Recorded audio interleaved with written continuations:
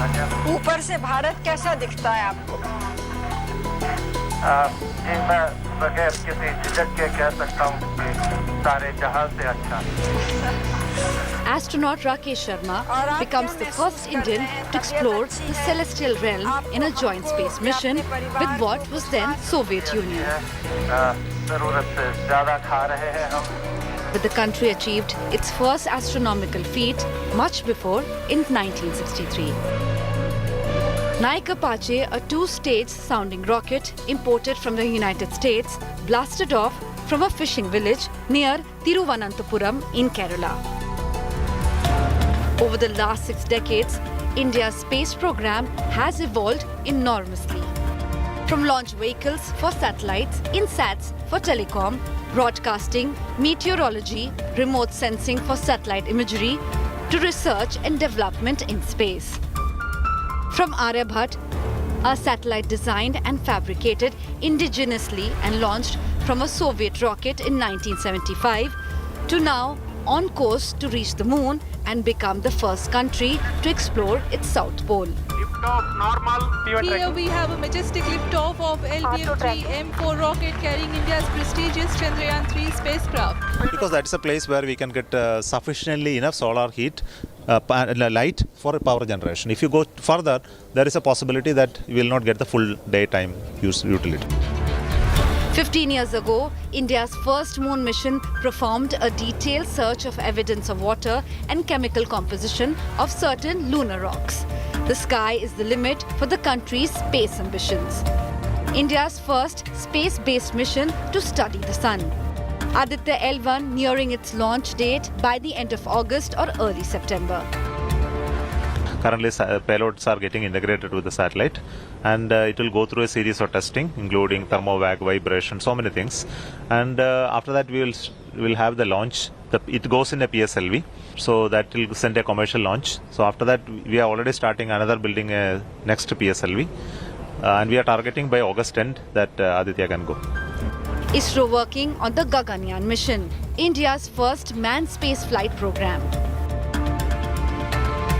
Blazing its way through the Earth's final frontier, India establishes itself as a space power and a master of space engineering. Bureau Report, India Today. Now, I had a conversation just a few minutes ago with our experts, and we were talking about water being found on the moon, about how Chandrayaan-1 did that, and Chandrayaan-3 choosing the south pole of the moon exactly for that reason, to find frozen water in the deep, deep craters of the south pole of the moon. And make no mistake in your mind, every country is trying to do it. India is part of a race, an aggressive one between the United States and China, as they're attempting to also do this, to reach the south pole of the moon. Largely lunar missions have been concentrated to the equator, the western side of the moon, because these are easier landing areas. These are easier sites to reach. The polar sides of the moon are a lot more unpredictable weather-wise and with regards to what the conditions really are like, what the surface is like. It's all the more difficult, but could be all the more rewarding.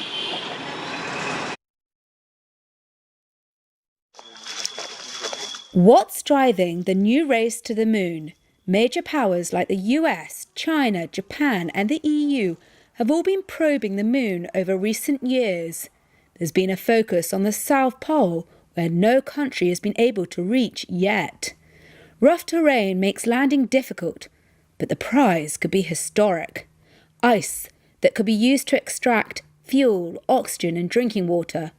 Russia's Lunar 25 craft had been scheduled to land on the South Pole this week, but spun out of control on approach and crashed. Yuri Borisov is the head of Russia's space agency. The race for the development of the natural resources of the moon has begun, and in the future, the moon will become a platform for deep space exploration, an ideal platform. Astronomers have wondered about water on the moon for centuries, which is 100 times drier than the Sahara Desert. It was only in 2020 that NASA confirmed the existence of water there. India sent up its Chandrayaan-3 lunar lander last month, after the Chandrayaan-2 failed in 2019.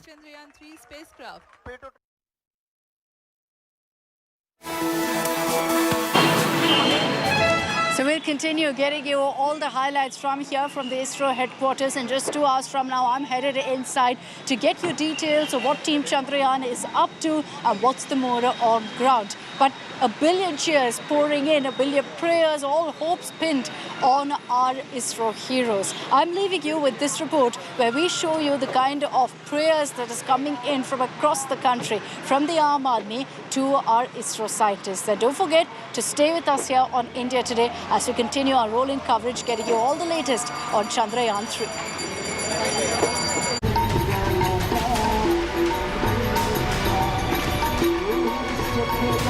Faith,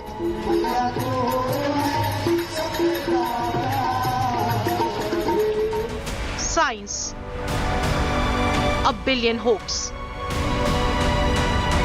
and a nation in anticipation. As Chandrayaan-3 gets set for its tryst with the moon, India is on the edge of its seats. From puja in Varanasi in Uttar Pradesh to a yagna in Karnataka's Vijaypura,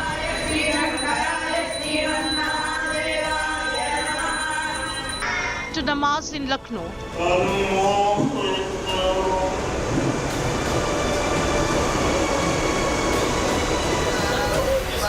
from Lord Shiva to Hanuman and Allah, from old to young, India's historic mission has brought its people together in praying for its success, all hoping for Bikram's safe landing.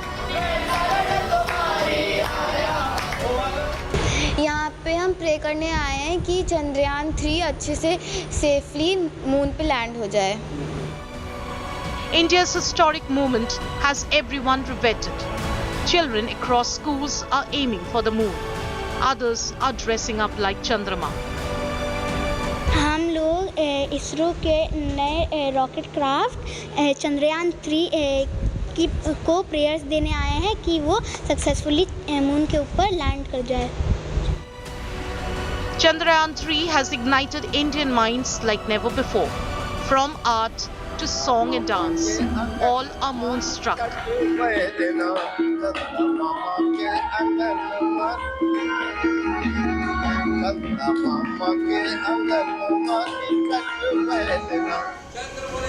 A never-before-seen celestial collision of science and spirit.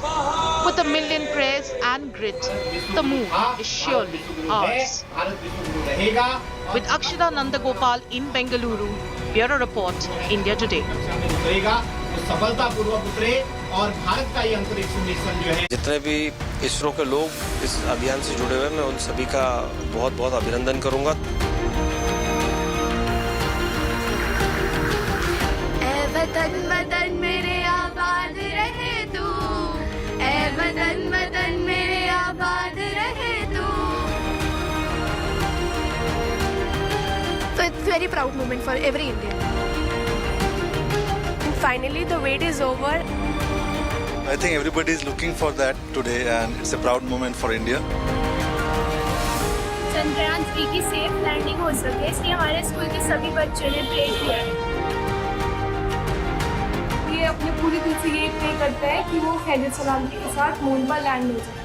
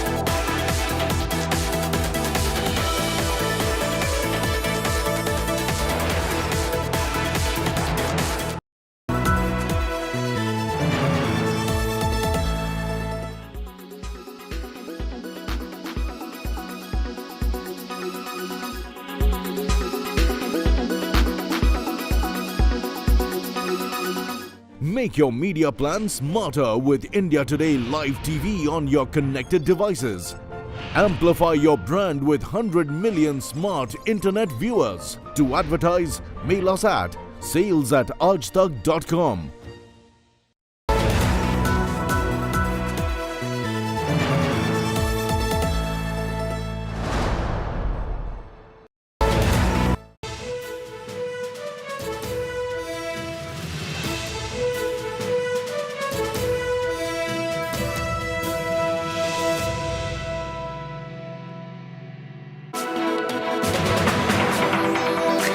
A very good afternoon. You're watching India Today. I'm Nabila Jamal. Our rolling coverage on India's moon mission Chandrayaan-3. It's carrying with it India's pride and a billion hopes. I'm going to take you through every angle. Akshata Randagopal is on ground in Bengaluru at the ISRO station. Let me begin with the headlines. Final stage of India's moon mission begins. ISRO uploads commands in lander Vikram. Commands in lander to be locked by the afternoon.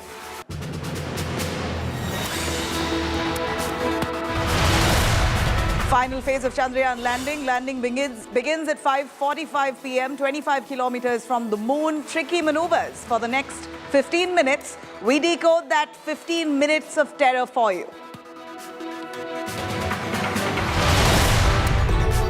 A billion cheers as India set to create history with Chandrayaan's moon landing. School students cheer, pujas, namaz, prayers across India for Chandrayaan's success.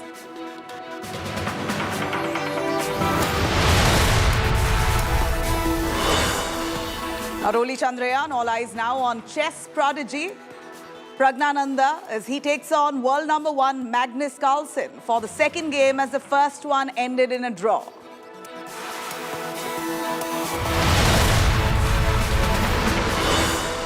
US President Joe Biden confirmed to attend the G20 Leaders Summit in New Delhi. Talks on clean energy, transition and climate change, the highlights.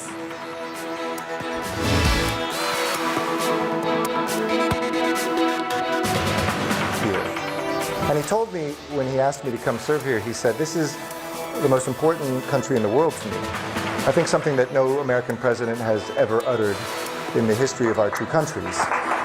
When President Biden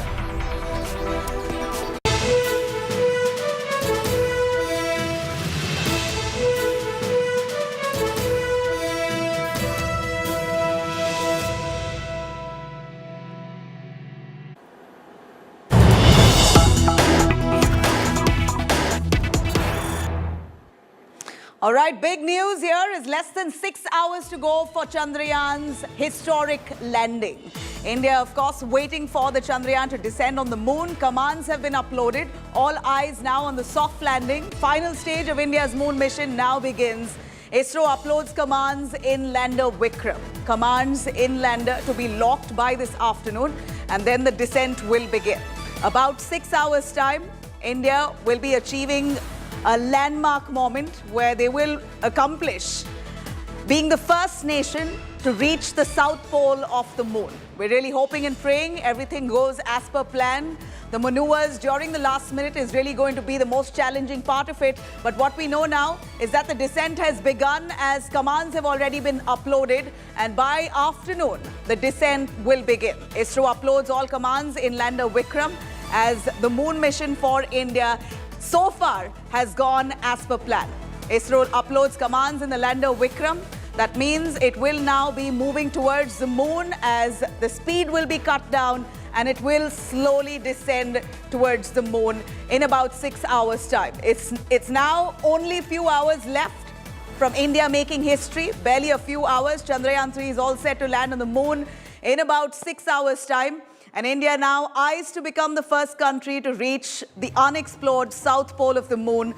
The space agency ISRO has said that all systems are undergoing regular checks. Smooth sailing is continuing so far. Live telecast of the landing operations will all begin at 5:20 p.m. on ISRO's X account. Of course, it's fairly exciting moment for India and globally. 600 crore project, Chandrayaan project that was launched for a 14-day, it was in fact launched July. nearly about 2 months ago, and it will be there on the moon if all goes as per plan for 14 days. This is the first time ever a country will be landing on the South Pole. In fact, the spacecraft is the third lunar exploration mission for India that was planned by ISRO following a failed attempt with Chandrayaan-2 mission. But let us tell you, even Chandrayaan-2's orbiter is still functional. And in fact, the Chandrayaan-2's orbiter will be the one decoding messages from the Vikram lander. Amit Bharadwaj is joining us right here from Delhi, giving us a lot more on the Chandrayaan-3's excitement on ground. Amit, over to you. We know that this is a moment for India, a billion Indians, and of course, space enthusiasts across the globe. We see pujas, namaz, prayers, hectically hoping that Chandrayaan-3 lands as per planned. Well, Nabila, this is a moment India for the entire world. Entire world is witnessing this moment when Chandrayaan-3 will be attempting a safe and soft landing on the southern pole of moon, and we have very excited kids of the national capital singing right there, supporting the team ISRO, team Chandrayaan-3 through their musical inspiration. They are saying that, you know, India is standing behind its scientists and this expedition of the moon. And what better than this Sare Jahan Se Acha and Tirangas in their hands.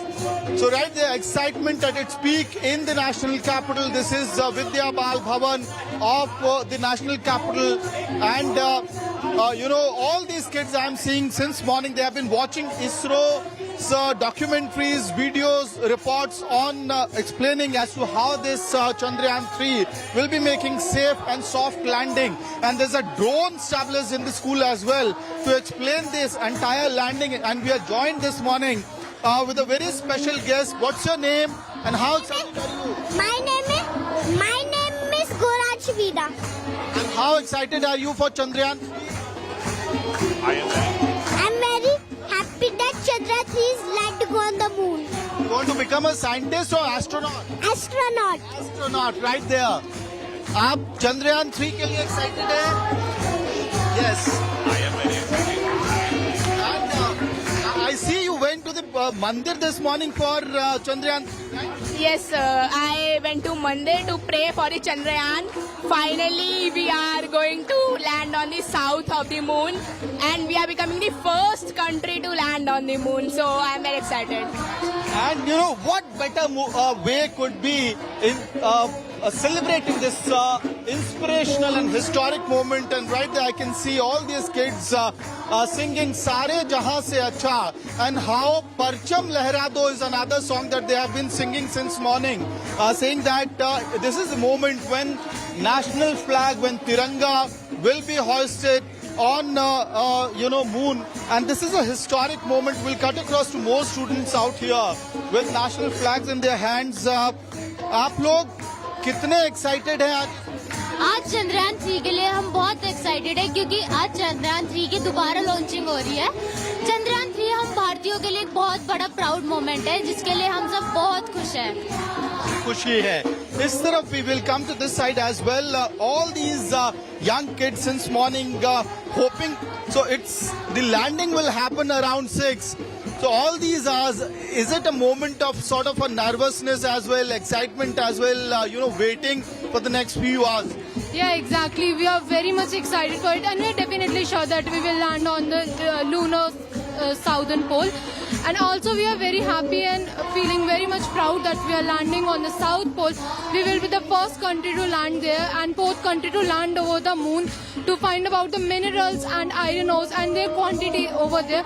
So we are very much excited that 15 minutes will be very crucial of the landing, because that was the... Nabila, this song that I've been talking about, Lehra Do, I'll just put the mic as well to get a better audio. Lehra do, चंद्रमा पे तिरंगा लहरा दो, गर्दिश में फिर अपनी सरजमी का परचम लहरा दो, लहरा दो, लहरा दो, सरकशी का लहरा दो, गर्दिश में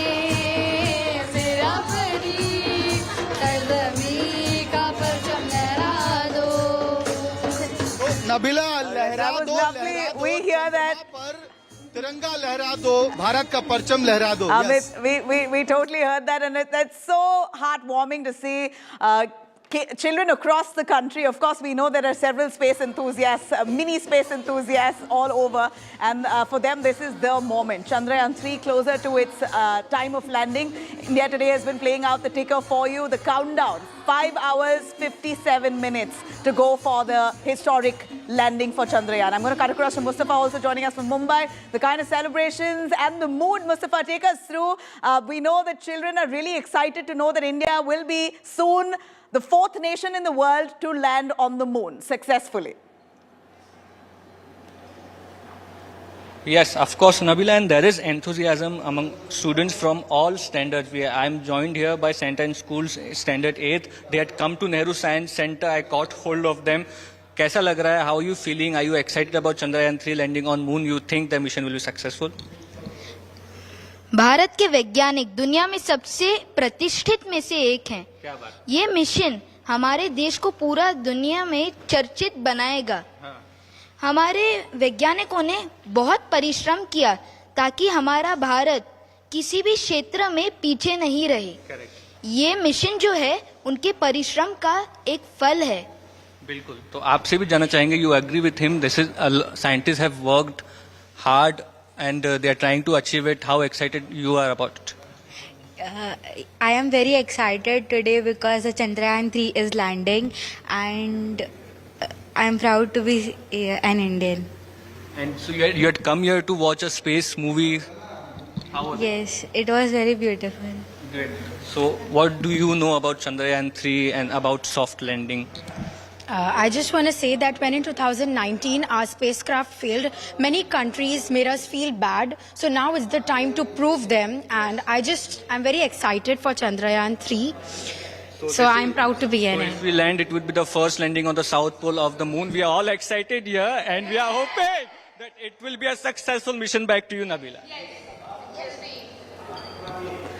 All right. Well, we know that the prayers, the hopes, and all that enthusiasm is resonating all across. We at India Today have been on a rolling coverage to see this success, to see this mission complete successfully.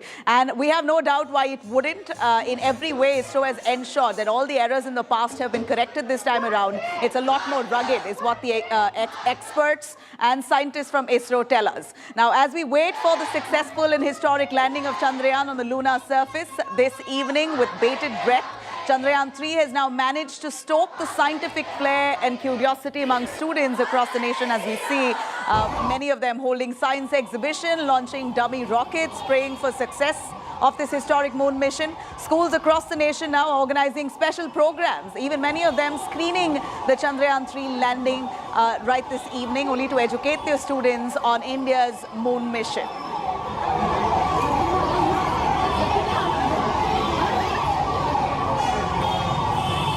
The countdown begins for the soft landing of Chandrayaan-3 on the south pole of moon's surface. The entire nation is waiting with bated breath for this historic moment. Right now we are at Jammu's Jodhamal Public School, and here you can see that the excitement is palpable. The students are very enthusiastic here. They are waiting for this historic moment, and you can see that they are chanting Vande Mataram, Bharat Mata Ki Jai slogans. So the entire nation is united. Everyone is praying for the success of Chandrayaan-3. सुनो गौर से दुनिया वालों, बुरी नजर ना हम पे डालो, चाहे जितना जोर लगा लो, सबसे आगे होंगे हिंदुस्तानी, हिंदुस्तानी। ऐ वतन वतन मेरे आबाद रहे तू, ऐ वतन वतन मेरे आबाद रहे तू, मैं जहाँ रहूँ वहाँ मैं याद रहे तू, मैं जहाँ रहूँ जहाँ मैं याद रहे तू, ऐ वतन मेरे वतन, ऐ वतन मेरे वतन। I am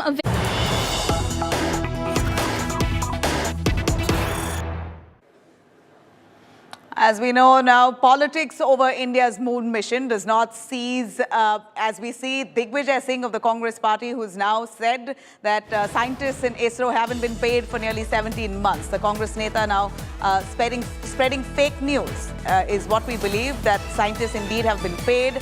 But here the Congress, even a few days earlier as well, some of the Congress members had spoken about ISRO scientists not being paid for nearly 17 months. PIB now clarifies on the scientist salary. PIB says scientists get salary every month. Let me cut across though to the senior neta of the Congress party, who clearly are attempting to finding faults on the Chandrayaan mission. At this point, this was a statement he made which has been busted by the PIB. ISRO के scientist ने हमारा चंद्रयान चंद्रमा तक धरती पर उतारने का उन्होंने सफल प्रयास है और हमें तो ईश्वर से यही प्रार्थना करते हैं कि वो सफल हों। लेकिन इसमें साथ साथ ये भी है कि समाचार पत्रों में खबरें आ रही हैं कि जिन वैज्ञानिकों ने सब काम किया है उनकी 17 महीने से वेतन उनको नहीं मिल पाया है। इस बात का भी ध्यान प्रधानमंत्री जी को देना चाहिए। All right, moving away from politics and now keeping our focus on the team, the brains behind Chandrayaan-3. Let me tell you, world over, scientists have been saying if one can achieve a feat of landing on the moon, one can achieve anything. So this is the kind of superpowers that our ISRO scientists possess. They've managed to come up with 3 moon missions. The third one, in about 5 hours' time, will be landing on the moon. I'm going to take you through the brains behind the success so far. Let's have a look.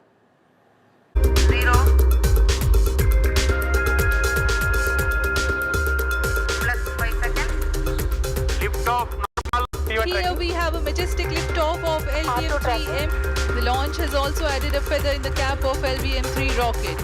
As Chandrayaan-3 inches closer and closer to the moon, it's our ISRO heroes who've made this possible. जी हाँ, चंद्रयान को सफलतापूर्वक अंतक्षेपित कर दिया गया है. We sign off. Up next. On July 14th, we got a glimpse of our scientists who've toiled for years now to make this mission a reality. Leading Team ISRO is Chairman S. Somnath, who is beaming with pride as his team managed to pull off a picture-perfect launch. Congratulations, India. Chandrayaan-3 has started its journey towards moon. Our dear LVM-3 has already put Chandrayaan-3 craft into the precise orbit around Earth. 170 by 36,500 kilometers was its intended target orbit, and it is precisely there now. And let us wish all the best for the Chandrayaan-3 craft to make its further orbit racing maneuvers and travel towards moon. And that's just been the beginning of their dream coming true. ISRO scientists in the mission. These scientists have had sleepless nights for nearly 40 days now, tracking every update, every maneuver. Leading this project is Director P. Veeramuthuvel, who hails from Villupuram in Tamil Nadu. A graduate from IIT Madras, Muthuvel has been dedicated towards building the Chandrayaan spacecraft since 2019. All our spacecraft health parameters are normal, including the power generations in both propulsion module and lander module. Our journey to moon has begun now for the most awaited soft landing. We'll be closely monitoring and controlling the spacecraft from ISRO Bangalore. Many critical events are lined up, starting from earthbound maneuvers, insertion into the lunar's orbit, and separation of lander, and set of deboost maneuvers, and finally the power descent phase. प्रज्वलन और सफलतापूर्ण उत्थापन LVM-3. Remember that heartwarming moment after the launch when ISRO Chief Somnath and another official simply couldn't hide their excitement? This is LVM Mission Director Mohana Kumar, who was in charge of India's Bahubali, the LVM which sent Chandrayaan-3 soaring into space. I am very happy to report here that the LVM-3 M4 vehicle has injected the Chandrayaan-3 satellite to the precise orbit. And once again, the vehicle is proved to be the most reliable heavy lift vehicle of Indian Space Research Organization. Congratulations to the teamwork of ISRO family. So who else is part of Team Chandrayaan? The director of Vikram Sarabhai Space Centre, where the LVM-3 was developed, Unnikrishnan Nair, was in charge of several key functions during the launch. U.R. Rao's Satellite Centre Director M. Sankaran is currently leading the satellite fraternity to meet the national requirements and is part of Team Chandrayaan.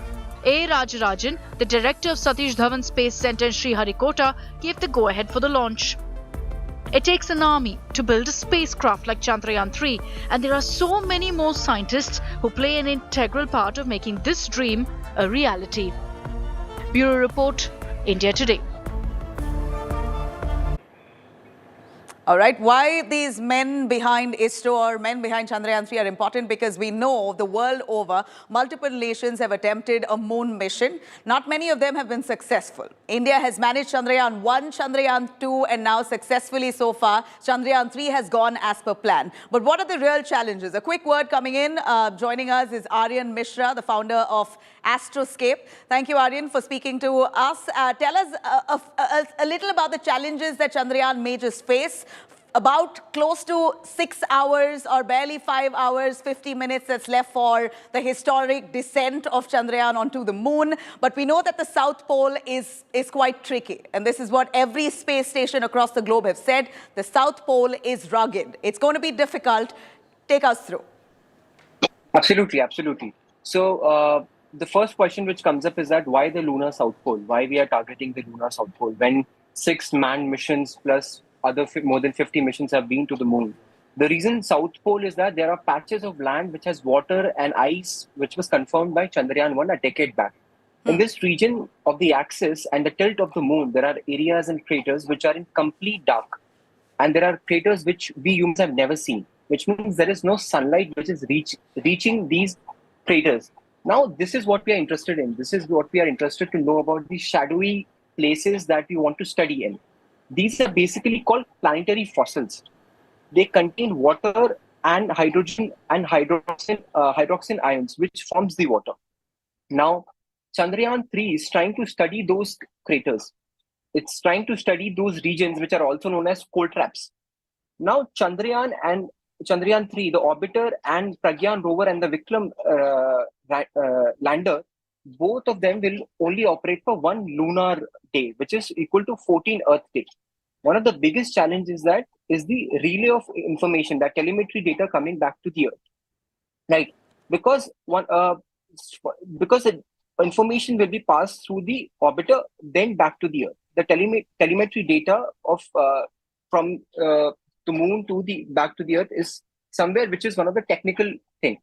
Again, we know the landing procedure, like the maneuvers, which is going to make the lander land on the surface of the moon, is one of the major challenges. That I think will be excellent because we have learned from the failures of Chandrayaan-2, the 15 minutes of terrors that we described is basically, I don't think that would have any problem because we have learned from the past of the failures. Absolutely. I mean, there are a few challenges, and it seems like ISRO has already widened the scope of error. And this time, we believe that the Chandrayaan-3, the spacecraft itself, is a lot more rugged, and they've managed to ensure all these errors of the past have been dealt with. But thank you very much, Aryan, for joining us. We know that space enthusiasts all across the globe are keeping a close watch on the Chandrayaan-3, India's moon mission, and celebrations and prayers endless. Let me cut across to Sunilji Bhatt, joining us live from Jammu, as prayers are on right from the start of today. As India Today has we've begun our coverage right from 7 a.m. So have Indians all across the globe. They've been praying for Chandrayaan's success. I'm going to cut across to Sunilji Bhatt, bringing us those visuals. Sunil, take it away.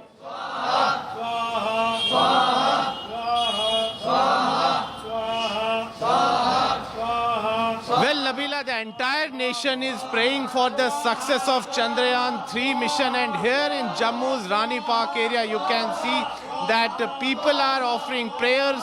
A Havan has been organized, and everyone is saying that they are quite hopeful that Chandrayaan-3 will be a success. And Nabila, India is the only country where faith, spirituality, religion, and science go together, and that is why you can see that people across the nation are offering prayers. They are, visiting temples. So one point 140 crore people are praying for the soft landing of Chandrayaan-3 on Moon's South Pole. We will speak to some people here. Ashok जी, आप यहाँ पर हवन यज्ञ का आयोजन किया है आपने, चंद्रदेव के लिए प्रार्थना कर रहे हैं आप, क्योंकि चंद्रमा अगर धार्मिक दृष्टि से देखे तो उनको देवता माना जाता है, तो क्या उम्मीद है आज सफल होगा ये मिशन? इसी भगवान चंद्रमा से ये प्रार्थना है कि उस चंद्रयान को, तीसरे चंद्रयान को वहां सफलतापूर्वक उतारने का प्रयास करें। रशिया को 34 वर्ष लग गए, लेकिन हमको सफलता की राह पर बिल्कुल निकटतम खड़े हैं हम। हमारे देश में तो अगर हम देखें तो बच्चों को लोरी सुनाते समय माताएं जो हैं चंदा मामा की लोरियां सुनाती हैं। आज देश जो है चंद्रमा पर तिरंगा लहराने जा रहा है, तो कितनी प्रसन्नता की अनुभूति है? आज वही चंदा मामा कृपा का दृष्टि पर हमको देखने का प्रयास कर रहा है। हम चंद्रमा को, ये भारतीय संस्कृति है जो चंद्रमा को पूजती है, सूरज को पूजती है। आज वो जो पूजन है, जो उनके अंदर की अलख है, वो उसको कामयाब कर रहे हैं। Nabila, clearly you just heard from people here that we worship sun god, we worship moon god. That is the tradition of India, that we worship nature, we worship water.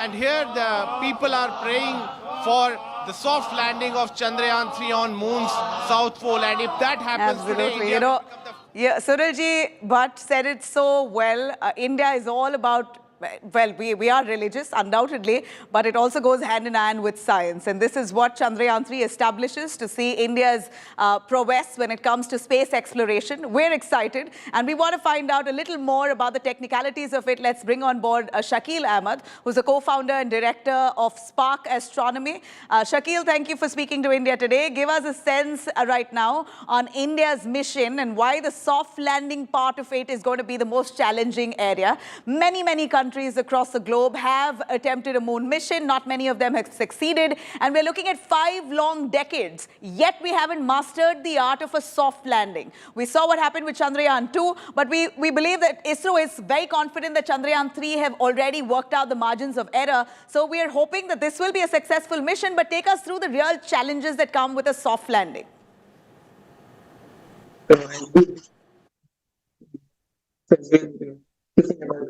Last 15 minutes, which are very crucial for any landing. And many countries have sent their missions to moon, but those have been the hard landings. The difference between the hard landing and the soft landing is the hard landing will also collect data, but it will not be able to collect that much data as the soft landing collects. The soft landing is actually the rover will go there and collect the data there.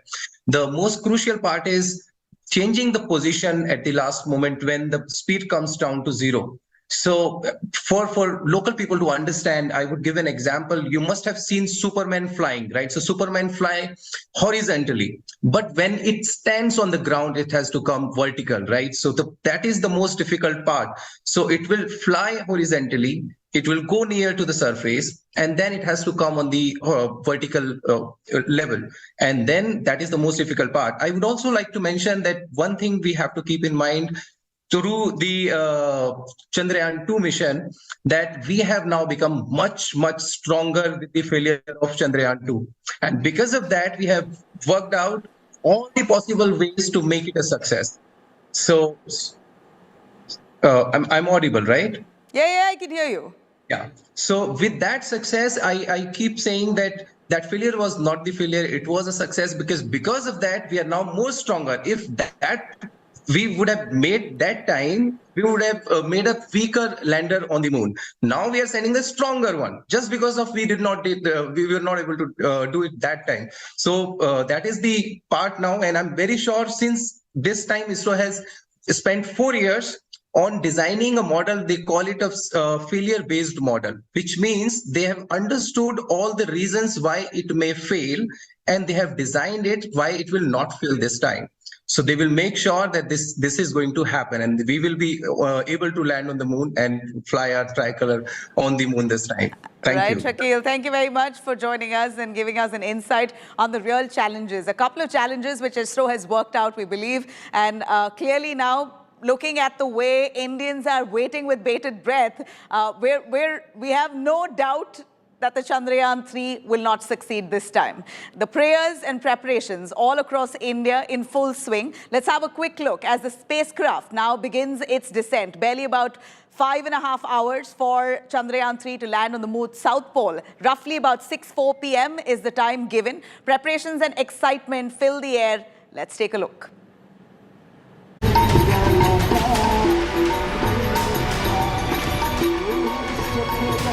Faith,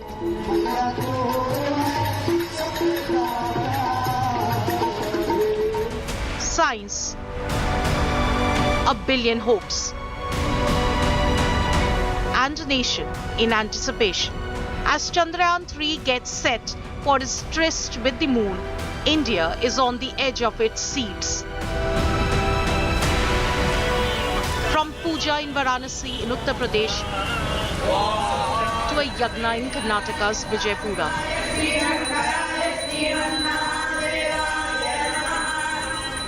to namaz in Lucknow,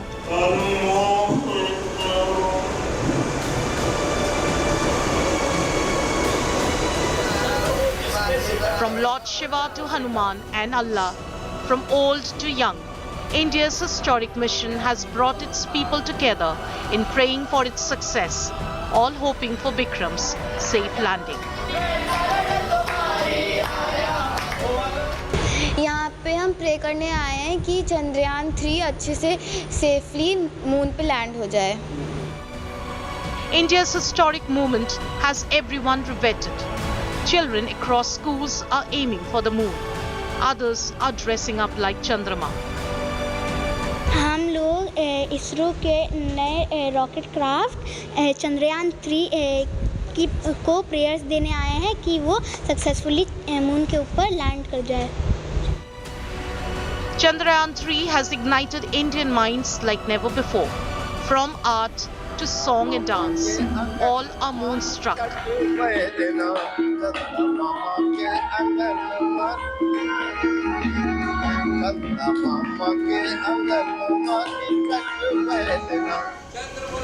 A never-before-seen celestial collision of science and spirit. With a million prayers and grit, the moon is surely ours. With Akshita Nandagopal in Bengaluru, Bureau Report, India Today.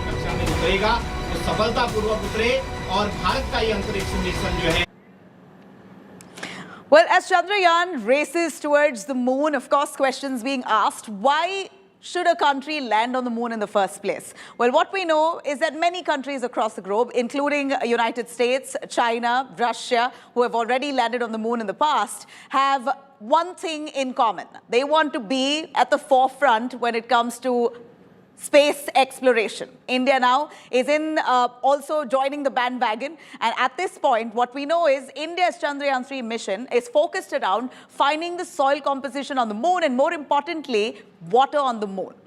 Here's a look. What's driving the new race to the moon? Major powers like the US, China, Japan and the EU have all been probing the moon over recent years. There's been a focus on the South Pole, where no country has been able to reach yet. Rough terrain makes landing difficult, but the prize could be historic. Ice that could be used to extract fuel, oxygen and drinking water.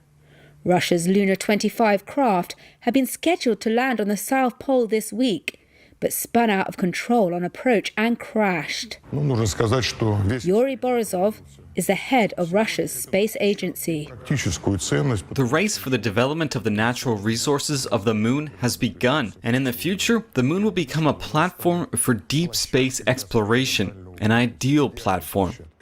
Astronomers have wondered about water on the moon for centuries, which is 100 times drier than the Sahara Desert. It was only in 2020 that NASA confirmed the existence of water there. India sent up its Chandrayaan-3 lunar lander last month, after the Chandrayaan-2 failed in 2019.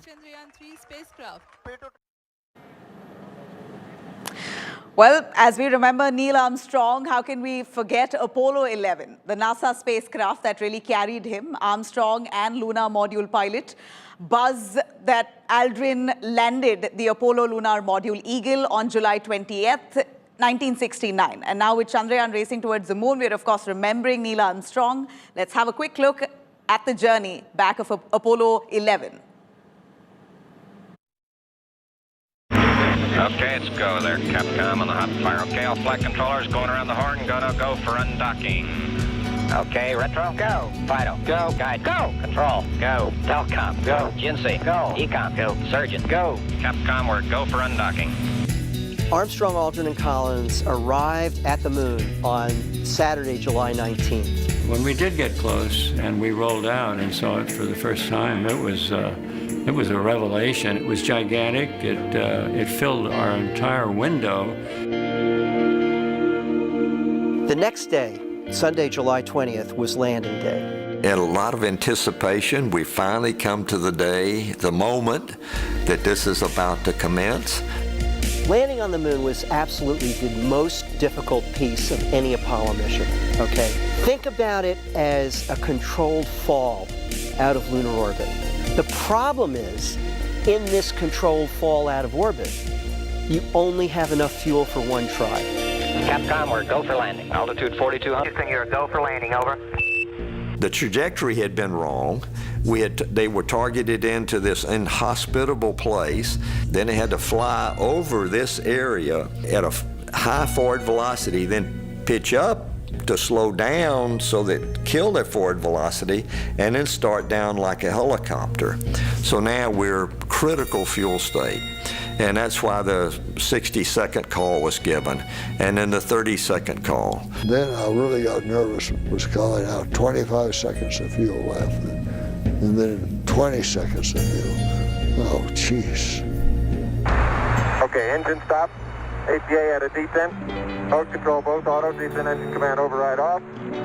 Engine arm off. Port 13 is in. We copy you down, Eagle. Houston,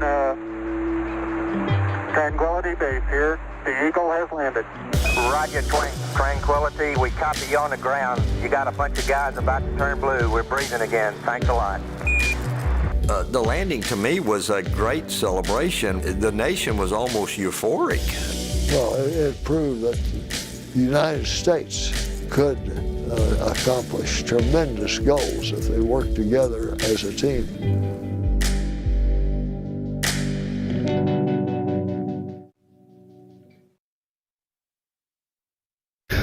अभी मैं अपने घर पे पूजा कर रहा हूँ और भगवान जी सामने हैं। ये देखिए, ये मेरा मंदिर है और ये पूजा आज की जो है ये चंद्रयान की सेफ लैंडिंग के लिए है। और मैं सभी भारतवासियों को अभी से ही शुभकामनाएं देना चाहता हूं और बधाई देना चाहता हूं कि आज 6:04 पर भारत इतिहास रचेगा और हमारा जो Chandrayaan-3 है वो मून पर के साउथ उस तरफ लैंड करेगा। For India and a proud moment for each and every Indian. The kind of you feel that pride in your heart, and as an Indian, all of us, I think, right now, we're waiting to watch it. A lot of people are going to be glued watching it, and I'm going to be doing that with my boys as well, with bated breath. We would perhaps be the first to reach there. And I understand that the world might not acknowledge this, but every Indian in his heart or her heart knows that this is a very, very great achievement. And even if we don't achieve it, that's perfectly fine. I think the attempt that we have made is stupendous. Nobody has gotten so close, especially on the dark side of the moon. We've got pictures of the dark side of the moon for the first time. So I think it's a tremendous achievement, and we are all elated, proud of whatever you have achieved, ISRO. And may God be with you. May the moon be with you. These are great moments. We always keep talking about sports, but these are also tremendous achievements for the country. So wish them all the best. मुझे इस बात की बहुत खुशी है, सब भारतवासियों को खुशी है कि आज हमारा विक्रम लैंडर जो स्पेसक्राफ्ट है वो चांद से बिल्कुल 100 किलोमीटर के आसपास दूर है और ये एक बहुत बड़ी अचीवमेंट है हमारे भारत की पूरे विश्व के लिए, पूरे यूनिवर्स के लिए, पूरे ह्यूमैनिटी के लिए। और मैं सबको मुबारकबाद देता हूं, इसरो के चेयरमैन साहब को और उनकी पूरी टीम को।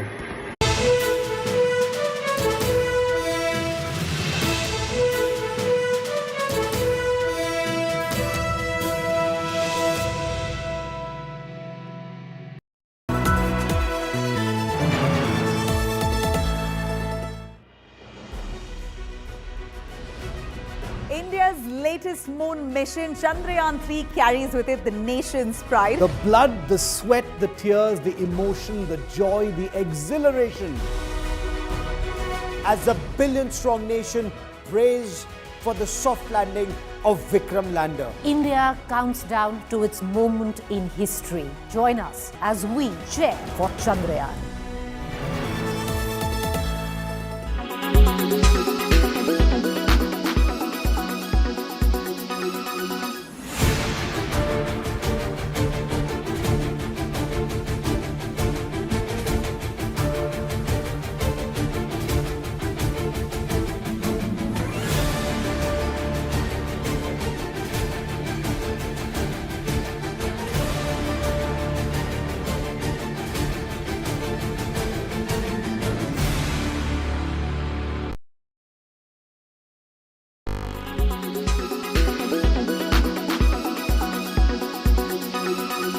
Make your media plan smarter with India Today Live TV on your connected devices. Amplify your brand with 100 million smart internet viewers. To advertise, mail us at sales@aajtak.com.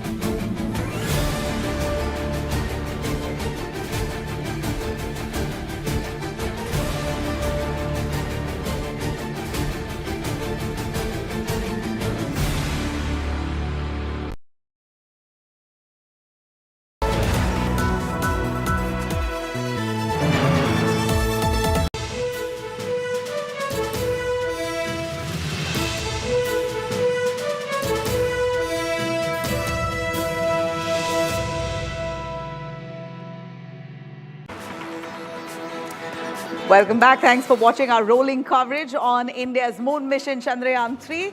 In fact, Retired Canadian astronaut Chris Hadfield, speaking to India Today's Akshita Nandagopal, spoke about how confident he is that Chandrayaan-3 indeed will be successful. All eyes now on the moon mission. He charts out what exactly are the difficulties and in what kind of terrain and conditions that India is managing to land on the moon's south pole. Here's a listen. And it's my absolute pleasure to be joined here on India Today by Chris Hadfield, former commander of the International Space Station and author of the Apollo murders. Just to give you a brief sense of all that Chris has achieved, he's flown in 3 missions, built 2 space stations, performed 2 spacewalks, and was the first Canadian to have walked in space. So you'd understand why I'm particularly excited about his new book, The Defector, that is in fact releasing on October 10th. That's coming out. Chris, good morning. Congratulations on your new book, and thank you very much for joining us here on India Today. I've been seeing, from your social media interactions that you've been tracking the Chandrayaan-3 moon mission very, very closely. Just so for our viewers to understand from an expert perspective, from your perspective, how hard really is a soft landing on the moon? Well, thank you and good evening. Yeah, I heard someone say 1 billion cheers for Vikram, and add my voice as one of those billion cheers. It's immensely exciting, but as you say, it's extremely hard. It's 400,000 kilometers away, and we're landing way down to the south, 70 degrees south. It's as if you were landing on the edge of Antarctica, and you're trying to do it where the final last few meters or few feet of touchdown, you're just counting on the automatic systems. And so there can always be, a boulder in the way or an uneven spot on the ground, even though they've chosen a plateau. And I know that the Russians had no success earlier this week. Remember, they've launched 27 missions to the moon, and they only landed 7 times, and the last one was a failure. So it's still exquisitely difficult. But with the tremendous experience gained in Chandrayaan-1, which helped discover water on the moon, in Chandrayaan-2, which has been mapping the moon ever since, and now with sort of the granddaughter of all of those, of Chandrayaan-3, I'm really optimistic and excited about the landing that's going to be happening just slightly under 24 hours from now. I loved how you referred to Chandrayaan-3 as the granddaughter of these missions. It's so aptly put. I'm going to borrow that phrase also in the next 24 hours. You referred to Lunar 25, and the reason I talk about it right now, Chris, is look, Russia has attempted this, as you said, 27 times. They've got it right 7 times. Now, in the last 50 years or so, we've seen several such soft landings occur. It's 2023, and yet we haven't really been able to master it. Why is that? What makes it so unpredictable or so hard so many years on? Well, part of it is the nature of the moon itself. If you were going around the moon, the amount of gravity that you feel in different parts of the orbit changes. The moon is a lot more lumpy than the Earth is. It's got big, dense sections.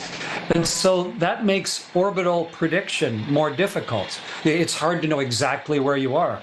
There's no GPS. So where exactly around the moon are you? How do you even figure that out? And even though we've taken lots of images from the orbiting vehicles of the plateau that Chandrayaan-3 and Vikram are going to land on, you still don't know the fine details. Imagine if you were trying to land a helicopter somewhere in India, and you looked and looked and looked, but then just when you got close to the surface, you had to sort of close your eyes and then just descend the last 50 meters with your eyes closed. It's sort of that level of difficulty. And that's why the engineers at ISRO have been working so hard since Chandrayaan-2 to improve all of the systems, to make the landing gear wider and more robust, to try and give extra layers of backup. And it is possible to land on the moon. 3 other nations have done it. And I think India is really poised right now to be the 4th nation in history to land on the moon. The scientific impact of that and the inspirational impact of that for young Indians right across the country. But it all comes down to that last descent and touchdown coming up within a day now. Very true. And, the point that you also made about how hopefully this will come through, we've all got our fingers crossed. But also, besides what this will mean for ISRO and the kind of, experiments and the moon mission that they want to complete, Chris, what does this mean really in the global space race that's underway? Where do you think it will put India in that race? I work with several Indian companies. I help run an international technological incubator called the Creative Destruction Lab. And right now I'm working with several Indian space companies.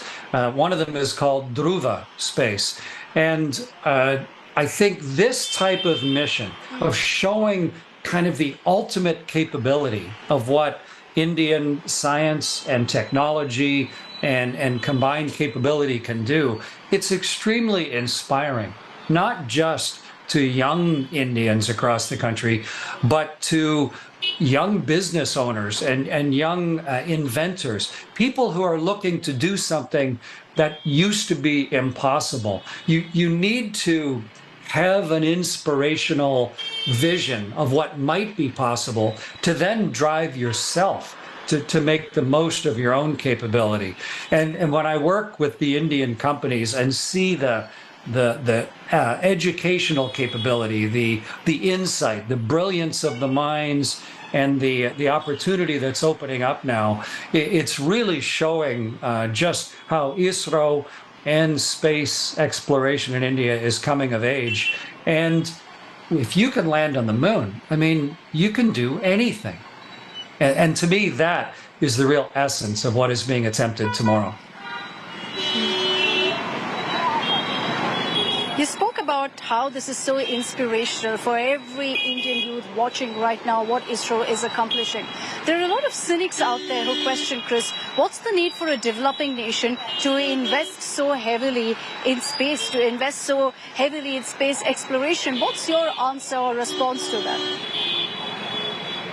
Well, I think it's a really important question to ask because everything has to be done in balance. But I challenge anybody who asks that question, how much money does India spend on health and welfare and infrastructure to take care of the billion Indian people? How much money is spent on that versus how much is spent on research and development and exploration? And I know for Canada, we spend an enormous amount of money on taking care of the Canadian people, but we also spend a little bit of money on inspiring and exploring and pushing the edges of technology. And I think it's important to do both. You don't want to get way out of balance. But I think it's important to truly get the exact numbers of how much is spent on taking care of the people, but also how much is spent on pushing the very edges of what we know and understand. And when I was a little boy, it was because of the moon landings that I decided what I was going to do with my life. It's why I got multiple university degrees. It's why I challenged myself to become an astronaut and to eventually command a spaceship. And I'm Canadian. I'm not from a country that used to have a space program. And so, yes, you need to take care of the people, but you also need to give your young people something that is so inspirational that they make different decisions with their lives to make the absolute most of themselves. And that balance is important, but I think what we're doing right now is a really key part of India's future. Yeah, that's a very, very interesting perspective. Chris, and I'm going to say when rather, not if, Chandrayaan-3 is a success, when that soft landing is completed, does it essentially set the stage then for a manned mission? As someone, who's gone repeatedly to outer space, does a soft landing then mean that, we're ready for that next step of a manned mission? When the very first human being stepped onto the moon, when Neil Armstrong stepped on the moon, He described it as one small step, obviously, but a giant leap for all of humanity itself. But you have to make those small steps. You have to incrementally improve the technology and all of the people that build those machines. You have to allow yourself to make mistakes on the way to eventual success. And with Chandrayaan-1 and then Chandrayaan-2, we've made those small steps collectively as a group of people, and push the technology a little bit too far, leading now, hopefully, to success for Chandrayaan-3. But there's a lot of numbers left after 3, 4 and 5 and 6, and it's only limited by the imagination and the collective will of the Indian people, where this will take them. There are Indians right now selected as astronauts who are training to fly into space. You can't encapsulate science and technology and inspiration more clearly than in trying to develop the capability for Indian citizens to be able to look up and see a fellow country person flying across the night sky. And that's coming fairly soon. And with what we learned from Chandrayaan-3, it will lead to eventually not just an Indian citizen flying in space, but traveling all the way to the moon and walking on the surface. There's a Canadian going to orbit the moon late next year. That seems impossible to me. And yet, because of the small steps, that's happening for my country. And because of these steps of missions like Chandrayaan-3, it's happening for India.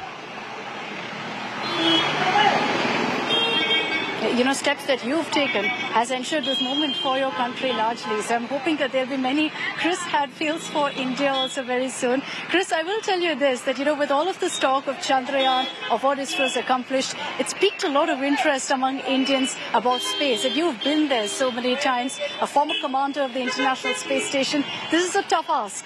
But can you tell me one experience that truly stands out for you? When you think about your journey in space, when you think about your experience in space, what's that one moment that always comes to mind? Akshita, I was so lucky to spend about half a year in space. I went over India thousands and thousands of times, but I think my best moment when I was outside on my first spacewalk. We were south of Australia, sort of north of, in between Australia and Antarctica.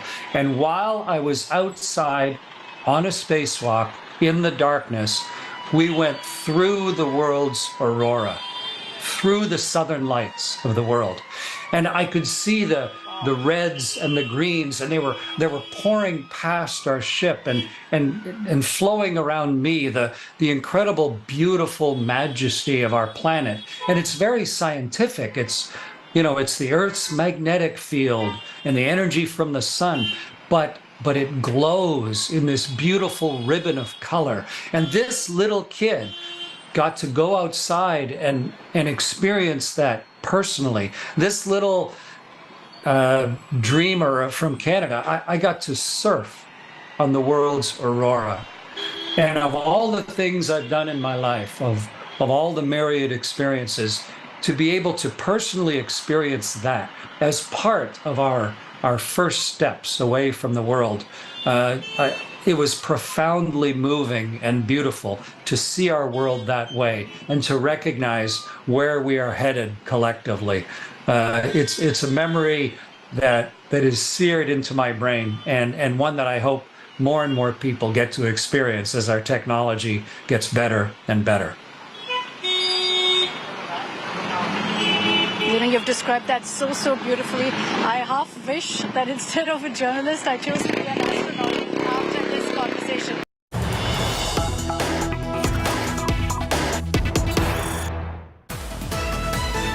All right, here's some big news coming in. Chandrayaan set for automatic landing. Chandrayaan-3's mission all set to initiate an automatic landing sequence. ALS, as it's called, awaiting the arrival of lander module at the designated point at around 5:44. Now, upon receiving the ALS, the automatic landing system command, in fact, what we see now is the lander module will activate the throttle engine for powered descent. Mission operations team will keep confirming the sequential execution of these commands. The live telecast of the operations to begin, in fact, at approximately 5:20 p.m. That's precisely the time. Now, the descent has begun. As we know, that the Chandrayaan-3 mission has been set as per plan, and it's going as per plan. It's all set to initiate the automatic landing sequence, ALS as they call it, and it's awaiting the arrival of the lander module at the designated point around 5:44 p.m. 5:44 p.m., the Indian Standard Time. Upon receiving this automatic landing command, we see that the activities will then begin to throttle the engine for a powered descent. One should know that while the lander is getting closer to the moon, the speed which the lander is coming towards the moon with at nearly 6,000 kilometers per hour. That's mostly the speed that it's progressing towards the moon. That speed must be cut down to nearly zero. Basically, barely 2 meters per second. That's the speed with which it's got to descend on the moon in the last 15 minutes. So this operation will begin at around 5:20 p.m. approximately. That live telecast of the operations will begin at 5:20 p.m. We'll be able to see exactly the maneuvers of the Chandrayaan, the Vikram lander. The Chandrayaan-3 mission is all set and as per plan, descending towards the moon. It's all set to now initiate the automatic landing sequence, and it awaits the arrival of the lander module at the designated point at around 5:44. And upon receiving the automatic landing sequence command, we see that the lander module will activate the throttle engine for a powered descent. And this mission, the operations team will keep confirming the sequential execution of these commands, and that live telecast of the operations will be relayed at 5:20 p.m. onwards. Chandrayaan-3, as we know, is moving with the gravitational force. The Earth and the Moon's gravitational pull is what's really guiding the spacecraft, as opposed to maybe what Russia's moon mission, the Lunar 25, their system was mostly a high-powered rocket that landed the Lunar 25 on the moon, unfortunately in a crash. But the Chandrayaan-3 system itself is designed as per the gravitational force. And we see a big update that's coming in on it is that that the Chandrayaan-3 mission right now is all set to initiate the automatic landing sequence. Let me cut across to Shiv Arur joining us live from the newsroom. Shiv, these of course are technical jargons, but do simplify for us. As the Chandrayaan-3 mission is progressing very well as per plan towards the moon's surface, tell us exactly what's the update coming in from ISRO. So we've got the first pictures here on India Today of the inside of the ISRO command center. These are the men and women of ISRO in large numbers here, men and women, scientists, engineers, technologists, analysts, mission specialists, observers who are at their terminals waiting for the next few hours when that automatic landing sequence will be initiated, and then the powered landing of the Vikram lander will start taking place. Around 5:20 is when the entire sequence will actually be kicked off. As we've reported here on India Today, the sequence is a very, very delicate one. Many of the lessons learned after the 2019 Chandrayaan-2 mission have been incorporated into a nearly fail-safe mechanism for the Chandrayaan-3 landing system. So these pictures are actually amazing because this is for the first time that we and our viewers are getting an inside view of where it all happens. This is the real war room viewer where the men and women of ISRO, the managing team, those with telemetry systems, those with the computers that are directly linked to the Vikram lander, and the orbiter module of the Chandrayaan-3 are tracking in real time, through imagery, through camera information, through telemetry, precisely what's happening. There's a great deal of health monitoring also happening. Obviously, we're not going to be able to zoom into those terminals because much of this information is privileged information and these scientists cannot be disturbed. But this is amazing. This is where it all really happens. Every person you see here plays an extremely key role in what's happening thousands of miles away on the Vikram lander. So, hearts apace right now. Everyone's completely strapped in. There's going to be no one, very few people getting up from their seats now until the final countdown. All right, Shiv getting us those pictures and ISRO confirming. This is the first update, by the way, that ISRO has put out on Chandrayaan-3 today, in which they've said we're all set to initiate the automatic landing sequence. What does that mean? Essentially, to break it down to you in layman terms, the command has already been sent across, and that's something we told you at 9:45 this morning. The command has already been sent across from the center behind me, from Team Chandrayaan to lander Vikram.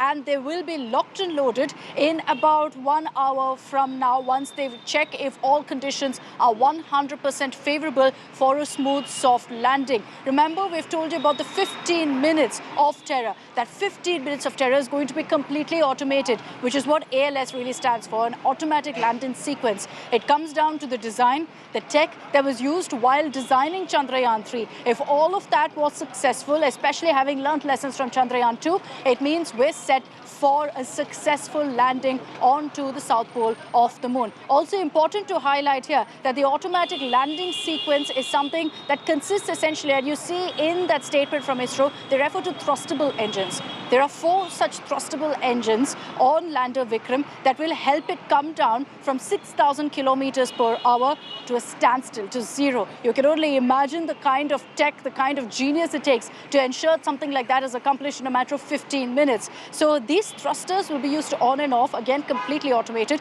It'll start off with 4. There are 4 phases as part of, in fact, the final 15 minutes. And the last stage, which is the vertical descent, that's when the thrusters then will go in and out. Essentially, 2 of them, these thrustable engines, will then be functioning to ensure that from 6,000 kilometers, it doesn't bang onto the surface of the moon, but rather controlled comes down. Because also keep in mind, there is the factor of the moon's atmosphere and that pressure working against Vikram. It's extremely technical, but I hope I was able to explain that to you as much as I could to break down exactly what we mean by automatic landing sequence and how that's going to work for 15 minutes there from 5:45. But ISRO also, with that particular update they've put out, has confirmed that everything is on track, everything's happening as per schedule. It will start at 5:20 this evening. That's when the live streaming will begin, and that's when you'll be able to catch all of the action firsthand. I should just showed you those pictures also. Our scientists hard at work. I can tell you that from early in the morning they've been streaming in. I have no doubt that many of them were staying up through the night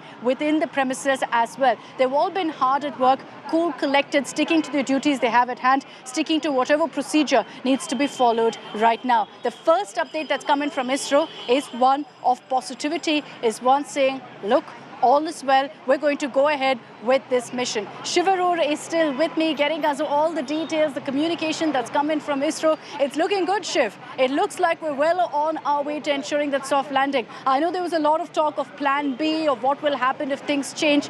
There is still a bit of space for that, because as per the information we had, maybe in 1 hour from now, they'll have concrete information on the conditions of the south pole of the moon and whether it's feasible to go ahead with that landing. That's right, Akshita, and can I say right off the bat that, you standing just meters away from the people you see in these beautiful pictures is filling me with a great deal of envy, because you're right there while this is all playing out. I can only imagine the atmosphere inside the ISRO control room. Now, these pictures you're seeing here on India Today that have just been released by ISRO are the first images from inside the actual battle room where it all happens. The men and women of ISRO, many many of whom Akshita has already, met off camera. She's had meetings with them. She's spoken to them to get a real flavor of how things work. Akshita, you're absolutely right. There are many variables. There's weather. There are other situations that the observers and the managers of the Vikram will need to look out for before that actual landing. But this latest update that ISRO has put out, once again, paints a very, very calm and confident picture. Everything is going like clockwork as planned by ISRO. They've got this on track. They've got this one. 5:20 is when, the final sequence initiates. 5:44 is when the final landing sequence happens. And then 6:04 p.m. or thereabouts is when that successful landing will take place. We're all in an enormous amount of anticipation. I can imagine that things must be pretty noisy inside the war room of ISRO at this point of time. Lots of people talking to each other, commands being shouted. There are microphones at each of these stations. People have their headphones on. But I do know, because we've seen this before, Akshita, for those final minutes at about 5:20 onwards, a silence will descend. A silence will descend in this amazing room of ISRO, and everybody will be looking at their screens, looking at their telemetry data, waiting for that signal from Vikram. So, I'd really give anything to be inside that room for those final minutes. I hope you get a chance to get in there. I'm going to be in just about an hour from now. I've got my passes. I've done the due security clearance. So yes, Shiv, I'll be one of the lucky few fortunate enough to be inside when the landing actually takes place. So I'll get to witness some of the action firsthand, and I promise to get you and all of our viewers a sense of exactly what it's going to look like. Dr. Jitendra Singh, Space Minister, has also just tweeted. He's been very, very closely following everything that's happened. So once that update has been put out by ISRO, he's also confirmed exactly that. He said all set to initiate the automatic landing sequence. The lander module activates the throttleable engines for powered descent. He shared the pictures also. So essentially sharing ISRO's update there. You've got the government also very closely, I'm sure, like every single one of us, tracking what's happening right now. Shiv, I remember you were there when Chandrayaan-2 was landing here in Bengaluru, exactly where I am in Pune. Can you tell me and, tell our viewers a sense of what was the mood when you entered? It was absolute, at that point of time, the anticipation was so high, the exhilaration was so high.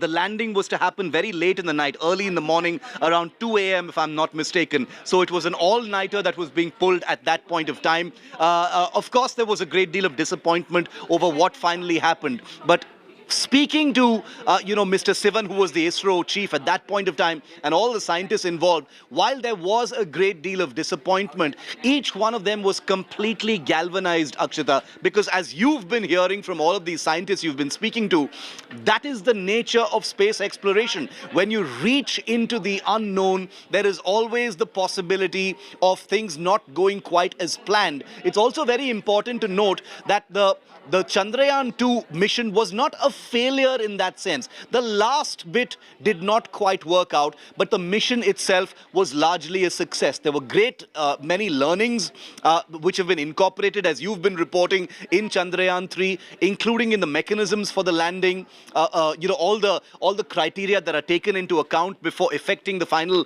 landing sequence. So Chandrayaan-2 in many ways is the heart and soul of Chandrayaan-3. It is because of Chandrayaan-2 that Chandrayaan-3 exists, and because of Chandrayaan-3 that Gaganyaan and future missions will also exist. So none of these missions exist in isolation. They all flow into each other. The lessons, the learnings, they all flow into each other and influence each other. Many of the scientists from Chandrayaan-2 are the same that are on Chandrayaan-3. They are older, they're wiser, they're looking out for more things, they have more information, they definitely have better technology. And as we've been reporting through the year, ISRO has made an example of being able to do this kind of thing at a fraction of the cost that many other countries have. And that's why they are the cynosure of all eyes across the world. ISRO has made a name for itself of being able to maintain a world-class space program without burning an enormous hole in a country's national budget. No other country has been able to do it,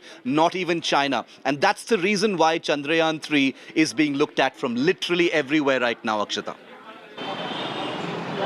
600 crores, Shiv. lesser than the budget of a film that was based on space, lesser than the budget of the film Interstellar, and that by itself is so amazing. I was reminded of the conversation that I had with Chris Hadfield when you were talking about how Chandrayaan-3 wouldn't exist if not for Chandrayaan-2. He referred to it as the granddaughter of Chandrayaan-1 and Chandrayaan-2, and that's so fitting because even today, right now, as you pointed out, Shiv, Chandrayaan-2 has helped immensely in what's happening. You've got the orbiter still going around the moon, and it's worked effectively in being a communicator between lander Vikram and the scientists who are seated behind me in their mission complex. It's helped in communicating besides, of course, the propulsion module also that continues to go around the moon. So that speaks volumes of how every single mission has been such a big driver towards the next mission also for ISRO. And like Shiv said, from Chandrayaan-3, of course, that the stage will be set for a Mangalyaan, for a Gaganyaan, because a soft landing is so crucial for a manned mission as well. I'd like to also, in the meanwhile, bring in Nabila Jamal to get you some of the technicalities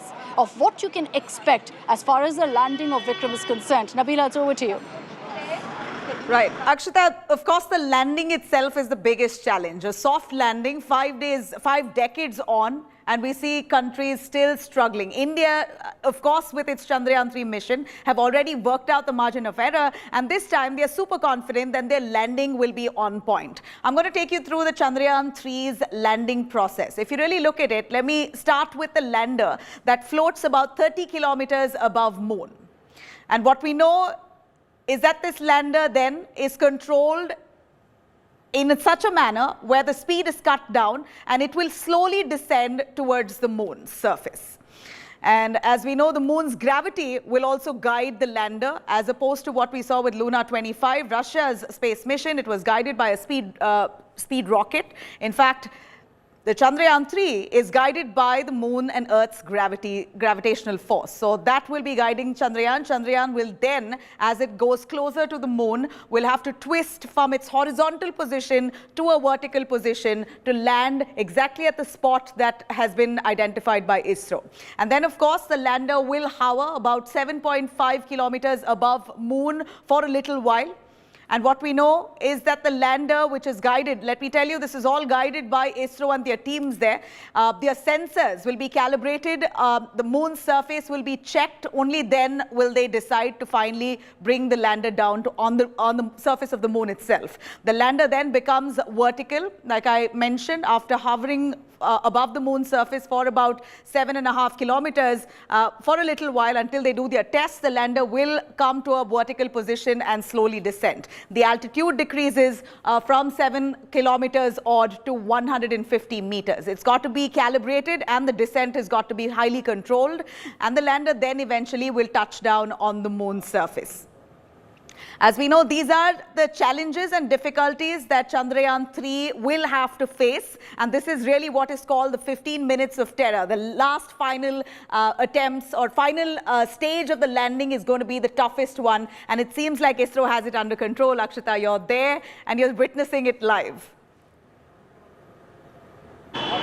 Very true. ISRO seems to be having it under control. I know all of us are excited and a tad nervous, but it definitely doesn't look like the scientists behind me are, looking at the kind of pictures that have come in right now. We're also getting you a sense of how excited India is. This matters because, you know, it also ups and boosts the morale of our scientists, gives them that sense of purpose. Besides, of course, the scientific aspect of it, there's so much of emotional and sentimental value attached to this project. And that's clear in the pictures that are coming in of celebrations from across the country. Kamaljit Sandhu is joining us live from Chandigarh with more on what's happening in her city. Kamaljit, good afternoon. It's over to you. A billion hopes, a billion prayers going in for Chandrayaan-3. I was in Sriharikota when it took off at least 4 years ago, and then the dreams came crashing down. Today we are in Kalpana Research Center, and this is Chandigarh University. We have with us a professor who's been part of the ISRO, and today we're talking about the excitement and also speaking to the aero science students. Do tell us, what is the sort of excitement and what goes into making of such a big project? Yeah, ma'am, we are very much excited about this project. We are actually waiting for once the data will be received from our station, because we have our own ground control station. We want to know exactly what are the topography. What is really happening? We'll just show you a 360-degree view, because they are tracking down every single moment, and these screens will play out live when that exact landing really takes place. But yes, let's talk to the students out here. How excited are you, especially as an aerospace student? Ma'am, as an aerospace student, we are very excited. There will be a lot of data that we will be getting to study on, and we are very inspired by ISRO, learning from failures, as they always say. What a brilliant line to say. And let me tell you, we asked, and this is what we're going to ask again, how many of you watched Chandrayaan-2 when it was close to landing? How much of, oh yes, the hands really going up, because these are science students. You are in Sriharikota, you've also interned with them. Do tell us about your experience. Ma'am, during my stint with the ISRO Sriharikota, what I found very intriguing was that the way of their working on the various space programs, as well as the launch vehicle systems, it tells us how meticulous we should be with our work. And also, ma'am, it tells us how management is there. How the management is there. Another student, do tell us, what are your hopes, especially when it comes to this particular project? 1 billion prayers already for this project. Of course, ma'am, the value of the project increases because at the last Chandrayaan-2 is a fail, so that we have to perform this time, and we are actually, the Chandrayaan-3 is constructed in such a way that every sensor is fail. Then itself it will land safely. It should land safely. That's what we're expecting. And see, all these links actually activated. There is also the ISRO camera. We are looking at that. Let's talk to a woman out here. You know, we've seen posters of Kalpana Chawla, Dr. Sunita Williams. Now you tell us, as a woman and as a science student, how do you see your role, and especially we've known how women have participated in a big way and leading this particular project? I'm feeling very, very proud today that women are coming up in rocketry sciences, where there are limited opportunities and a society dominated by men, but women are standing out here.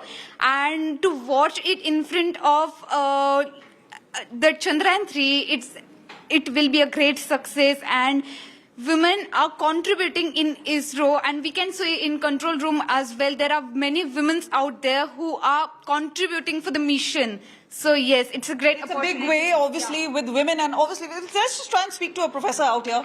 All these aerospace students, but what is the focus today? We've been told big screens have been kept out for the evening. Yeah, all the screens are on here, and in the most of the auditoriums we have on all the screens, and it will be relay, so that we can see landing as smooth as we are jumping on the sponge. Jumping on the sponge, but it's a history in the making, and these are students all here. Look at the rockets, look at all the time. Do tell us, what is your personal idea about this particular, landing taking place? So basically, it's like last time we failed because we got deviated from a fine breakdown position.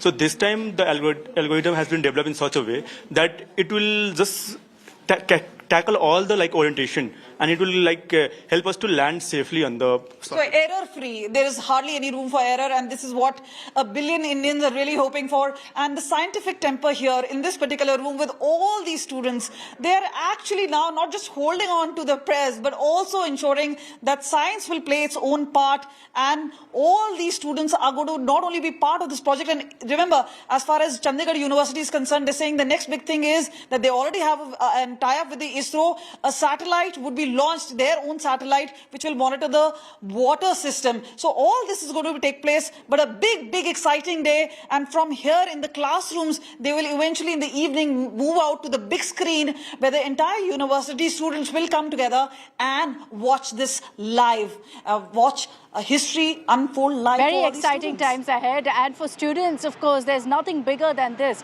especially for those who are so excited or are passionate about astronomy. It doesn't get bigger than this, essentially. Space exploration, being there to witness this kind of a moon mission and the landing live. Kamalji, thanks very much for getting us a ground report. I'd like to bring in on this broadcast Mr. R.C. Kapoor, astronomer, former professor at the Indian Institute of Astrophysics. Mr. Kapoor, good afternoon. It's Chandrayaan Day, so we're all extremely extremely excited and a bit nervous. The first update, sir, that's come in from ISRO today was just a few moments ago, where they said that the ALS, the automatic landing sequence, the command has been given for that. So it's a go-ahead, essentially. Can you explain in layman terms for our viewers what exactly that means? What happens in that 15 minutes till 6:04 p.m.?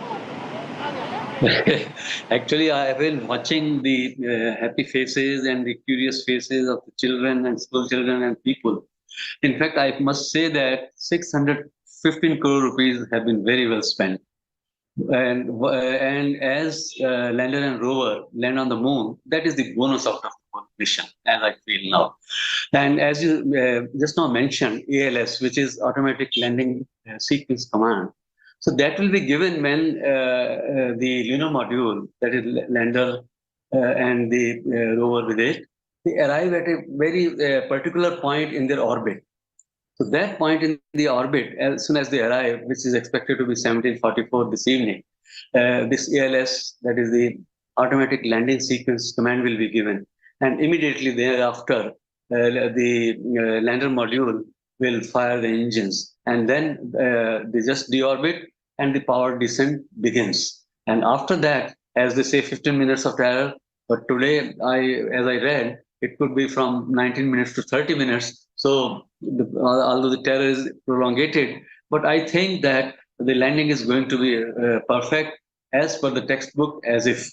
So let's hope that, because whatever preparatory things had to be done have already been done. That is the initial conditions of the trajectory, how it is going to sort of follow till the point of touchdown. And the calibration of the systems and everything has been checked up, and then ISRO is now very sure of. So looking at the faces of people in ISRO, we already feel that they are so very confident. So I think the nervousness part is, I don't think it's there, and anxiety, of course, not. So nervousness part, I will just say that landing is what we're all hoping for. And I think from what you're telling us also, Mr. Kapoor, it's very clear that ISRO at this point, the scientists may be 100% confident and not nervous at all, but I'm sure the whole country right now is feeling a bit of nerves. You're also telling us that it could be beyond 15 minutes of terror, it could be 19, 30 minutes of terror. We'll keep our fingers crossed that whatever happens at the end of that, 15, 19, 30 minutes, we have great news, we have history being scripted on the South Pole of the board. Mr. Kapoor, request you to stay with me. The lander very fittingly is called Vikram, after the father of India's space program, Vikram Sarabhai. So we caught up with Sarabhai's son, Kartikeya Sarabhai, on his message for our ISRO scientists and how proud he feels of all that his father had accomplished that ensured this moment for us. ISRO की जिसने नींव रखी थी वो doctor Vikram Sarabhai Gujarat से थे, और उनके पुत्र हमारे साथ हैं, उनसे बात करते हैं कि कितना बड़ा क्षण है साराभाई परिवार के लिए भी। कार्तिकेय भाई, जिस तरह से आज एक गौरवपूर्ण क्षण है भारत के लिए, परिवार के लिए भी, आपके परिवार के लिए कितनी बड़ी क्षण आज रहेगी? मुझे लग रहा है कि विक्रम भाई का परिवार, सारा भारत उनका परिवार ही है। तो जो उसमें जो अभी हम देख रहे हैं कि भाई कैसे लैंड होगा, हम पूजा कर रहे हैं कि भी ठीक तरह से सब हो जाए, तो उसमें जो प्राइड आती है तो सबको आती है, और हमको तो आती है, there is no doubt about it. And it's also directly connected कि उनके जो सपने थे स्पेस में, इसरो में, तो वो जब फुलफिल होते हैं तो it is obviously very nice. आपका कभी वो समय या कोई एक ऐसी बात जब अपने पिता के साथ आपकी बात हुई हो, या आपने वो टाइम देखा, क्योंकि तब भारत स्पेस शुरुआत कर रहा था, तब का टाइम बहुत डिफिकल्ट था, आपकी कुछ यादें उसके साथ जुड़ी हो, और आज का भारत और आज का इसरो? मैं जब कैम्ब्रिज पढ़ने गया था तब मैं फिज़िक्स और मैथमेटिक्स कर रहा था, और बाद में मैंने डिसाइड किया कि मुझे डेवलपमेंट, विकास कम्युनिकेशन में काम करना था। तो तब पापा से बहुत बात हुई थी कि ये चेंज फील्ड है कि नहीं, लेकिन उनके लिए दो फील्ड थे ही नहीं। उनके लिए जो साइंस थे, जो वो साइंस इसरो को जो डेवलप कर रहे थे, वो साइंस में तो एक्सेलेंट था ही, लेकिन वो जो देश के विकास में कैसे एक पार्ट कर सके, वो उनका एक ध्येय था। और इसलिए जो इसरो का डेवलपमेंट है वो कोई अनुकरण नहीं कर रहा है कि भी अमेरिका ने ये किया, रशिया ने ये किया, तो हमको ऐसा ही करना है। हम अपने देश के लिए क्या चीज़ जरूर है, कब प्रायोरिटी क्या आती है। तो सबसे पहले एजुकेशन की प्रायोरिटी थी रिमोट सेंसिंग की थी, एग्रीकल्चर में मदद करे, क्लाइमेट चेंज और क्लाइमेट में प्रिडिक्शन करे। अभी एक समय आया है कि जब हम चंद्रमा से के पास और उससे भी आगे जाने की क्षमता है अपने पास, तो ये कैसे करें। अभी इट्स अ प्राइड फॉर सारी पृथ्वी के सब लोग के लिए कि साउथ मून की जो सदर्न सरफेस है, सदर्न पोल के पास नहीं सरफेस है, उससे सबसे पहले जा रहे हैं। सिर्फ हिंदुस्तान सबसे पहले नहीं जाए, सब कोई गए नहीं है वहाँ। तो वहाँ शायद पानी भी है और कि फ्रोज़न में होगा, लेकिन पानी भी लाइकलीहुड है। तो इसलिए ये एक बहुत बड़ी एक वैज्ञानिक एक अचीवमेंट है, और वो अचीवमेंट अभी तक भी हुई है। चंद्रयान-2 भी जब गया था तो वो एक सक्सेस ही था। वो लास्ट पार्ट जो लैंडर का था उसमें कुछ प्रॉब्लम हो गई, लेकिन वो चंद्रयान, आपने पढ़ा होगा कि चंद्रयान-2 और चंद्रयान-3 की जो सैटेलाइट है वो एक दूसरे से बात भी कर रहे हैं कि भाई ये लैंडिंग की करेक्ट पोजीशन ढूंढनी जो है उसमें दोनों मिलके कर रहे हैं। तो ये जो साइंस और साइंस में प्रिसीजन है। दूसरा गर्व की बात ये है कि ये जो गया है वहाँ, उसकी अलग अलग सी कंपोनेंट एक ही जगह नहीं बनी है। इंडिया के अलग अलग लैब्स में अलग साइंटिस्ट ने सब मिलके ये एक एक्सपेरिमेंट किया है। तो इसमें Technicalities aside, let's tell you about the kind of celebrations, the kind of prayers that's pouring in and wishes that's pouring in for our ISRO heroes. Here's a look at that.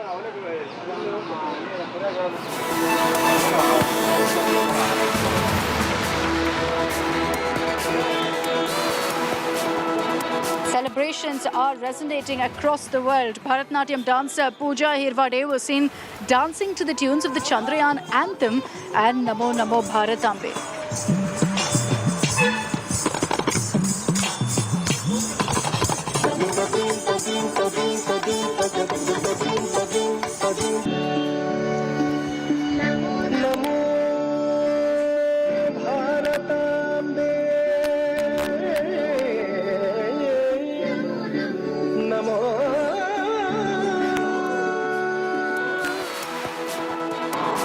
Our future scientists who will be taking ISRO to new heights in the coming years are also celebrating this historic day. Expressing their excitement, students were seen making rangolis and posters of Chandrayaan-3.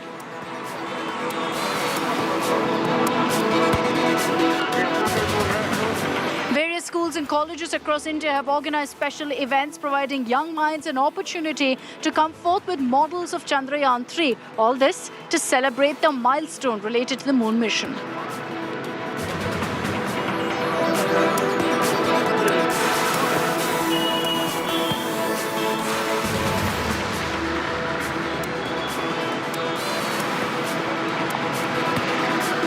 As anticipation continues to build over Chandrayaan-3, students from Rajasthan's Fatehpur were seen sitting in a formation, and yes, it reads Chandrayaan-3.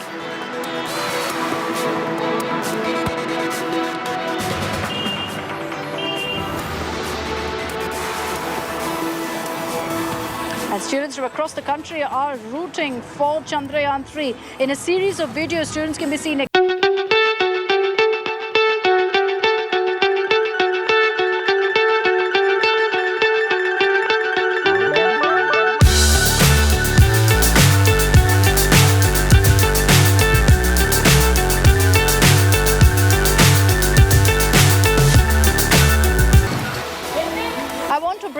On this broadcast, Anurag Pandey, founder of Astro Camp India. Anurag, as we count down to Chandrayaan-3 touching down on the moon's surface, there's so much excitement, there's so much curiosity and anticipation. Have you ever seen this kind of a mood really in the country where space now, almost as much as sports, is uniting Indians?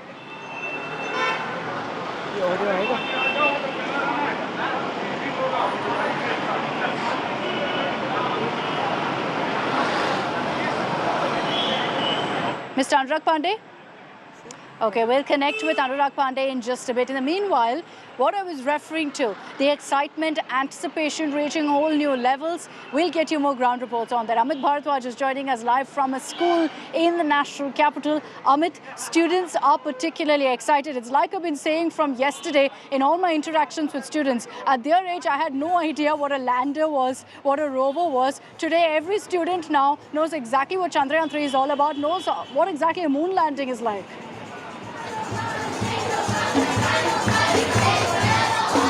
Well, absolutely right, Akshata. You know, this generation is much advanced and they are much they have more details about Chandrayaan, about the space science, and they are also encouraging ISRO team Chandrayaan-3 with all this enthusiasm, tirangas in their hands, songs on their lips, you know, encouraging the team. You have one gentleman, since morning I've been seeing him on the flute, wishing the best to the ISRO team and Chandrayaan-3 team. What is to be noted here, many of these students since morning have been telling me about as to how, you know, we have ended up making Chandrayaan-3 in a lesser budget than a Hollywood project, and right there you have different songs being sung by these students of Vidya Bal Bhavan of the national capital.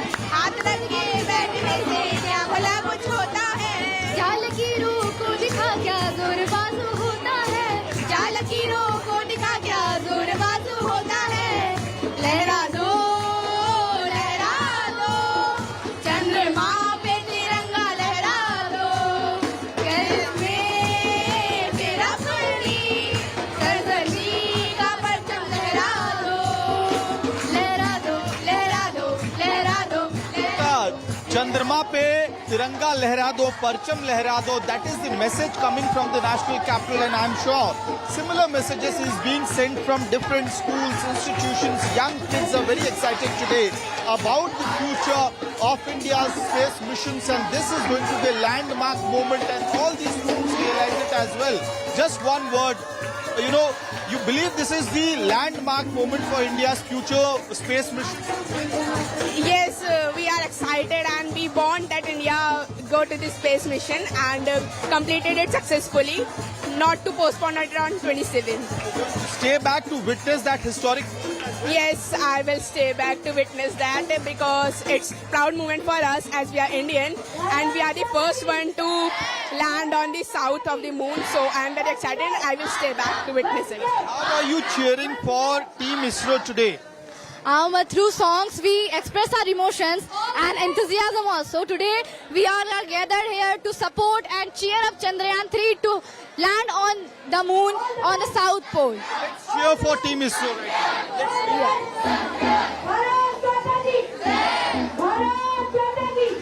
जीतेगा जीतेगा India जीतेगा है दुआ हर दिल की है ये कीला.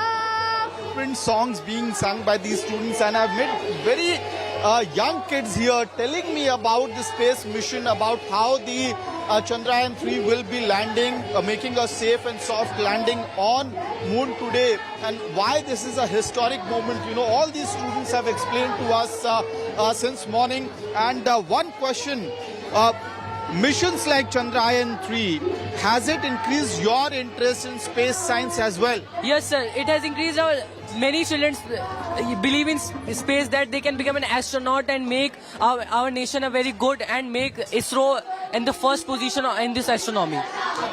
आप लोग सुबह ये बात भी कह रहे थे कि हॉलीवुड सिनेमा के कम बजट में हमने Chandrayaan.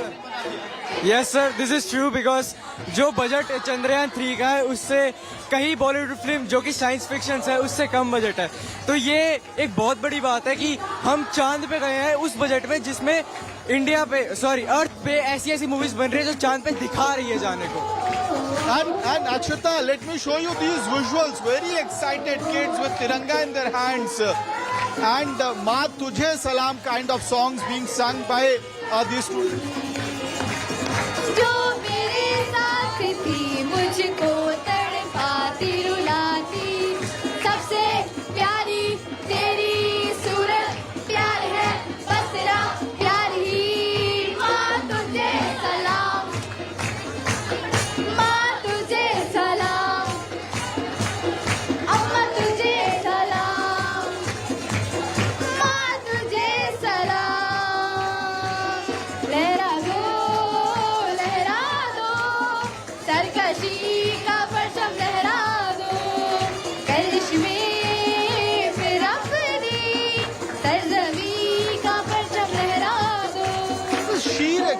excitement of these students.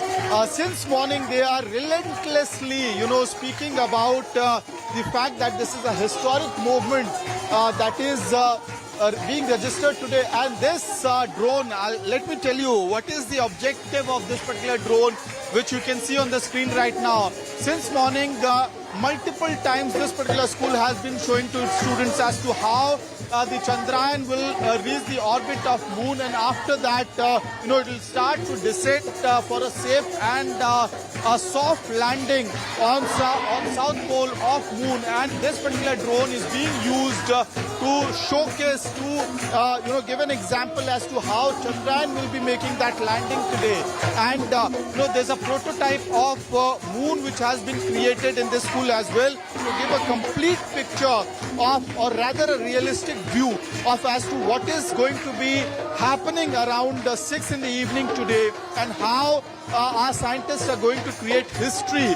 It is a India movement that students have been talking about as well, and they also want to understand as to what is the science behind it, how that descent will be made, how Chandrayaan-3 will be making a safe and soft landing on moon, and why it is so important. And since morning, I have been also seeing these students not only singing and cheering for ISRO team, but also watching documentaries, scientific videos, on explainer videos on this particular space mission Chandrayaan-3 went. And very important, normally the school gets over by 2 in the noon on regular days. But these kids are going to come back to watch that historic moment when India is going to create history, when Okay, Amit, thank you for getting us that ground report. It gives you a sense of the kind of celebration and excitement among the younger generation. We're going to come back to you. I have to slip into a very, very short break, but we're going to continue getting you more such ground reports.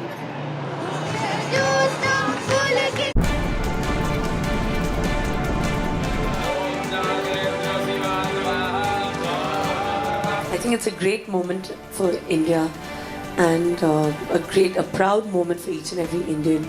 The kind of, you feel that pride in your heart. ये एक बहुत बड़ी achievement है हमारे भारत की, पूरे विश्व के लिए, पूरे यूनिवर्स के लिए, पूरे ह्यूमैनिटी के लिए. I'm really excited for Chandrayaan-3, and it's the proud moment for all of us, for all the Indians. Being an Indian, we are all proud because of Chandrayaan.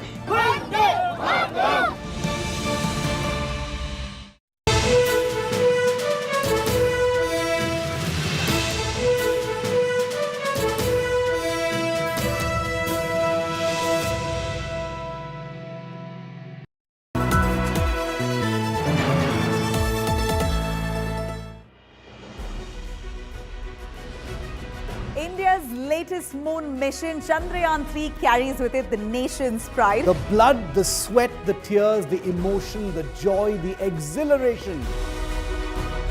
As a billion-strong nation prays for the soft landing of Vikram lander. India counts down to its moment in history. Join us as we cheer for Chandrayaan.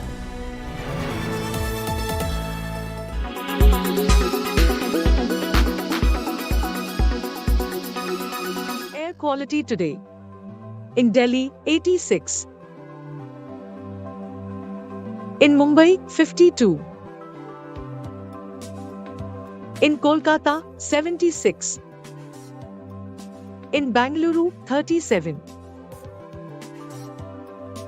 In Chennai, 26. In Hyderabad, 77.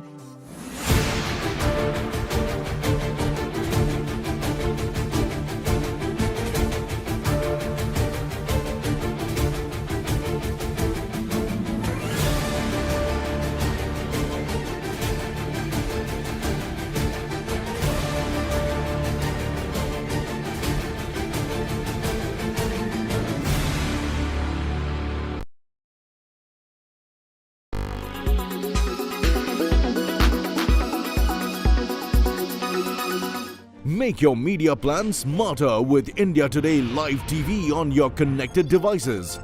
Amplify your brand with 100 million smart internet viewers. To advertise, mail us at sales@aajtak.com.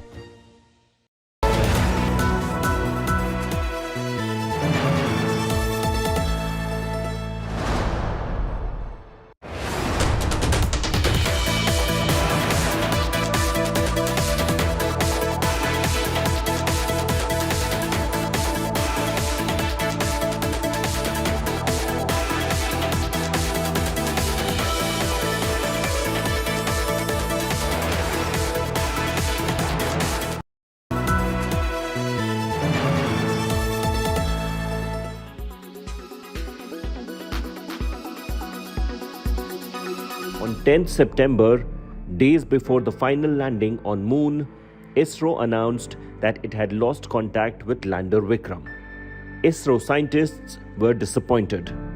It was an emotional moment.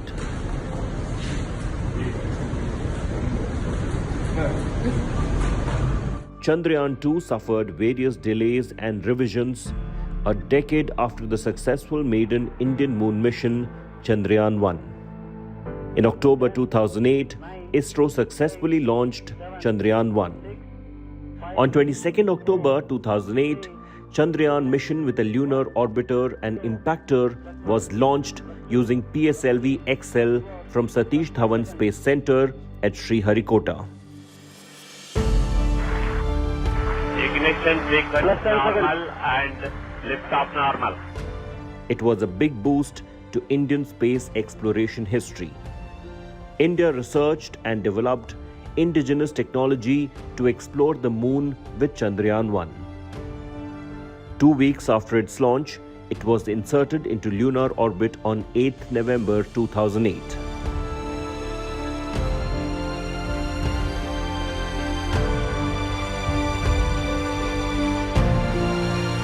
On 14th November 2008, the Moon Impact Probe separated from the Chandrayaan orbiter and struck the South Pole in a controlled manner. India became the 4th country to place its flag insignia on the Moon, near the crater Shackleton. The location of impact was named Jawahar Point.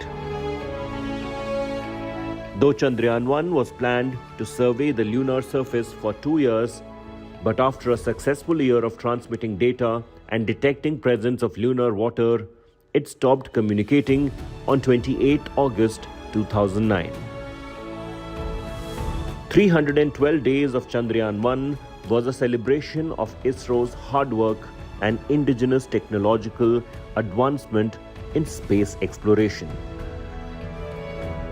Nearly 7 years later, NASA, with a ground-based radar system, relocated Chandrayaan-1 in its lunar orbit. Today, its orbit varies between 150 and 270 kilometers in altitude every 2 years around the Moon.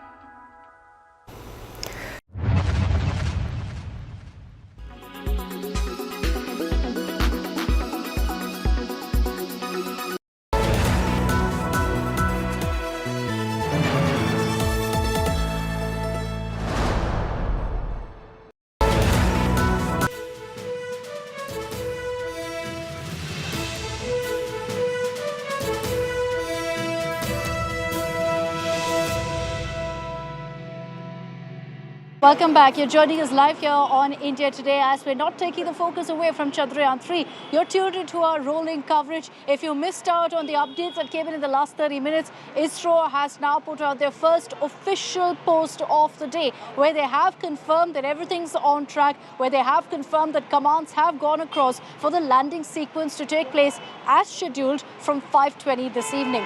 5:45 right up till 6:04 p.m. is when you will see the most crucial maneuvers as far as the soft landing is concerned. Let me also bring in some experts on this broadcast to explain to you the magnitude of what we're attempting to do today. Anurag Pandey, founder of AstroCamp India, is also with us. Mr. Pandey, good afternoon. Thank you for joining us here on India Today. It's a great day, history in the making, hopefully.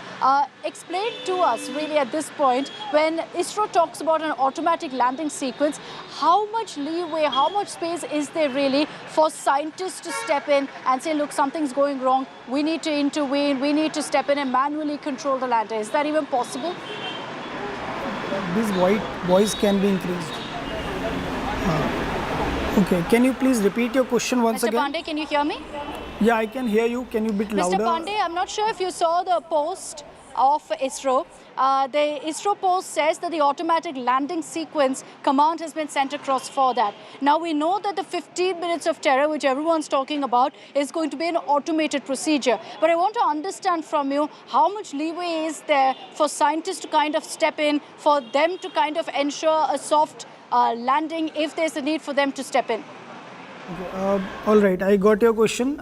So basically, look, this time from Chandrayaan-2 to Chandrayaan-3, there are quite significant changes that happened. Okay, once it's coming to the point of scientists, this time we have more control on our rover. This time we have more control on our lander. If you know, very surprisingly, the budget is less for Chandrayaan-3, but still there are more components attached. But yes, definitely we are not sending orbiter this time because orbiter are well placed in Chandrayaan-2. This time we are just sending our lander and the rover, okay, like Vikram and Pragyan, same name has been given again. So this time we have more control. Last time we had very least control because the actually what we are calculating on based on the prediction. This time we have more control on our hand. So definitely if situation goes not as per the plan, we can still control from our hands. Actually, the scientists can control the rover, can still control the speed, can control the temperature. So this time, as the chief said this time from ISRO, that any which way we will able to touch down moon, even if the engine will not work, even if the I can say the software glitch happens, still we will able to touch down to moon. So how this is.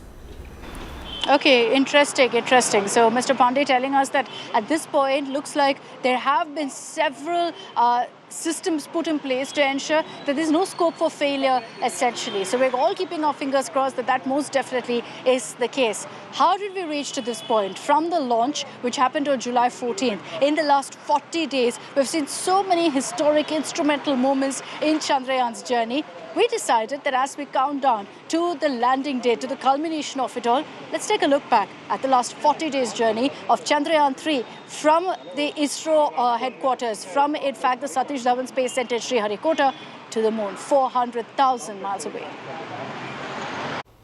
3, 2, 1.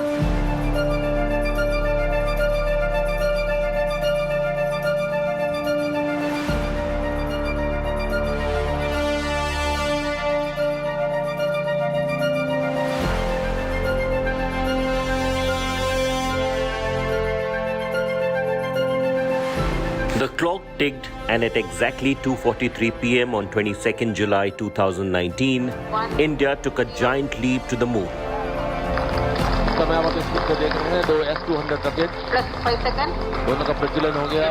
For the second time, Indian Space Research Organization created history by the successful launch of Chandrayaan-2.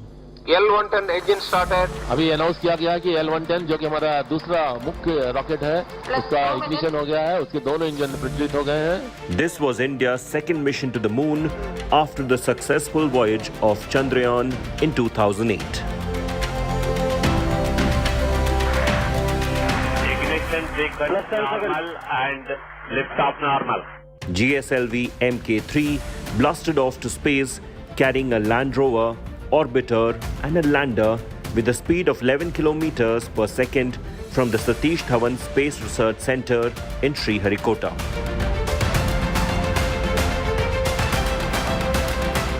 It is the beginning of a historical journey of India towards moon and to land at a place near South Pole to carry out scientific experiments to explore unexplored. Within minutes, Chandrayaan-2 was successfully placed into the Earth's orbit.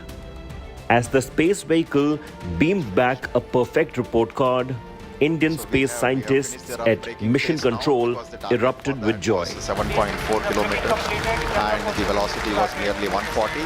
So the Vikram lander has successfully completed the rough braking phase.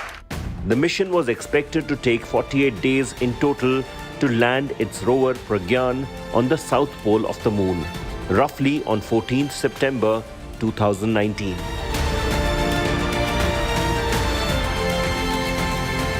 But then, on 10th September, days before the final landing on moon, ISRO announced that it had lost contact with lander Vikram.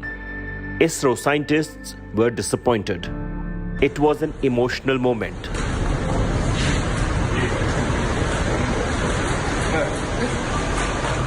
Chandrayaan-2 suffered various delays and revisions a decade after the successful maiden Indian moon mission Chandrayaan-1.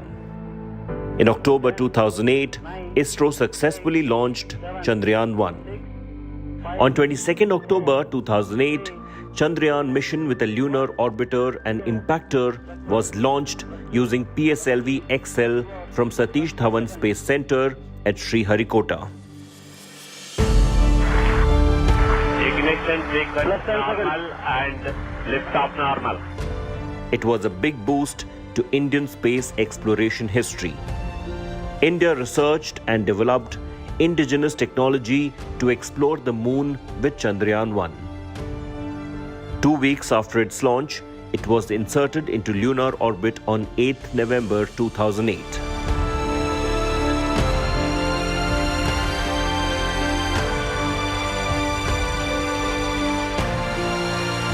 On 14th November 2008, the Moon Impact Probe separated from the Chandrayaan orbiter and struck the South Pole in a controlled manner.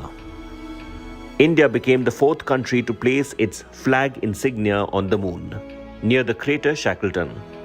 The location of impact was named Jawahar Point. Though Chandrayaan-1 was planned to survey the lunar surface for 2 years, but after a successful year of transmitting data and detecting presence of lunar water, it stopped communicating on 28 August 2009. 312 days of Chandrayaan-1 was a celebration of ISRO's hard work and indigenous technological advancement in space exploration. Nearly 7 years later, NASA, with a ground-based radar system, relocated Chandrayaan-1 in its lunar orbit. Today, its orbit varies between 150 and 270 kilometers in altitude every 2 years around the Moon.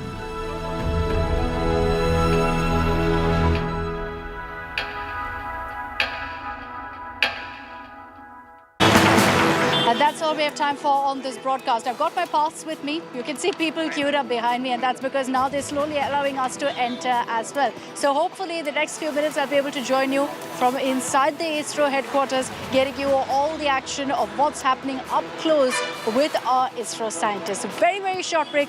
Don't go anywhere. I'll be joining you on the other side from where all the action is, the ISRO headquarters.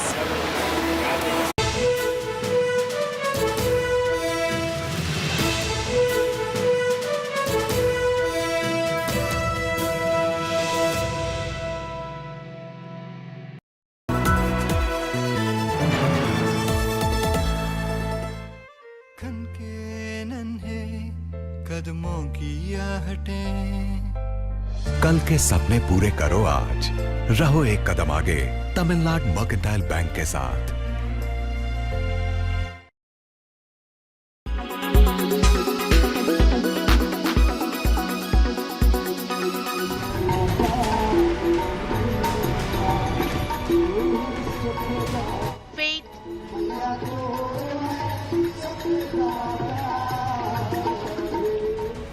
Science, a billion hopes, and a nation in anticipation. As Chandrayaan-3 gets set for its tryst with the moon, India is on the edge of its seats. From puja in Varanasi in Uttar Pradesh to a yagna in Karnataka's Vijaypura,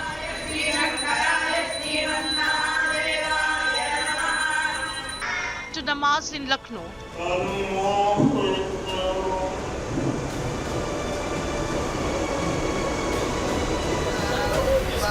from Lord Shiva to Hanuman and Allah, from old to young, India's historic mission has brought its people together in praying for its success, all hoping for Vikram's safe landing. यहाँ पे हम pray करने आए हैं कि चंद्रयान 3 अच्छे से safely moon पे लैंड हो जाए. India's historic movement has everyone riveted. Children across schools are aiming for the moon. Others are dressing up like Chandrama. हाँ हम लोग इसरो के नए रॉकेट क्राफ्ट चंद्रयान-3 की को प्रेयर्स देने आए हैं कि वो सक्सेसफुली मून के ऊपर लैंड कर जाए। Chandrayaan-3 has ignited Indian minds like never before. From art to song and dance, all are moonstruck.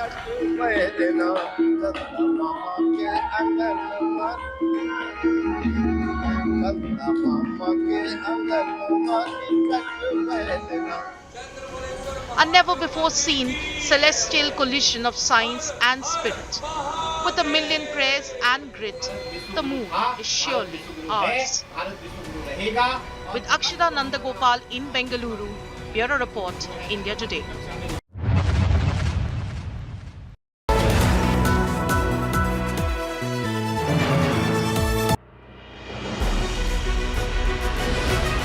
India's latest moon mission, Chandrayaan-3, carries with it the nation's pride. The blood, the sweat, the tears, the emotion, the joy, the exhilaration. As a billion-strong nation prays for the soft landing of Vikram lander. India counts down to its moment in history. Join us as we cheer for Chandrayaan.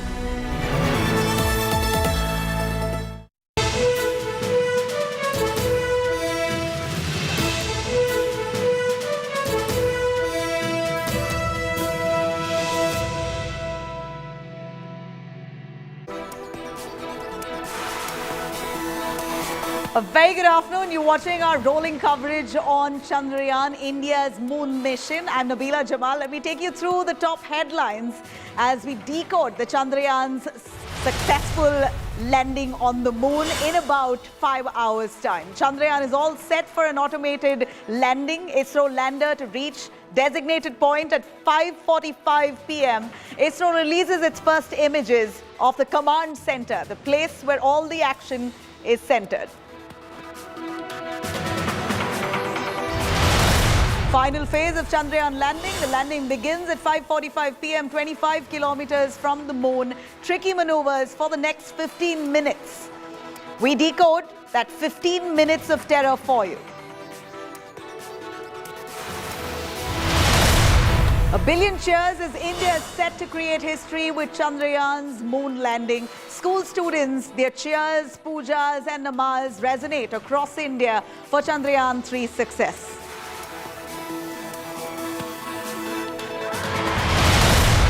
As India eyes moon glory, the Congress now trying to peddle fake news. Digvijay Singh says that scientists of ISRO haven't been paid their salaries for 17 months. PIB now clarifies, saying salary has been given to every scientist every month.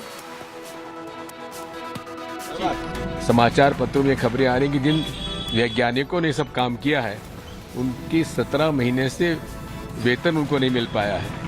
इस बात का भी ध्यान प्रधानमंत्री को देना चाहिए। Not only Chandrayaan, all eyes now on chess prodigy Pragnananda as he takes on world number 1 Magnus Carlsen for the second game, as the first one ended in a draw.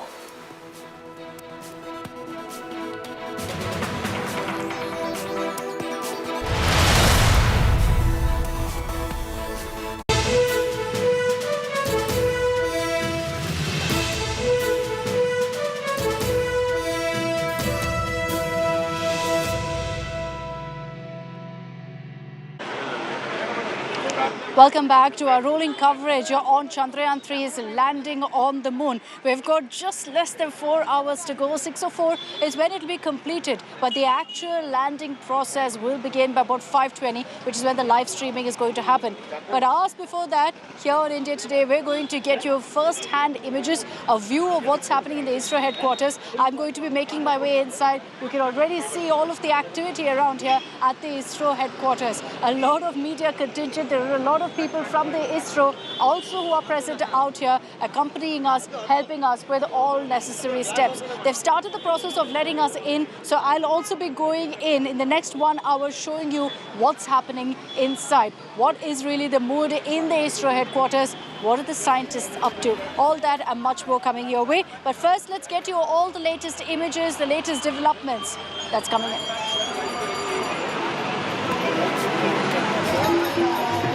crowds are pouring in from across the country for the successful landing of Vikram. A priest is seen performing Ganga Aarti at the Parmarth Niketan Ghat in Rishikesh. The Aarti was performed with national flags in hand.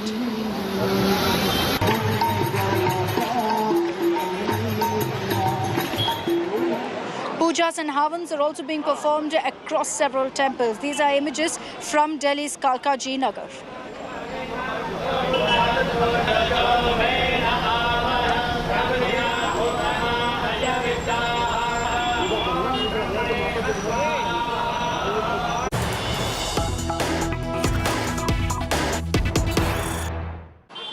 So just about 1 hour ago, the first update came in from ISRO. With less than 4 hours to go for the landing, ISRO's confirmed that they're going ahead all guns blazing with the operation. They're going ahead with their mission to soft land Vikram on the moon. What they've confirmed in their tweet is that the automated landing sequence has been, in fact, given the go-ahead. The command has been sent across for it. It will officially start at 5:45, but the live streaming will begin by 5:20 this evening. So what do we mean by an ALS? What do we mean by an automated landing sequence? Remember that the soft landing on the surface of the moon is completely automated. So scientists essentially will have to sit back and only track to see if things are going as per plan. And this is, of course, based on the work that they've done, based on the design that they've come up with, based on the hard work and tech that they've put in for the last many years. If all of that is absolutely pitch perfect, you will see a beautiful, beautiful moment where India has officially touched down on the moon, and that too on the south pole of the moon,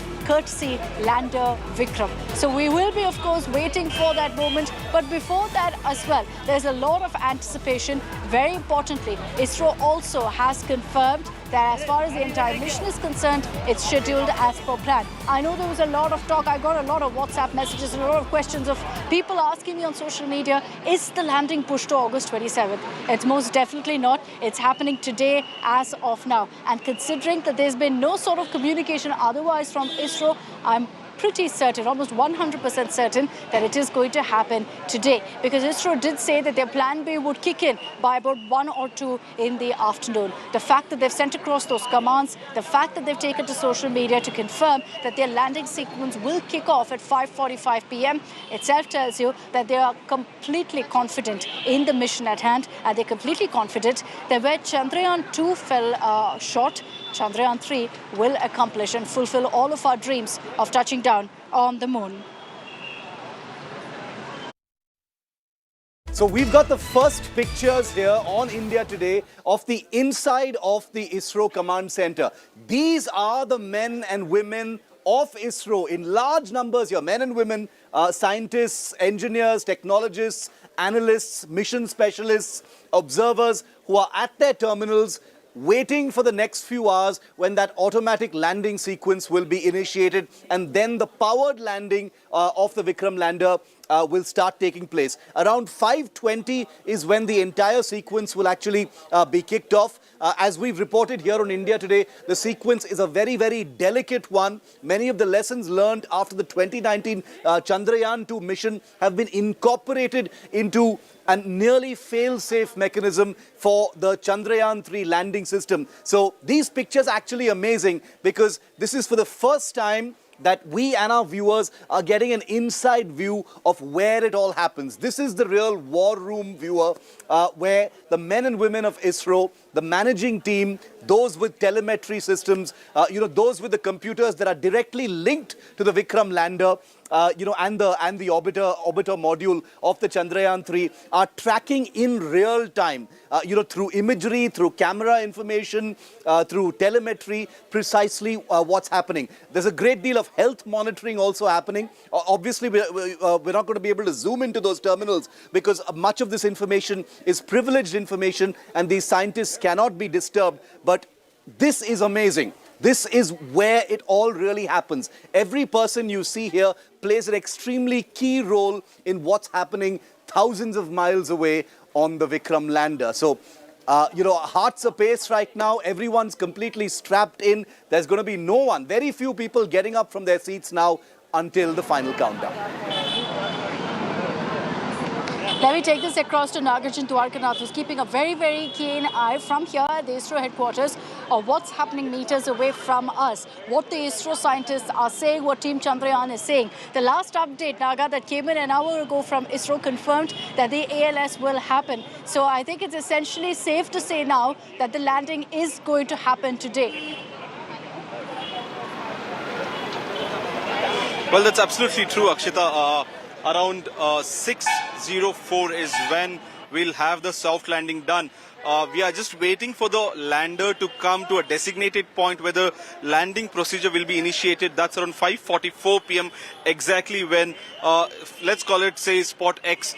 The moment the lander comes at that exact spot X, that's when the command will be initiated. The commands are already locked. It was uploaded this morning. By 1:32, it was supposed to be locked, considering all the weather changes and other parameters. Now it has been locked, is what we are telling. In next 3 hours is when the landing process will start initiating. Its automated landing system is what we are told that it will start its descent. It's a powered descent. There'll be retrofiring done as well. When the lander is just above 6.8 kilometers above the lunar surface, 2 engines out of the 4 engines will shut off. And at 150 meters just above the lunar surface, the camera will look at a clearer spot where it can land. It will have 3-4 options. Where should it land? If there's any minimal changes, then it will make its change. Should I go on to spot 1 or spot 2? There's something called a radio altimeter. The moment the lander starts descending, laser beam goes through the surface of the moon and it hits back to the lander, giving you exactly the height in 2 nanocentimeters as well. That's how precise the landing will be taken up. The radio altimeter will help the lander to get exactly the soft landing spot, and the velocity also will be decreased to 0 by the time it touches down at 6:04. Okay, Nagarjun getting us all of those updates. Let's bring in also our guests on this broadcast. Mr. Anurag Pandey of AstroCamp India stays with us. We've also got Mr. Manish Purohit, former ISRO scientist and space educator. Manish Purohit, if I can come across to you first, I'm sure you're very excited and you're counting down much like the entire country and the world is for that soft landing of Vikram right now. Can you explain to us, when the ISRO says that commands have been sent across, what happens in these crucial hours to the run-up to the landing? See, once that autonomous landing sequence sets in, then we all will be monitoring. The way we will be looking at the live stream, even at our command centers, they will be monitoring what's happening. So as the things move on, let's start at this moment what's happening. Right now they are just keeping a very close eye on the health, on the parameters, orbital parameters, about different aspects, that what can be the small little test that can be confirmed right now related to the system, the cameras, everything should be just perfectly in place at this moment. So that is what they are going to do right now. Keep a very close eye on the different parameters. There are so many that has been tracked, that has to be tracked. But once that ALS sets in, means those last 17 minutes of terror, when they set in, after that we are just simple spectators. What's going to happen there will be, at that moment we'll be cruising at around 1600 meters per second, somewhere around 25 kilometers above the lunar surface and 750 kilometers away from our landing site. We will have the first phase will be rough braking phase. In the rough braking phase, we'll be firing all our thrusters. We'll be covering around 700 kilometers of distance horizontally, and we'll bring our Vikram lander in a position of some inclined position with the vertical axis. And during this phase, we will be again calibrating our different altimeters and our different sensors. After this, the next will be just 10-second phase. The first phase will be around for 11.5 minutes. Then the next 10-second phase will be attitude control phase. Now, this is the part where things started to go wrong in Chandrayaan-2. Chandrayaan-2 time, this phase was for around 38 seconds and it was called camera costing phase. Camera costing phase or attitude hold phase, almost the same thing. We have to just attitude means the position of the spacecraft. The Vikram will be held in that particular position and we will be clicking images of the lunar terrain just to make sure we are on the right track, we are approaching the landing site and everything is just fine as per the plan. So during those 10 seconds, we are going to do that comparison using AI with the camera images and onboard images that we have. After that will be the fine braking phase. Fine braking phase will finally bring us over the landing spot 800 meters above the ground and will be hovering. No horizontal velocities, no vertical velocities, will be just there hovering. Thrusters will be firing, keeping us just there stable.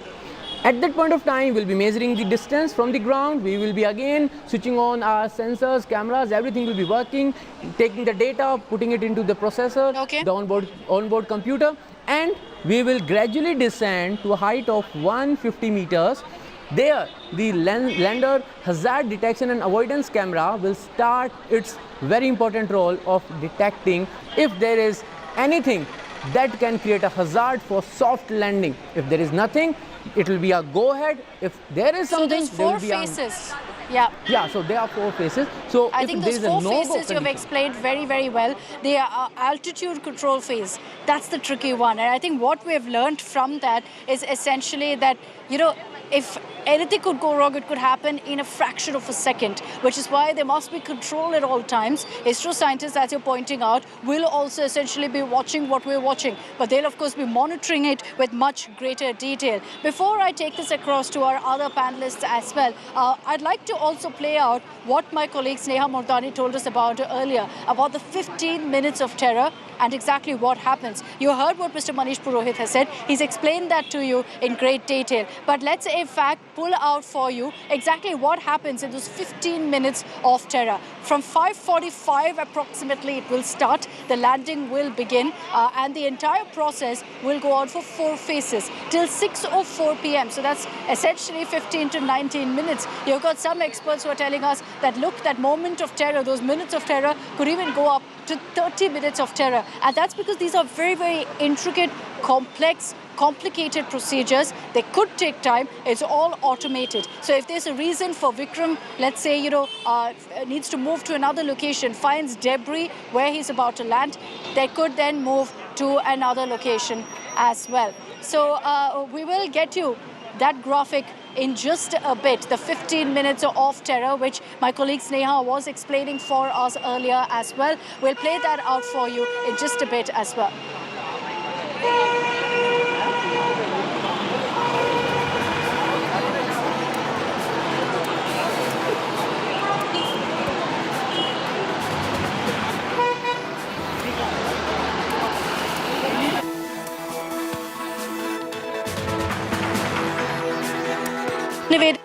Co-founder and CEO of Starscapes Experiences as well. Paul, you know what stands out for me, away from the technicalities, is also how excited we've got everyone, particularly the younger generation. I remember when I was speaking to some students yesterday, I was amazed. They know words like lander, they know exactly what a rover is, they know everything about Chandrayaan-3, and that's amazing to see. That's been another huge impact of what ISRO really has done in India. Yeah, Akshita, thanks for having me over. It is true. I think the energy and the enthusiasm among children today because of something like this and everything, honestly, which ISRO does is pretty massive. We are from the astro-tourism industry and we are seeing that excitement grow over time, and stuff like this just keeps, hyping them up even more. In fact, I had gone for the Chandrayaan launch on July 14th to Sriharikota, and that gallery of 5,000 is filled with over 10,000 people, and most of them were school children. They had come from schools from as far away as, Pilani and Indore and Delhi. And that is extremely heartening to see. And ultimately, these are the ones who are going to, drive everything in the next 50 years. And it's great to see that kind of an enthusiasm there. They've given it to me in the rundown.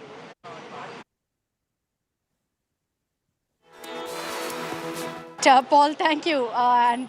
Let's get you, in fact, more details from our panelists who are telling us all of the information, the intricacies of what's expected. But I think Paul also summed up the sentiments involved here and how it's really got everyone's emotions stirred up. And I tell you again that, the last time we saw something uniting us in such great detail was perhaps sports. And now you've got space also doing that. Now, What's also interestingly coming in is a lot of images of prayers, of people hoping and praying for ISRO's success. We've been getting you these kind of pictures. These are the latest also from a Gurudwara, where you see Union Minister Hardeep Puri leading prayers as well. Amazing to really see how space has united people across the country, and I dare say across the world as well, because if we touch down on the south pole of the moon, it's a monumental moment for the entire world, because the kind of discoveries we'll make will benefit every single person. These are images from the Bangla Sahib Gurudwara, Union Minister Hardeep Singh Puri leading prayers there. You got pujas, havans, namaz, prayer meals at churches, and now these images are also from a Gurudwara of prayers being performed for the success of Chandrayaan-3. It speaks volumes of how much every single Indian wants our ISRO heroes to succeed here, wants our ISRO heroes to ensure that we leave an imprint on the moon like never before. Amazing images that are coming in, and we'll get you more such pictures as well, because besides the celebrations, besides everyone also going ahead and sending out a message for ISRO, you've got these kind of images of faith, of prayer also coming in. So let's get you in fact more updates at this point of what's happening as we beam these images.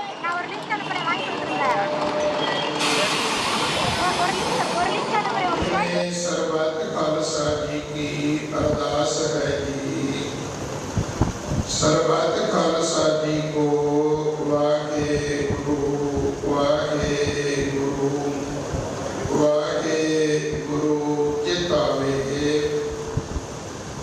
ਚੇਤਾਵਨ ਕਾ ਸਦਕਾ ਸਰਬ ਸੁਖ ਹੋਵੇ ਜਹਾਂ ਜਹਾਂ ਖਾਲਸਾ ਜੀ ਸਾਹਿਬ ਤਹਾਂ ਤਹਾਂ ਰਛਿਆ ਰਿਆਏ देख ते फतेह बिरद की पैठ पंथ की जीत श्री सहज जी सहाय खालसे जी के बोल वाले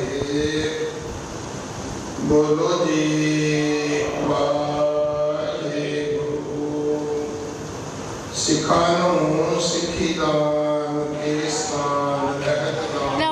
Get you all of these images coming in. Let me also introduce, it's our absolute privilege to be joined here on India Today by, in fact, Mr. Johan Dietrich, Jan Warner, who's joining us on this broadcast. He was part of the European Space Agency, the 7th ESA Director General.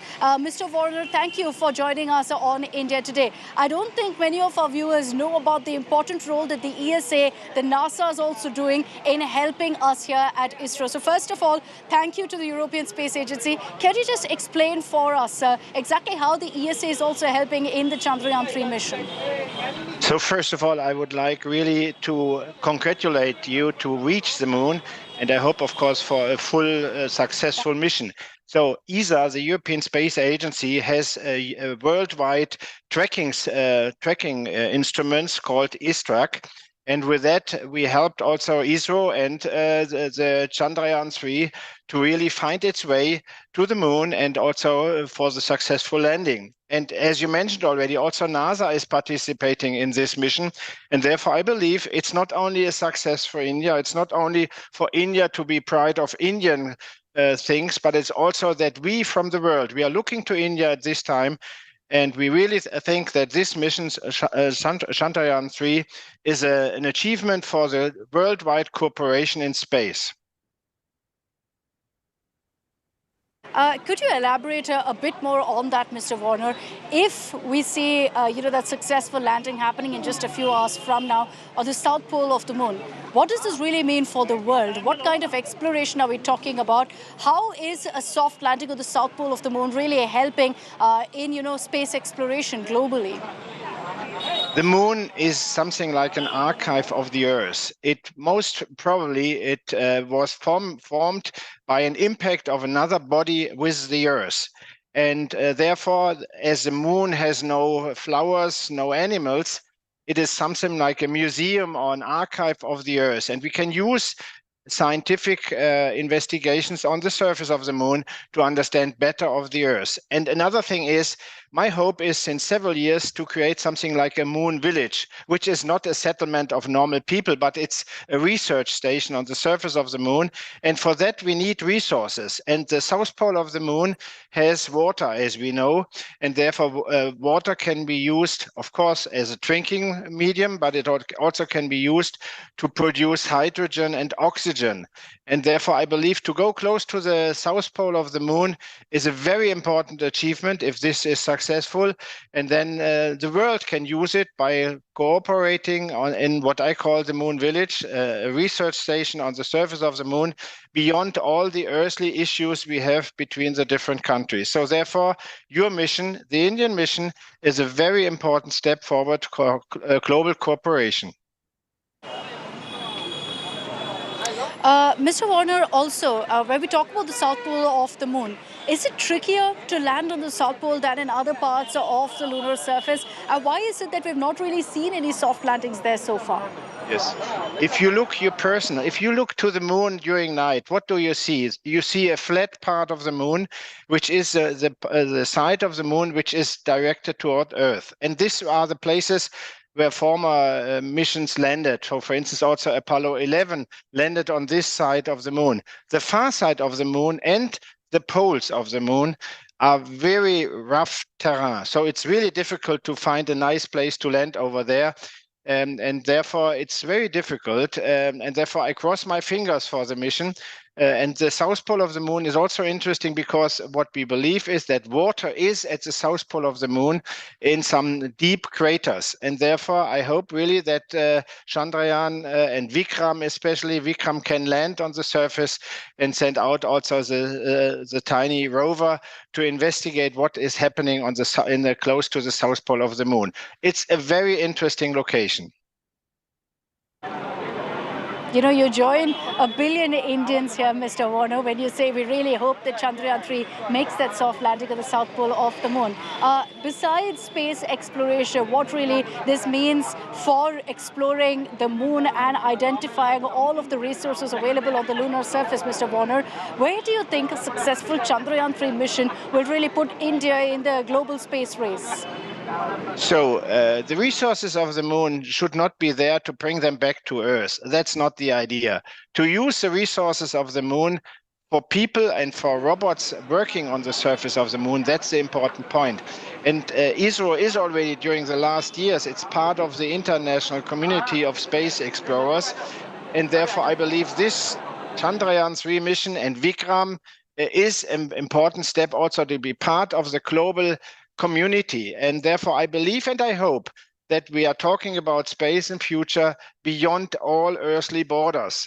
Astronauts already say the Earth is so beautiful and they don't see any border. So let's work together on the surface of the moon and in space without all these problems we have on Earth.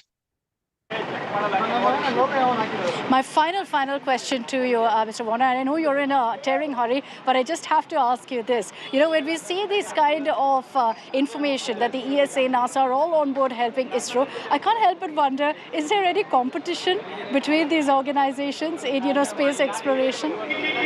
Okay, you see, very clear. Competition is a driver for innovation. We know that competition leads us all the day, not only in sports, but in any dimension. But at the same time, cooperation is an enabler.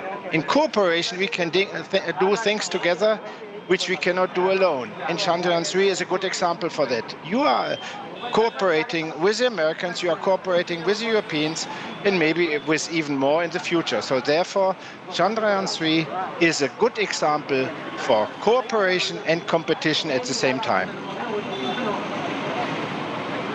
Very, very well put, Mr. Warner. I appreciate you taking the time out and joining us here on India Today. Thank you very much once again from all of us here in India to the ESA for all the help and support that you're lending also in tracking Chandrayaan-3 from the very date of its launch. We'll continue getting you more such voices because, you know, there are so many intricate, interesting details that we don't know about how ISRO's really pulled off this mission, about what it's taken for the last 40 days to become a reality, and what it's taken for us to come to to this moment, the culmination of it all, the landing of Chandrayaan-3 on the moon. And as I said, there are a billion hopes riding on this, billion prayers that are pouring in for Chandrayaan-3. Let's get you a glimpse of all of the images coming in from across the country of people sending across their wishes to the ISRO scientists.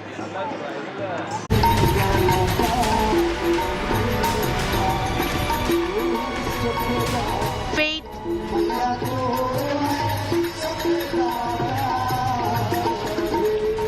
science, a billion hopes,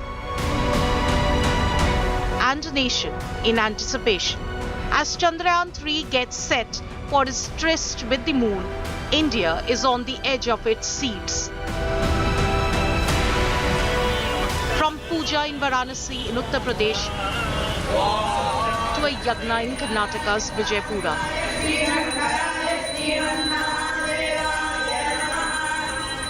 to namaz in Lucknow,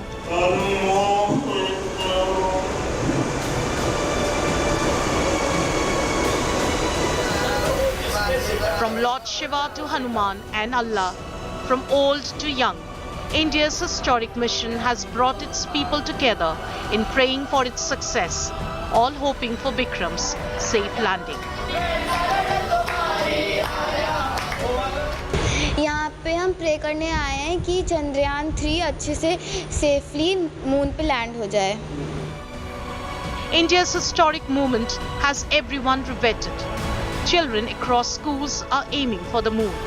Others are dressing up like Chandrama. हम लोग इसरो के नए rocket craft Chandrayaan 3 को prayers देने आए हैं कि वो सक्सेसफुली मून के ऊपर लैंड कर जाए. Chandrayaan-3 has ignited Indian minds like never before. From art to song and dance, all are moonstruck.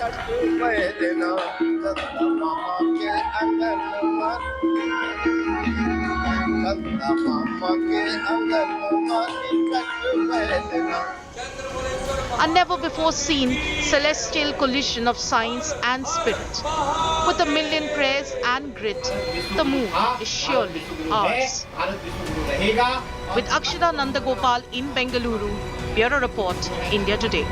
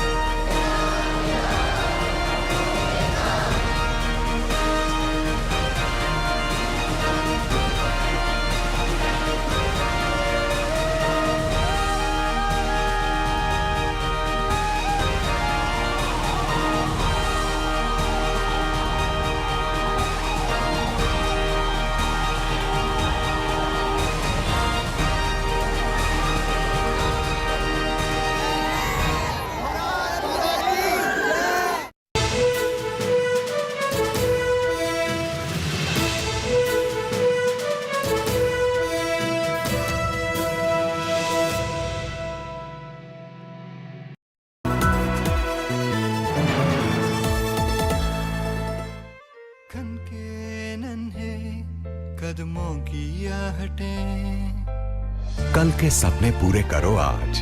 रहो एक कदम आगे तमिलनाडु मर्केंटाइल बैंक के साथ.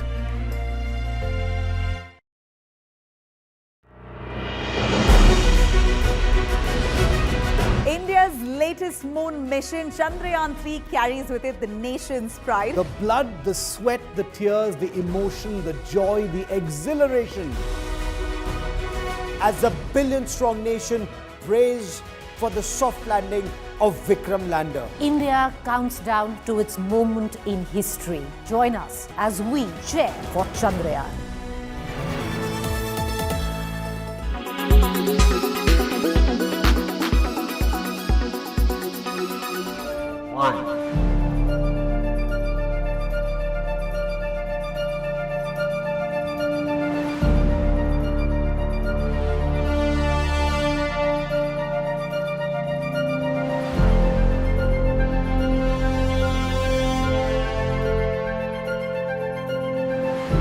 The clock ticked, and at exactly 2:43 p.m. on 22nd July 2019, India took a giant leap to the moon.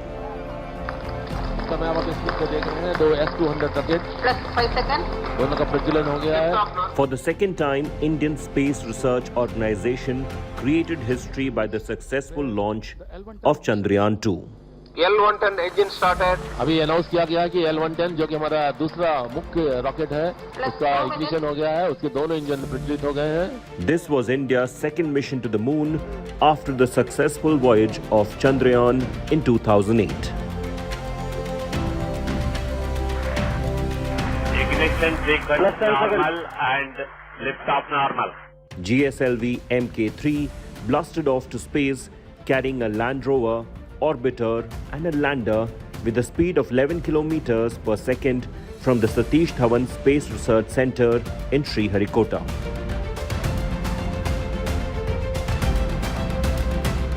It is the beginning of a historical journey of India towards moon and to land at a place near South Pole to carry out scientific experiments to explore unexplored. Within minutes, Chandrayaan-2 was successfully placed into the Earth's orbit. As the space vehicle beamed back a perfect report card, Indian space scientists at Mission Control erupted with joy. 7.4 kilometers and the velocity was nearly 140. So the Vikram lander has successfully completed the rough braking phase. The mission was expected to take 48 days in total to land its rover Pragyan on the south pole of the moon, roughly on 14th September 2019.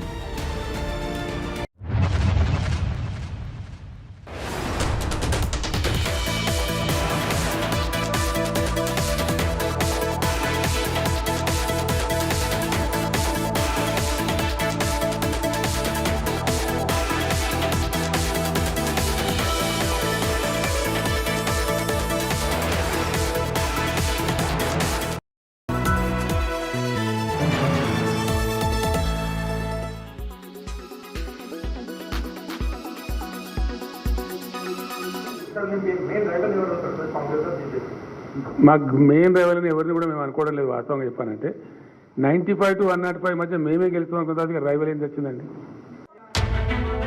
Assembly elections in Telangana are yet to be announced, but CMK Chandrasekhar Rao is first off the block. The BRS chief has already released a list of candidates to be fielded in 115 out of the total 119 constituencies, giving his party the first mover advantage. Party decided and I am contesting. What is the objection for you? KCR is facing a double challenge this time. He is fighting both BJP and Congress, which are hoping to encash anti-incumbency against the BRS.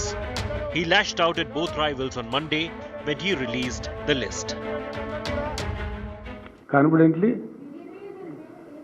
it's a joke of the century. I can only say that it's a joke of the century.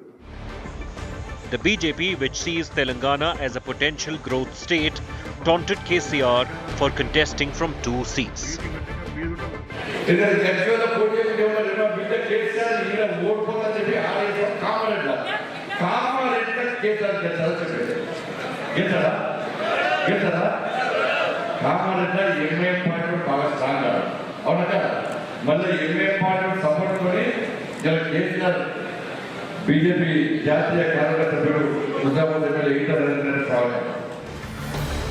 The Congress claims KCR is scared of losing the elections.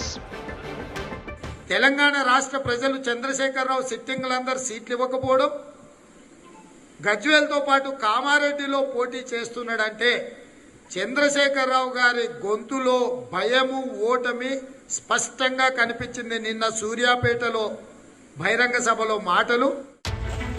Meanwhile, hours after BRS released the list, a BRS MLA broke down in front of party workers after he was denied ticket.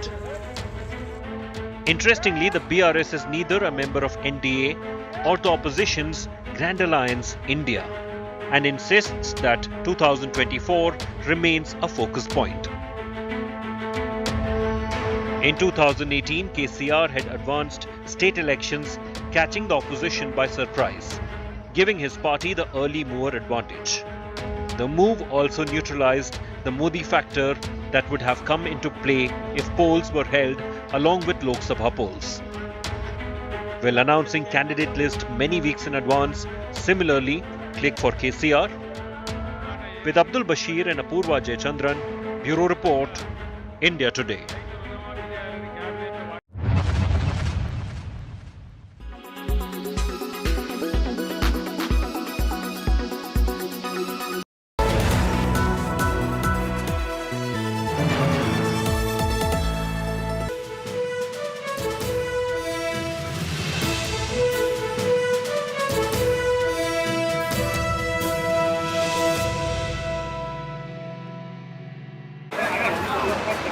So as we come down to the landing of Vikram on the south pole of the moon, you're joining us live here on India Today for our rolling coverage. Just a few hours to go now. I know that this particular countdown, I can't wait for it to get over because all of us are impatient right now for the lander to touch down the south pole of the moon. Let's talk about what happens after. 2 hours or so after lander Vikram safely touches down on the surface of the moon, it will release rover Pragyan.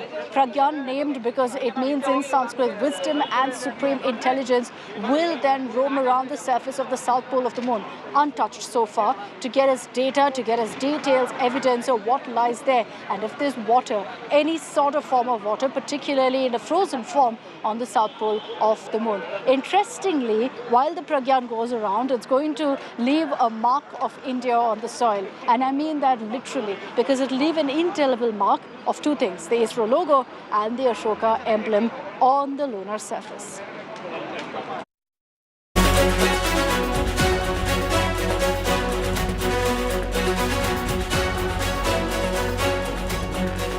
Vikram will prepare for rover Pragyan to carry out its mission right after the successful landing on the south pole of the moon. The rover will then conduct in situ chemical analysis of the lunar surface. As it starts to move, it will leave an indelible mark of India on the lunar surface. The back wheels of the rover have logos of ISRO and Ashoka's line emblem. They are not on the same wheels, so the two parallel imprints on one side will create the ISRO logo and the other will mark the Ashoka's line emblem.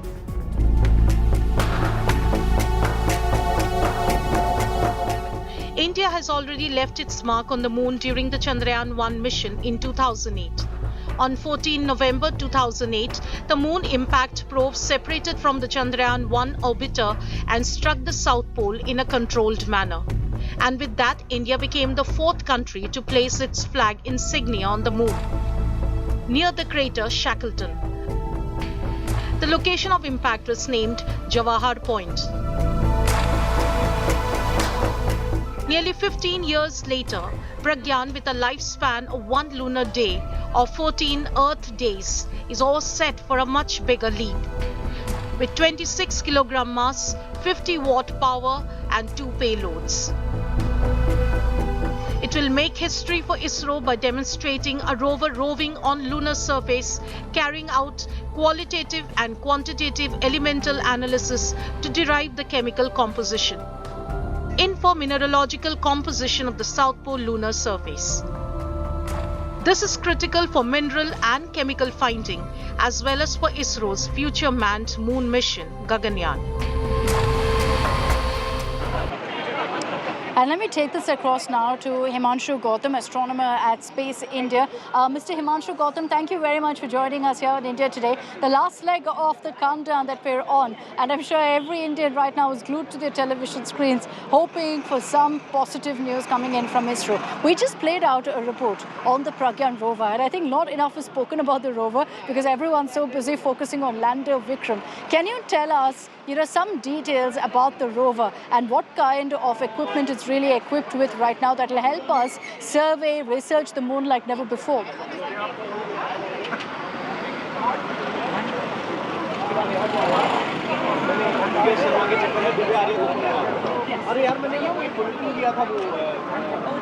Mr. Gautam, can you hear me? Yes, I can hear you. Yes.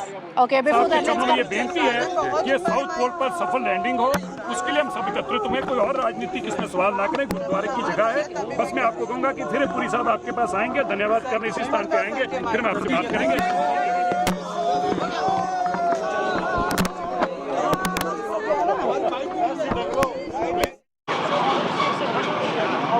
Okay, so brief comment there by Hardeep Puri. We'll play that out for you in full and his message to the ISRO team. Let me take this back across to Mr. Himanshu Gautam. Mr. Gautam, just before we were interrupted by that live input, I was asking you about the rover Pragyan, and if you could give us some details of the kind of equipment that it has on board. Okay, so can you please speak a little louder? I couldn't hear you. I'm really sorry. No problem. Mr. Gautam, I was asking you about rover Pragyan and the kind of equipment that it has. Okay, so today, as we all know, that Vikram is going to land on the surface of the moon about 6 p.m. And after that, few hours after the landing of a lander, the Vikram lander, the rover will come out on the surface. Okay, so it will take a few hours so that the dust, the lunar dust, which is going to be there, is going to be there, so it needs to settle down after a point. So then the rover will come out, and it has to basically two instruments. That one is laser breakdown induced spectroscope, and another is X-ray alpha particle spectrometer. So basically, it is going to be there, and it is going to study the soil of our moon.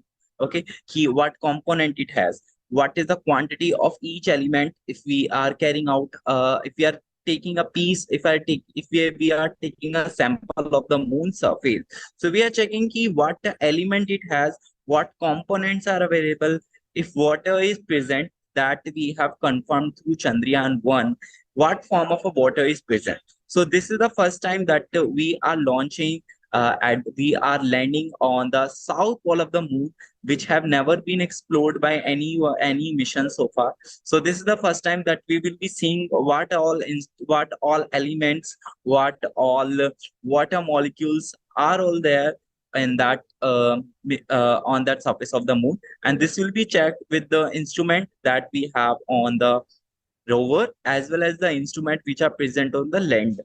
So after the landing, that both the lander will take the photograph of a rover, and rover is going to take photograph of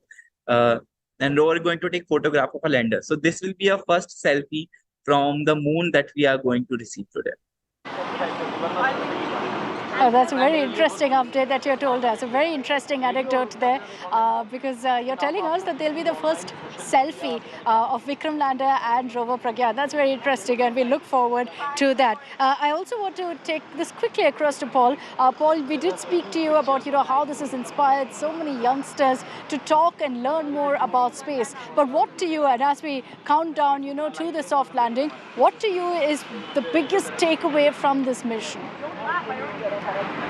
Well, see, there's going to be a lot of impacts across different spheres, right? We all know what the scientific impact of this mission is going to be, but there is a bigger geopolitical scenario here where space travel is going to become extremely commoditized over the next 50 years, and we're going to have policies which are going to be determined. So who are the people who are going to determine the policies? It is going to be space powers, and this is one of the ways in which India can assert itself as a space power. Being everything which you've said, right? One of the 3 countries to do this, one of the 4 countries to reach there, and so on. These are the things which actually make India a big player on the table.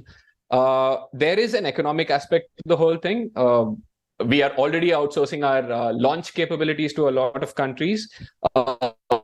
Who knows, when lunar landing becomes a thing, India would be one of those experts in landing on the moon. So that would be another economic aspect to the whole thing. Correct. But again, coming back to the whole thing, it's the whole social aspect to it, right? Where, people are inspired to do new things basis what these successes are. And they drive conversation, and they drive interest, and that becomes passion, and then careers, and so on. And that's exactly what we are looking forward to with something as simple as one instance where an engineered device actually lands on the surface.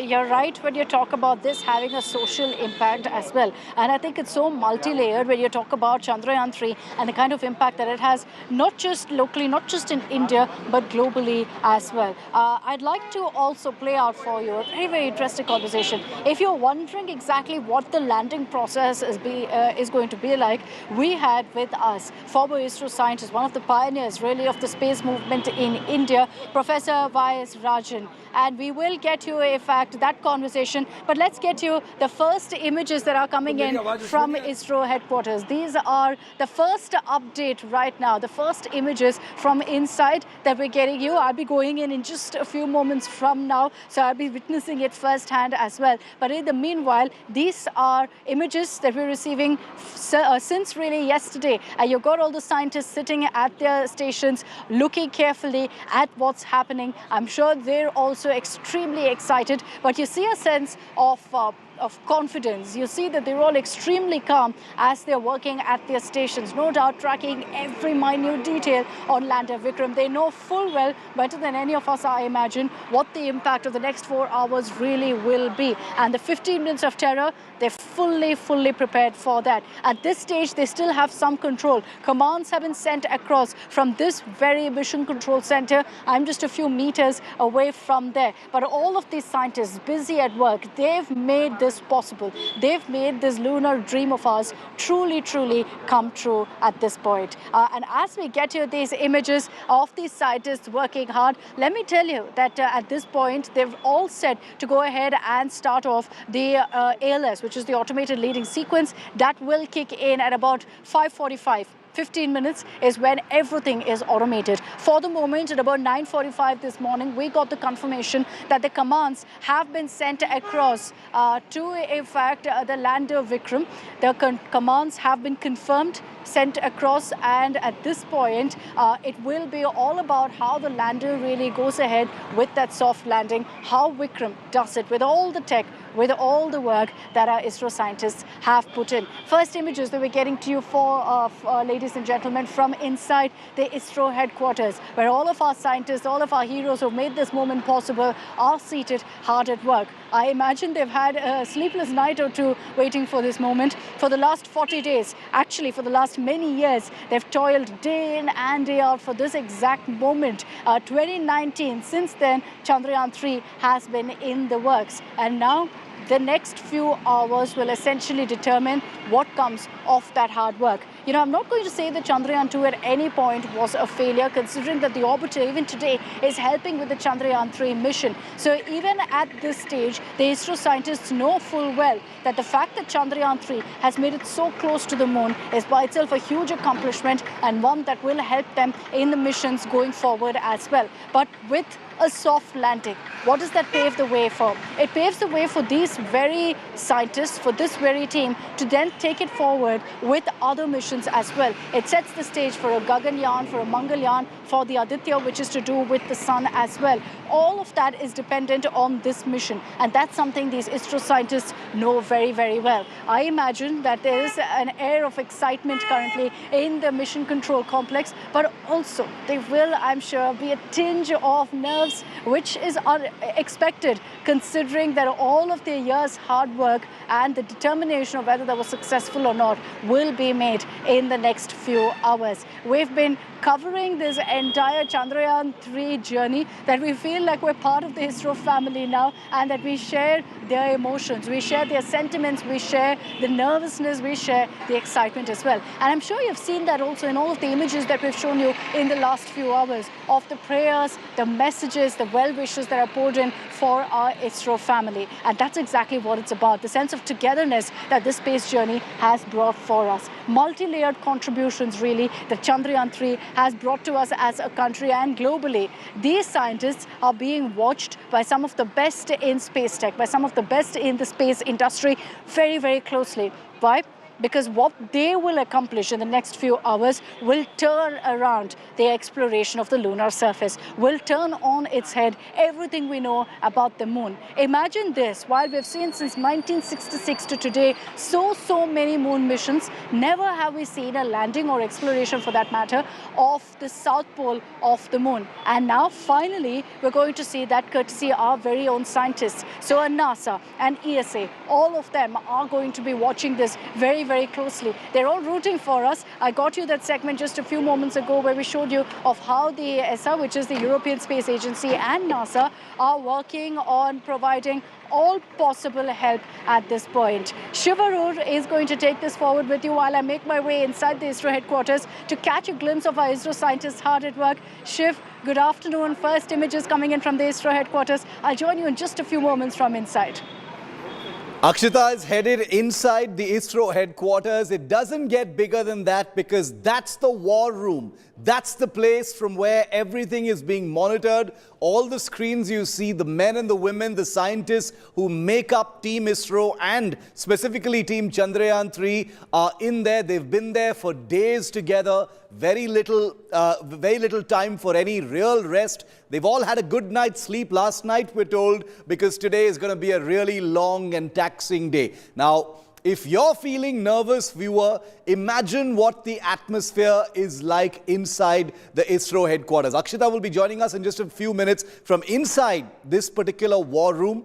She'll have access to some of those scientists as well. The 3-hour countdown now officially begins. We're beginning a no breaks broadcast, viewer. That's right, no breaks on our broadcast, so you miss absolutely nothing between now and the touchdown of Vikram on the surface of the moon. Right now, we're taking a very quick break. On the other side, 3 p.m. to 8 p.m. non-stop, no breaks broadcast begins. Stay with us.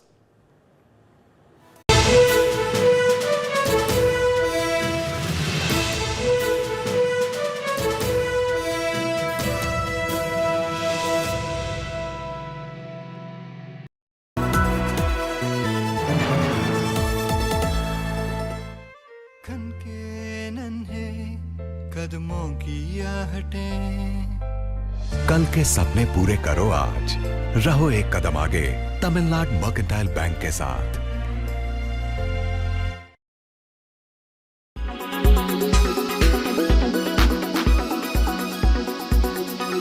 वास्तव में अंतरिक्ष में है तो क्या वैसी ही हालत है या कुछ अलग लग रहा है?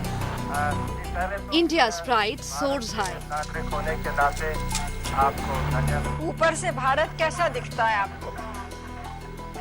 मैं बगैर किसी झिझक के कह सकता हूँ कि सारे जहां से अच्छा। Astronaut Rakesh Sharma becomes the first Indian to explore the celestial realm in a joint space mission with what was then Soviet Union. But the country achieved its first astronomical feat much before in 1963. Nike Apache, a 2-stage sounding rocket imported from the United States, blasted off from a fishing village near Thiruvananthapuram in Kerala. Over the last 6 decades, India's space program has evolved enormously. From launch vehicles for satellites, INSATs for telecom, broadcasting, meteorology, remote sensing for satellite imagery, to research and development in space. From Aryabhat, a satellite designed and fabricated indigenously and launched from a Soviet rocket in 1975, to now on course to reach the moon and become the first country to explore its south pole. Here we have a majestic liftoff of LVM-3 M4 rocket carrying India's prestigious Chandrayaan-3 spacecraft.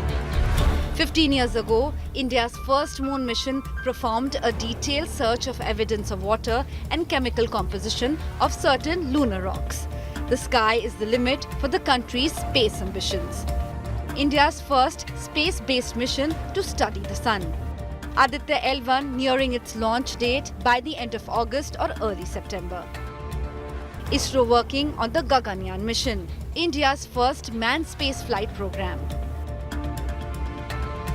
Blazing its way through the Earth's final frontier, India establishes itself as a space power and a master of space engineering.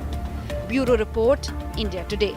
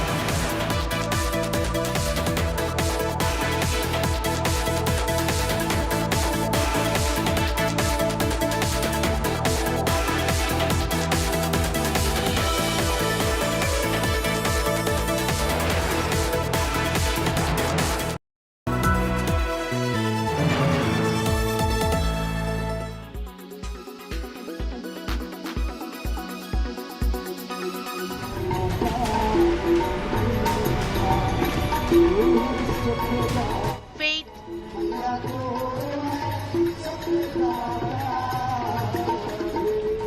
science, a billion hopes, and a nation in anticipation. As Chandrayaan-3 gets set for its tryst with the moon, India is on the edge of its seats. From puja in Varanasi in Uttar Pradesh to a yagna in Karnataka's Vijaypura,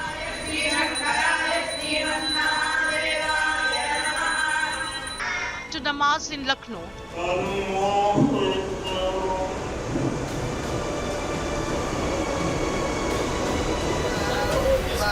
from Lord Shiva to Hanuman and Allah, from old to young, India's historic mission has brought its people together in praying for its success, all hoping for Vikram's safe landing.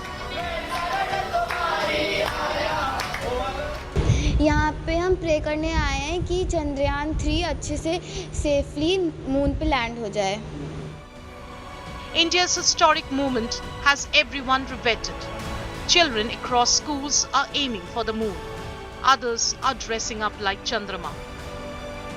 हम लोग इसरो के नए rocket craft Chandrayaan 3 को prayers देने आए हैं कि वो सक्सेसफुली मून के ऊपर लैंड कर जाए. Chandrayaan-3 has ignited Indian minds like never before.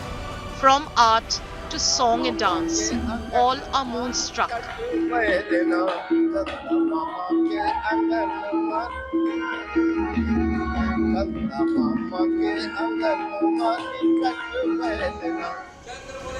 A never before seen celestial collision of science and spirit. With a million prayers and grit, the moon is surely ours. With Akshita Nandagopal in Bengaluru, Bureau Report, India Today.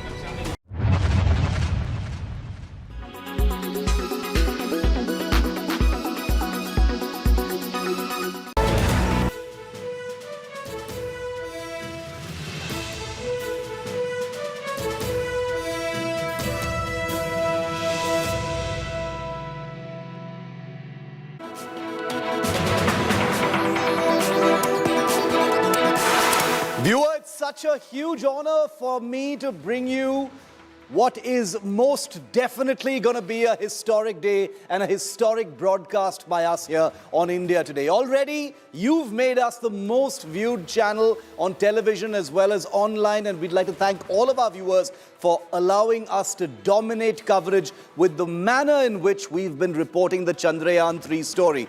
3 hours to go for that landing on the surface of the moon. History already being made. I'm here at the India Today Science Center, where we're going to get you live feeds of everything that's happening from Earth till the moon. The first images, the first telemetry data, the first news breaks from ISRO, vetted by our reporters and delivered to you. Thank you once again. 3 p.m. to 8 p.m. non-stop, no breaks broadcast here on India Today.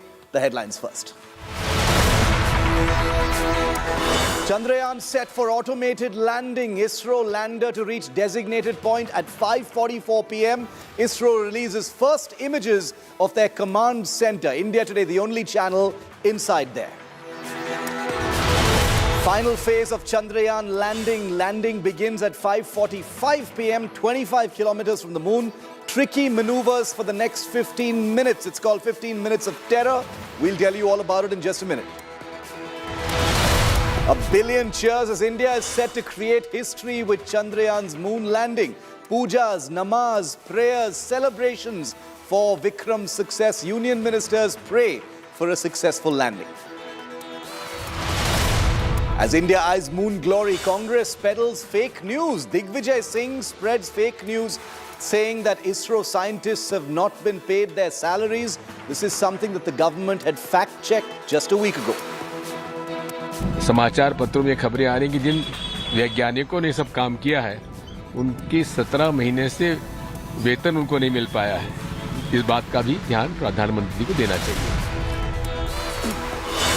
Not just Chandrayaan, all eyes are on chess prodigy Pragyananda as he takes on world #1 Magnus Carlsen for the second game in the World Cup chess in Azerbaijan. The first game ended in a draw.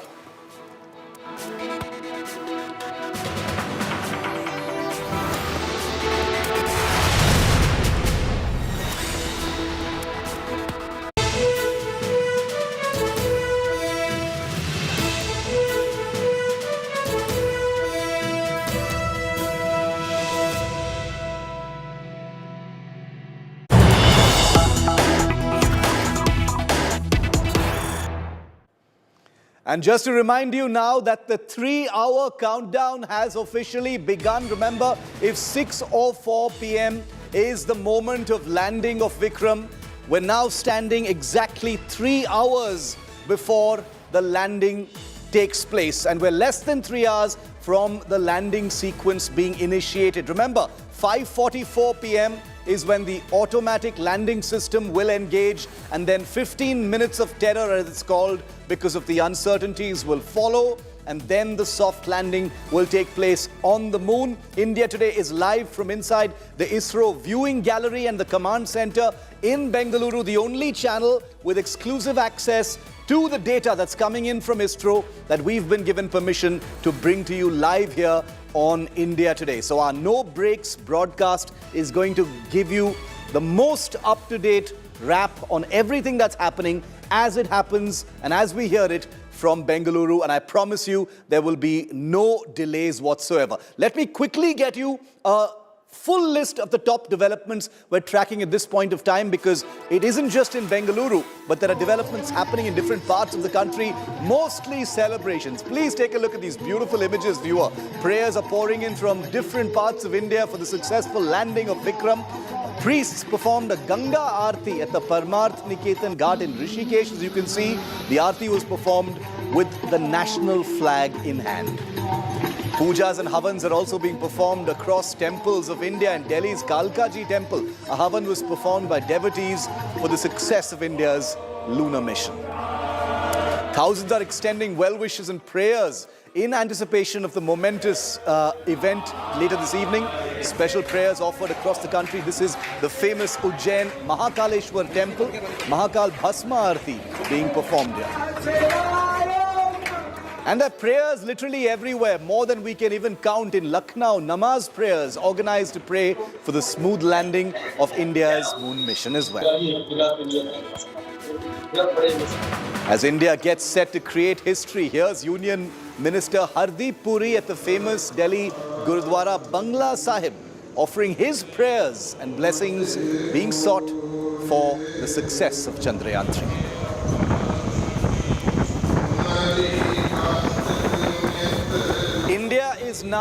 India is now just 3 hours away from landing on the moon. This is moon history.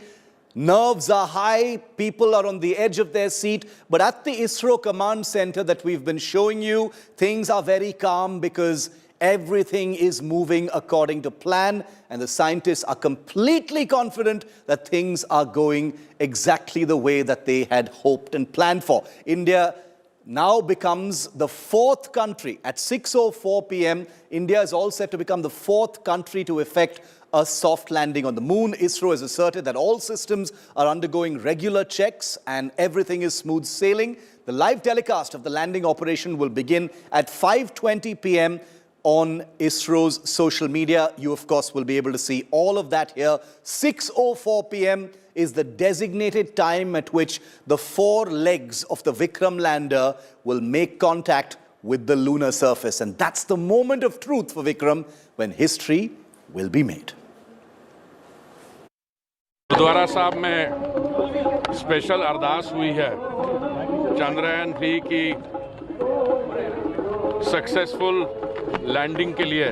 माननीय मोदी जी के नेतृत्व में हम कहां पहुंच गए हैं। सिर्फ अर्थव्यवस्था नहीं, इसमें साइंटिफिक टेक्नोलॉजिकल प्रोग्रेस। और मैं सिर्फ यही चाहूंगा, अभी हम अपनी प्रार्थना अरदास को कंटिन्यू रखें।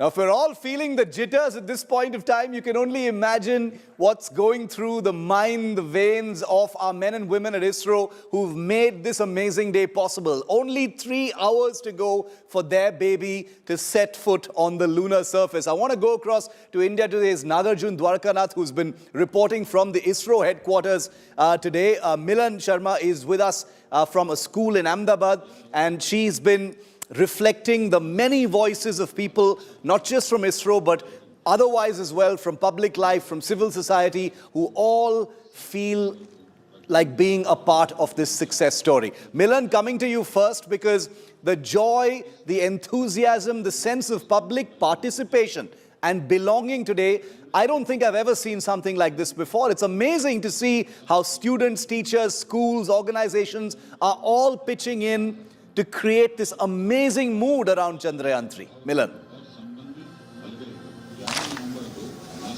Oh, absolutely, Shiv. I feel ecstatic to bring you this report from Ahmedabad in Gujarat, where you can see students from various schools have come forward, and what you can see here is a celebration in form of a garba. Traditionally, whenever Gujarat wants to celebrate anything, a victory, garba is what people really break into. And just look at that, you know, these are children who've come here to celebrate India's feat, India's achievement. Since the day they have been participating in painting competition, drawing competitions, and all these kids here, they're from classes 11th to 12th, you know, celebrating with us at the Science City Center in Ahmedabad. And look at that. So that's a board behind them where they have also etched up messages for the Chandrayaan-3 mission. And look at those messages. One of them I would just like to read for you. The next trip is on moon. And one student writes, you know, nice to see you, excited to know more about the moon. And one says, we will be successful. One says, चांद तुझे पार के रहेंगे हम और चांद तुझे देखने का ख्वाब पूरा हुआ. So Shiv, look at that. You know, these are the excited times that our children are. And as you can hear behind me, the excitement just is growing by the minute, with music, with dance, with the, you know, teachers, students, everyone participating in this success. And there you have it. The music for Garba has just started. And Shiv, I feel like dancing myself, but just look around me. And it feels nice for such an achievement, and where students themselves are also participating and enjoying in the triumph of our ISRO scientists, ISRO SEC Space Application Center, which is also based in Ahmedabad. And perhaps today everyone is waiting with bated breath. Milan, you can totally dance now if you feel like it. Nobody is going to stop you from doing that, but I'm definitely going to make you dance at 6:04 p.m. because we're going to come back to you then also, and between now and then also, and you're going to dance then. I'm sure everybody's going to be dancing at that point of time. But before I go back to Milan, Nagarjun Dwarkanath is at the ISRO headquarters in Bengaluru. He's been speaking to the scientists. Now remember, viewer, and I'm going to be totally honest with you. Right now, nobody is disturbing ISRO. The scientists, the team there, they need their complete focus. India Today, the media are not bothering them.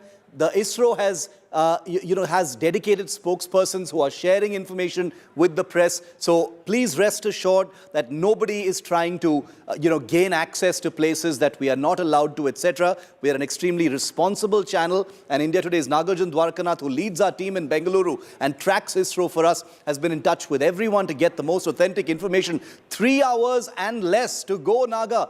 If nerves are going to be high, I'm just wondering what 5 o'clock's going to be like.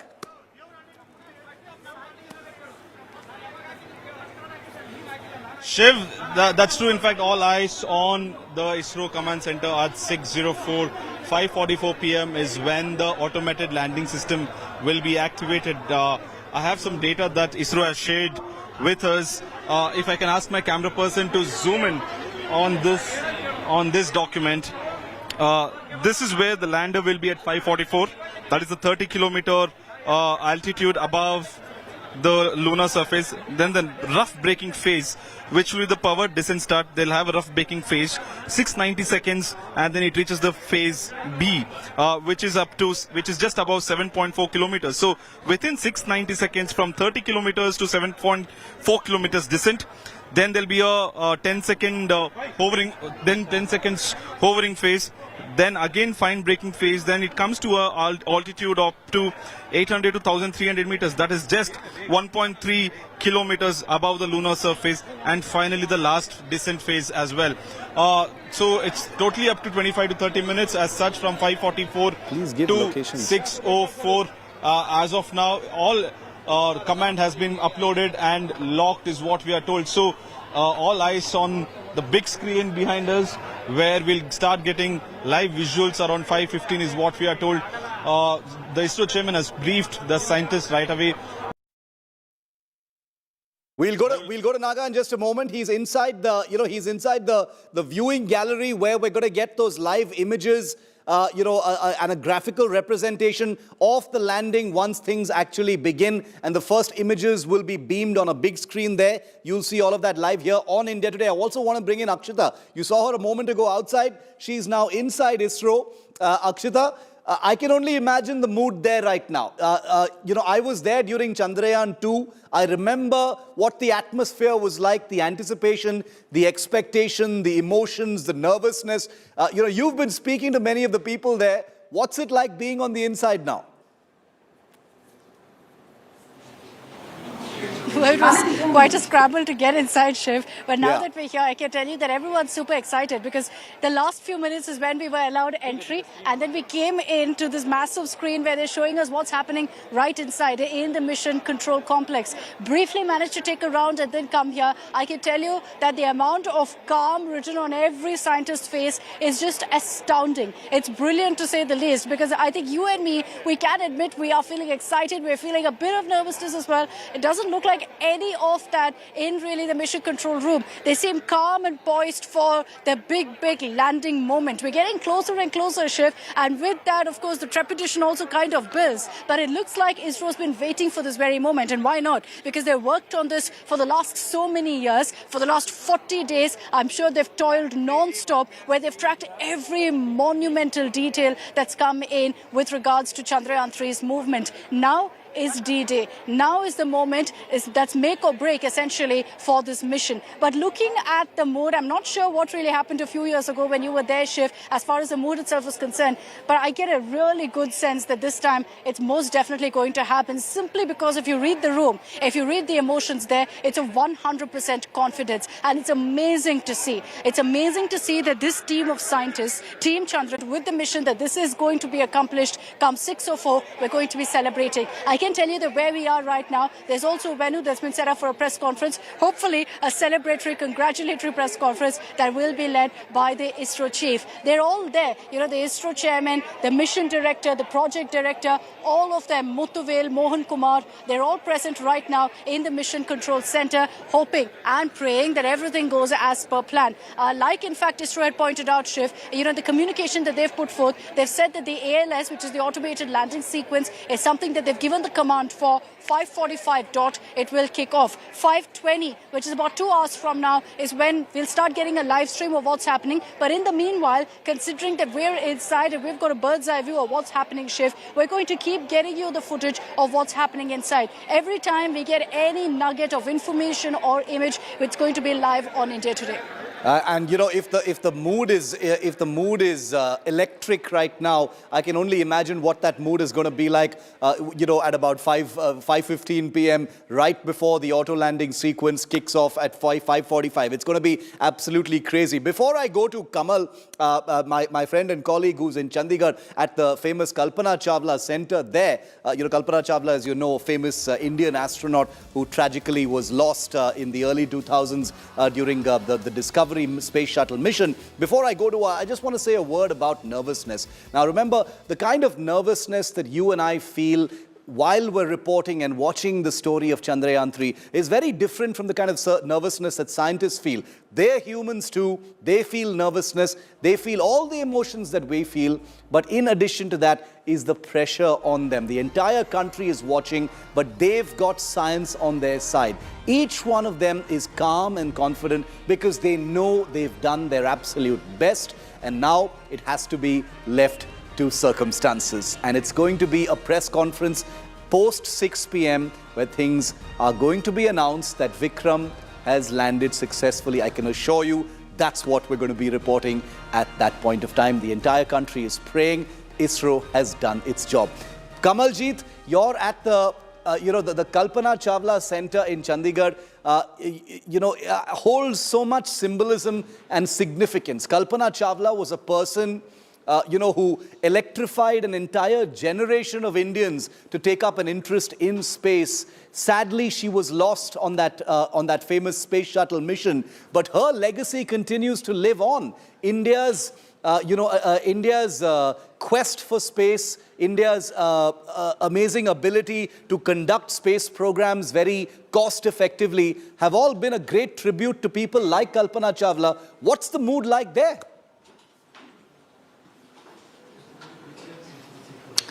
While with the rest of India waiting with bated breath, so are Chandigarh people. We are in Chandigarh University where this research center really is. Let's just have a word because we have the gentleman with us. First of all, fingers crossed really for this because now the countdown is really beginning. Is a gentleman, he's also Professor Dheeraj. He's also been with ISRO and a DRDO scientist.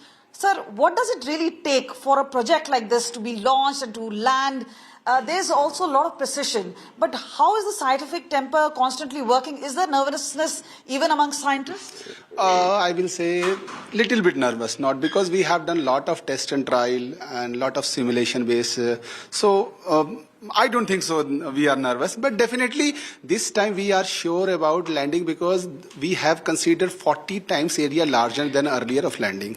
But rest of the climatical effect we cannot say. All right, look at those screens, Shiv. You will just have a look at the screens. This is where the entire classroom is going to be waiting and watching. They're getting live updates. We have with us a woman, a student of aerospace. Let's just have a word with her. You know, a lot of women have been associated with this project. How happy are you about this? Actually, I'm very happy, and seeing women coming up like this is very good for India, and it's a proud moment for us. Even women are contributing towards the space field, and we are here to learn about the space. And Shiv, let me tell you, when we asked these students how many of them were actually awake at that point of time 4 years ago when Chandrayaan-2 was, and let's just have a look at the answers. How many of you were there? Look at that. Look at the number of hands raised up. So yes, let's just talk to more students. This time around, everybody's saying there's a positive feeling about it. But watching it as a scientist, as a science student, how different is it from a layman? What is the difference?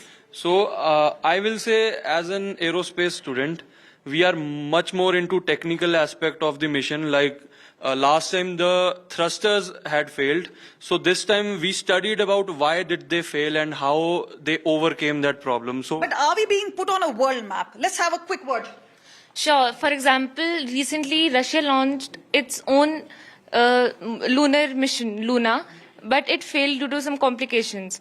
And earlier Russia and earlier Japan and Israel also had tried, but they also failed. So if we are successful in this landing, then we will be the first ones to land on. So India's finest moment here, and all these students. And remember, in the evening, a much bigger screen, the one CUP behind me, a much bigger screen will come up, and the entire university students are going to gather there. And this is going to be one proud Come right back to you when that happens, Kamal. Thanks very much. Good to hear from those students. We'll be hearing from them again in a little bit. Also, very happy to bring on board our coverage now Jonathan Levy. He's space correspondent who joins us now from London. Jonathan, good to have you with us. It's always nice to get a perspective from you on this developing story. We're now, 3 hours away from what is hoped to be a successful soft landing by the Chandrayaan-3 mission on the lunar surface. We here in India are looking at it very closely and have been for a long time. How are you looking at it from London, the importance of the Chandrayaan-3 mission? How is it being reported in your eyes, Jonathan? It's getting wide reporting here and around the world, as no doubt you're aware. Yes. I think, first of all, ISRO is held in very high regard. Some very quality science and scientists and work coming out of that organization. And I think it's so important for all space agencies around the world that this mission is successful. It's one of the trailblazers as part of the move to return to the moon. And so all eyes around the world, as well as here in London, are on this mission and wishing it well. Jonathan, one of the common questions one gets from viewers, from those watching us and our coverage is, if countries have managed to land successfully on the moon, way back in the 60s, why is it still a challenge now? What is your perspective on that? Because this technology has existed for a long time, so people do wonder why it's still a challenge. Yeah, well, I guess the physical scientific challenges remain in terms of these are very difficult things to accomplish. Yes. It's not called minutes of terror to the landing lightly, because effectively, I don't know whether you saw the film Toy Story, when Buzz Lightyear was accused not of flying, but falling with style. And in effect, when you land on any planetary body like this, you are falling with style, and you need great style to do it successfully. So now we have much better computing power, which helps with the level of potential success of these things. But I guess it's been a combination of political will and waiting for these advances to say now is the time that we can afford to go back to the moon and use that as a stepping stone for humankind's journey on into space. In your view, Jonathan, because, space programs do sort of flow into each other, a lot of information is shared, there is a great common resource of learnings, for the scientific and academic community from space programs everywhere. How does the scientific community look at the Chandrayaan-3 mission? What are they hoping, to learn? What are they hoping will be discovered from this mission? Because as we know, each of these missions is expensive. There are few and far between. So each one is an opportunity to learn more. It is indeed. And the reason this is so important is that it's landing at the South Pole, an area that has come in under increasing scrutiny in recent years because of the presence of water there. So the South Pole is likely to be the place where we can start a permanent base and use that water not only to create oxygen, but potentially propellant for working on the moon. And therefore, the experiments that will be carried out, even though they're only planned to last over 14 Earth days, are very important to look at those compositions at the South Pole, to understand what's happening there, to maybe find some evidence of water in this mission, and also to prove all the components successfully to be able to do this again with greater research and detail going forward over the coming years. Certainly appreciate your perspective, and thank you very much, Jonathan, for joining us on this story. Very, very exciting moments for us here in India, and clearly from what Jonathan says, everyone around the world has, at least a comparable degree of anticipation about the success of Chandrayaan-3. Thanks very much, Jonathan. We'll connect with you again in a few hours from now. But back to the celebrations, the jashan, the namaz, the prayers, the puja, all across the country is non-stop. It started early this morning, and it simply isn't stopping. Samarth is with us from Lucknow. Suryagni is in a temple in Kolkata, I presume. Suryagni, what's happening there? Non-stop prayers, non-stop spirituality. The science is taken care of. Now the spirituality is also being invoked by people across the country. What's happening where you are?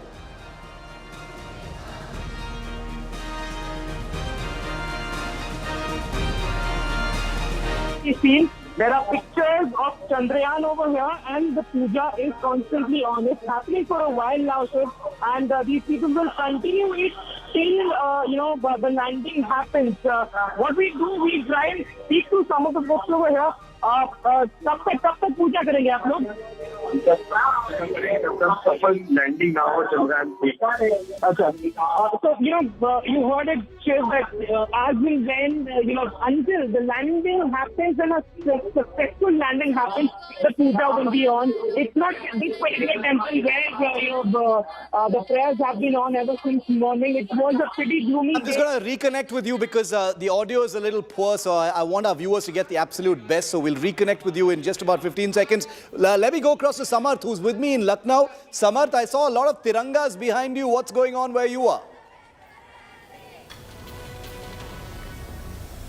See, Shiv, it's the moon mission for India. All eyes are on Chandrayaan-3, and schools, colleges all over UP also are celebrating this moment, a historic moment. I am present at the AIM College of Lucknow. First, you witness the visuals out here with the children, with the students out here waving the Indian national flag out here. They are in full of enthusiasm and singing patriotic songs as well. As you will be seeing out here, the visuals and even the LED screens, the projectors have been erected out here, which are showing the visuals out here, the Chandrayaan-3, and the students out here are singing the patriotic songs. I would ask the cameraman to pan the camera out here. ये गुलसिता हमारा हमारा सारे जहां से अच्छा हिंदुस्ता हमारा हमारा सारे जहां से अच्छा. If you are seeing all these visuals out here, I'm also being joined by a lot of professors, the principals out here, to tell me what are the arrangements out here and how you are skillfully telling the students about this particular project. All right. The matter of fact that we are delighted to witness this moment does not even begin to quantify real joy, because the mission that started 40 days back in Sriharikota, now we are about to witness its soft landing on the moon. How students are excited, because you are also erected the projectors out here. So the students have been extremely excited, and they have been preparing with their props, and also have been updating their information. So as you can see in this smart theater, they have assembled since morning, and they are constantly... Let's speak to the students also, Shiv. You should see the visuals out here. How excited you guys are today? Tell me. We are so excited about it, and we are all together here to celebrate this. So you expect Chandrayaan-3 to be landing today? Yes, sir, we are very excited, and I feel so proud as being an Indian. We are getting this opportunity, and it will be a very historic moment for our India to be like we are reaching to the moon, and it's very proud for me. Okay, we saw that how Chandrayaan-2, despite various, but this time it's again Chandrayaan-3. So how excited you are and how you are thinking? We are very excited because it is the third attempt, I think, and from being an agricultural sector, from being a country which is great in agriculture to being an IT hub, it is very great. So let's talk to the boys as well. So how excited you guys are, because it's the rover, the lander, everything is around. What do you know about Chandrayaan? We are very excited for it, and it is a proud moment for us for being it, and we give congratulations. And we are happy to see that. And we are proud to our country, and so Shiv, you saw the visuals out here, and let's again go to that the melodious, the patriotic voice of this particular thing. आपस में बैर रखना मजहब नहीं सिखाता, आपस में बैर रखना। हिंदी है हम, हिंदी है हम, हिंदी है हम, वतन है हिंदुस्तान हमारा, हमारा सारे जहां से अच्छा। So you saw the visuals out here, and the way these students are waving the Indian national flag, you can see. And I love the fact, Samat, I love the fact that they're singing Sare Jahan Se Acha. There isn't a greater song or a more fitting song for an occasion like this. Remember, Sare Jahan Se Acha were the words uttered by Rakesh Sharma, India's first man in space, when he looked down at India, when Prime Minister Indira Gandhi at that time asked him how India looks from space, he had said the same words that these children you just heard had said, Sare Jahan Se Acha. I want to also bring in, more people from civil society who have a stake in astronomy and India's space programs. Aryan Mishra is the founder of a startup called Astroscape, which is a citizens' initiative towards more citizen involvement in science in the country. He's an amateur astronomer as well. Aryan, welcome. Good to have you. How excited are you? What's your mood like today ahead of the Chandrayaan-3? It's actually incredible, to be honest, because we space enthusiasts, this is something which is going to begin a new era of science. When I talk about new era, technically, I'm more elaborative. It's more about knowing ourselves only.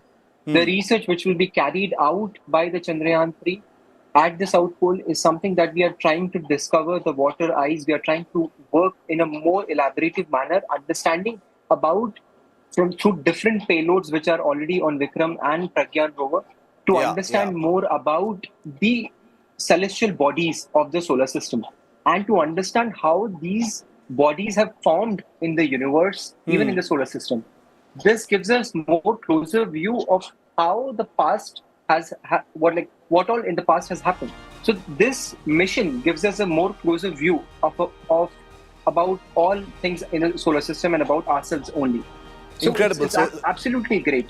So there could be an origin story, arising from what we actually learned from this particular mission. Aryan, also, the vagaries and the unpredictability of space missions, came as a very harsh reminder to us just a few days ago when the lunar 25, craft failed during its attempted soft landing on the moon. And that has come as it's been reported in different ways, but it's something that has only reminded the world that all these decades after humans first set foot on the moon or set, a craft on the moon, this is still a very difficult enterprise. These are extremely complicated missions, and no matter how many times, countries have done them, they continue to be difficult, and those 15 minutes of terror will never change. Yeah, absolutely. I technically believe because, see, it's all about exploration of space. Even if the Russian spacecraft which has failed, but their data set, it's very important. We have learned because the landing of Chandrayaan-3, where it's exactly landing near the Mazinus crater on the moon, we have learned about that crater and where to land through the data of Chandrayaan-2, of the orbiter data which belongs from the Chandrayaan-2. So we have come out to a conclusion that there can be a safe place to land Chandrayaan-3 exactly at this place. So lunar 25 data of Russia is going to help in the future missions. This Chandrayaan-3 will be extremely helpful for China's Chang'e 5 and Artemis mission of NASA, because both of them are planning to go on South Pole. So everything, the science revolves around science. So nothing is like, that the money went into waste. It's all about exploration. We went to India No, please finish your point. Yeah. Like India went to Mars at the first attempt because we have learned from the failures of other spacecraft which have tried to go to the Mars. Yeah. So it's all about learning and unlearning. You keep moving forward in space. Science never fails. Science always succeeds. I'm really glad that, an expert like you, Aryan, has said this, because just 30 minutes ago I said the same thing, that there is no such thing as a failed mission. Each mission flows into the other. In many ways, in terms of data, in terms of learnings, each space mission fuels the other. And that's the reason why I take great exception when Chandrayaan-2 is described as a failure. It wasn't a failure. I was there in Bengaluru. I'd spoken to the scientists there as well. No part of it. The last objective was not met. But that does not mean that there were gargantuan learnings that have in many ways informed and bettered Chandrayaan-3. So something that is so useful not just to the Indian space program but to space programs everywhere else in the world can by no means be described as a failure. And in the same way, Luna 25 can't be described as a failure because, like you rightly said, the learnings from there will make some other future program just that little bit better, and therefore it cannot be called a failure. Aryan, really appreciate it. Good talking to you. All the best with Astroscape. We'll keep connecting with you as we get closer to the landing of Vikram on the lunar surface. For the moment, I'm going back to the Jashan celebrations because they're coming in from everywhere. They're deafening celebrations, and we are most certainly not going to ignore them. The Ram Temple, there's a famous Ram Mandir in Kolkata where Suryagni is standing by. Suryagni, I hope you can hear me because earlier I think the noise was so great that you couldn't hear me. Take it away, Suryagni. A big puja happening at that Ram Mandir in Kolkata. Well, absolutely, Shiv. We are showing you live visuals. People are here. We were, witnessing how these people were praying ever since morning. They were chanting hymns and, with the tricolor in their hand. There are, pictures of Chandrayaan as well. We can see laddus over here as well, which has been offered for puja and which will be, given out to everyone who's in and around this particular area. We'll, try and speak to the youngsters who are over here as well. कब तक चलेगी आप लोगों की पूजा? हम सब की पूजा तब तक चलेगी जब तक सक्सेसफुल लैंडिंग चंद्रयान 3 की ना हो. ठीक है, हम तो चाहते हैं चंद्रयान 3 की सक्सेसफुल लैंडिंग हो. So we'll ask other people as well. There are seniors as well. दादा ये पूछेंगे कि लड्डू इतने ही हैं या फिर जब लैंडिंग होगा और लड्डू मंगवाएंगे? बगल में दुकान है बहुत सारे और आज हम लोग को हर्षोल्लास की बात है 6:05 में चंद्रमा पे हम लोग चंद्रयान 3 का लैंडिंग सॉफ्ट लैंडिंग होगा. यही हम लोग ये महादेव जी की मंदिर है और ये सावन का ये हम लोग का पवित्र महीना चल रहा है और महादेव जी से यही हम लोग की प्रार्थना है कि चंद्रयान 3 का सफलपूर्वक लैंडिंग हो. So this is what, we can understand the emotions over here, which are, soaring extremely high as Chandrayaan's flight, and everyone, irrespective of wherever that person is throughout the country, we want a very safe landing of Chandrayaan so that, we go on to make history, and we hope that we go on to make history. That is something that these people, you and I, everyone wants. Shiv, back to you.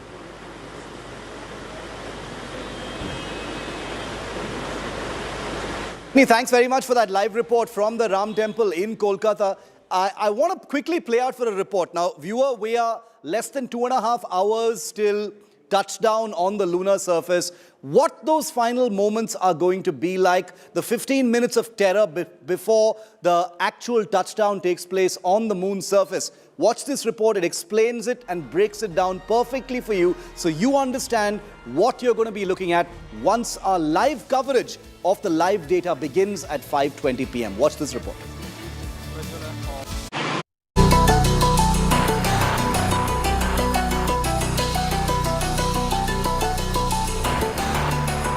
The Indian Space Research Organization has successfully reduced the orbit of the Chandrayaan-3 mission's lander module Vikram on Sunday. Vikram is on its own journey towards the lunar surface now. Equipped with 4 landing legs and 4 landing thrusters of 800 newtons of force each, Vikram is designed for a soft landing on the moon. It carries within it a rover named Pragyan. Chandrayaan-3 is largely a replica of its predecessor Chandrayaan-2. Chandrayaan-2 was launched in July 2019 in the form of an orbiter and a lander Vikram bearing a rover Pragyan. Vikram entered into orbit around the moon, but the surface mission failed in September 2019. The lander Vikram crashed instead of executing a slow descent. ISRO later identified a problem.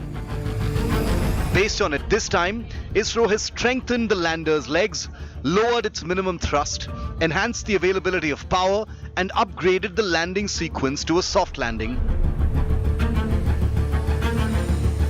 The Vikram lander is currently traveling at about 25 kilometers above the lunar surface at a speed of 6,000 kilometers per hour. From this, it needs to come down to a speed of 1 meter per second within seconds. It then further needs to make a sharp 90-degree turn as it starts moving away from its orbit. ISRO will need to make some major adjustments at very quick, almost breakneck speeds. To achieve a successful landing, Chandrayaan-3 has lander hazard detection and avoidance cameras that will be used to coordinate with the orbiter and mission control as the lander makes its careful descent approach to the surface of the moon. Vikram, the lander module, also carries Laser Retroreflector Array or LRA. It would carry out a passive experiment to understand the dynamics of the moon system. Once the soft landing is achieved, the rover Pragyan will be deployed on the lunar surface on the South Pole to carry out its own research to find evidence of water molecules. So we are going to measure it for the first time. What is the kind of profile that will be existing? So you have a probe that will be inserted into the lunar regolith. We will penetrate up to around 10 centimeter for probing. Actually 14 centimeter including the tip. The tip will be actually aiding us to penetrate. So 10 centimeter of the lunar surface will be probed. Temperature will be measured, and basically it will give you the conductivity. This regolith can be a building block for future space bases, lunar bases. Chandrayaan-3 is the third installment of the Chandrayaan series and represents India's second attempt to achieve a soft landing on the moon's surface. So far, only 3 countries have successfully landed spacecraft on the airless lunar world. Failure of the recent Russian moon mission has put the limelight back on India's Chandrayaan-3.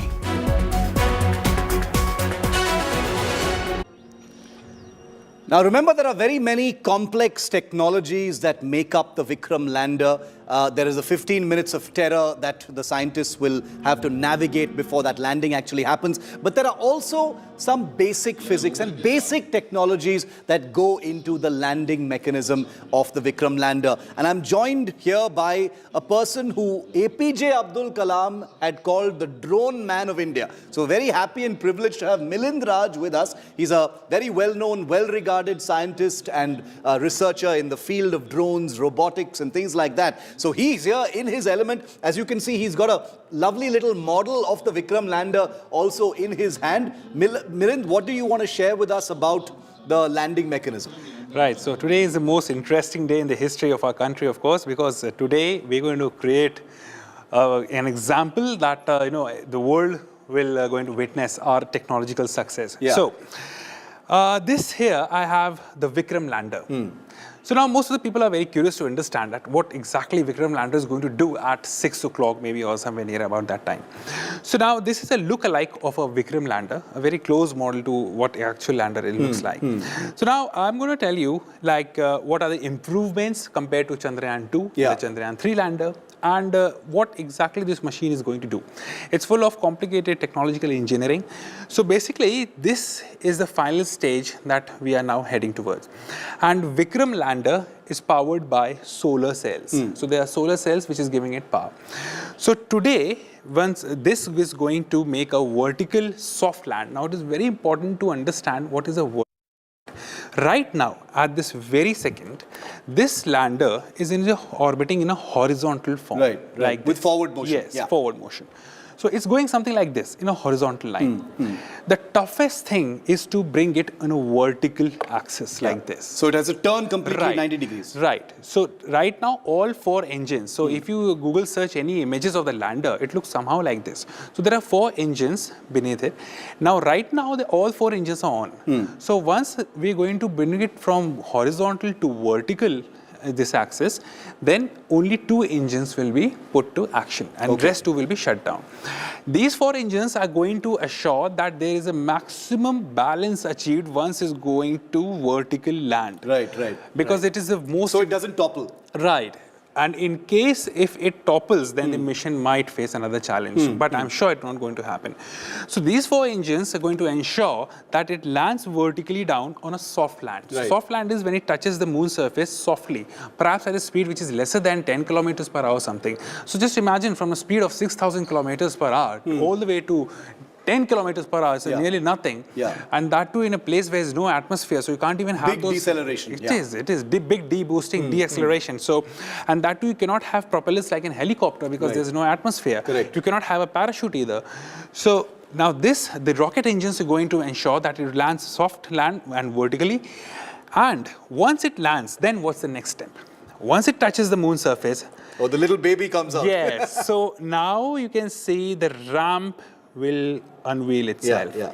And once the ramp will come out, our super favorite Pragyan rover is going to come out. 6 wheels. 6-wheel robot, 3 each side, and this rover, which we call as Pragyan, is going to do all the exploration, is going to find the elements, minerals, and also the much awaited, like we're going to have some traces of frozen water on the moon surface. He's the guy who's going to be sending back the pictures. Of course, he's the guy, he's a friend. So now another question, what will happen to the lander once the rover is out? Is it of any use, or is just like, something, another important thing? Right. So the answer to this is that Pragyan, the rover, the robot, or we can say, is a device that will collect the data, it will send it to the lander, and now lander will send it to Beams that data back to the Earth. to ISRO. Right. So lander, Pragyan, I mean the rover, the lander, and ISRO ground station control, satellites, the things we're going to receive, and all the antennas, huge dish-size antennas. All 3 will be synchronized and communicated with each other. So this is the thing which we are going to experience and witness today at 6:04. Achha, there's another condition. What if we didn't land successfully today? So suppose, first of all, but ISRO claims that we have the best of the fail-safe technology in it. Right. So even during the worst-case scenario, we'll make a landing, and we're going to make a soft landing, because there are certain major improvements. First of all, if you closely look at the lander, the Vikram, you see there are 4 legs here. Yes. These are known as landing gears. Right. LG, landing gears. This time we have better landing gears. Okay. Also, we have better engine. The rocket engines are much of a higher capacity. And these are lessons learned from the last time. From the Chandrayaan too, correct. So we are very sure that we are not going to fail this time. We will land. And the challenge is there are a lot of cameras installed in the rover. So there are cameras beneath the rover which are going to take the pictures and to the most intended... When does the rover come out after landing? How long after the landing will the rover be deployed? Now it depends. Once the lander touches down, and then we are going to decide that is it now okay to start with the rover mission, or we need to do some more exploration. So it's kind of thing which is in our control. Okay, so the scientists will decide. Right. Okay. So now what next is that one more important thing, both the rover, the robot or the Pragyan and the Vikram lander are powered by solar energy. Right. So if there is no sun, system will come to a halt. Right. So it has to be charged. Yes. It has to work with the sun. Yes. So we have a time of 14 days because one lunar day on the moon is equal to 14 days on our Earth. So we have plenty amount of time, and we are pretty sure. And the weight of the rover. One more thing I would like to mention: the rover is somewhere 26 kg in weight. Okay. The lander is somewhere around 1740 kg in weight. Right. The propulsion module, which has already left now, has been detached, that weighs around somewhere 2,400 kilograms. But at this stage, we have a 26 kg rover and a 1,700 kg lander. Amazing. So this is it, and this is all the beautiful story of the very complicated technological engineering which India is going to witness. You've also brought a drone here, Milind, and we wanted to know what you're going to demonstrate with that, since you are the drone man of India. I would be amiss not to. Right. So I got a drone here to explain you. Okay. I'll hold that for you if you want. Yes. So now let me come back here. I was just mentioning about the 4 engines that the lander have. These 4 engines ensure there's a vertical land. These 4 engines are also going to ensure that from horizontal is going to come to a vertical stage. Correct, right. So now how these 4 engines are going to ensure that the axis is maintained to the best possible stability so that it doesn't topple. Right. Now let's assume these are rocket engines. And in a drone, they are also engines, but they're kind of electric motor engines. They are propellers, which are going to create the propulsion. Propulsion means something to push when you push them. So now I'm going to give you a demonstration. Yeah. You just hold it I'll like hold that this. like that. Yeah. So now in a drone. So first I'll just explain you. I just want you to do a close-up. Yeah. So in a drone. Yeah. Like the 4 engines like here. the four engines, yes. So we have 4 engines here. These are electric motors. Yeah. And for a demonstration purpose, I'm putting this. Yes, absolutely. So now you see how beautifully a drone maintains its vertical balance. So I'm going to take it off and I'm going to bring it to a certain height. Yeah, right. Now if you see, I hope my audio is clear. Yeah. Now you see how stable this machine is. There are 4 engines. Now what if I try to push it, and how the system is going to again create an algorithm which will balance it. Right. So like, you see? Doesn't let you Even if I push it, you see? Maintains it. Yeah, it maintains it. It creates a different kind of thrust. Like if I pull it from this side, the motor on this side, on the left side of us, is going to spin faster so that it creates more thrust. Right. Similar thing in the rocket engine.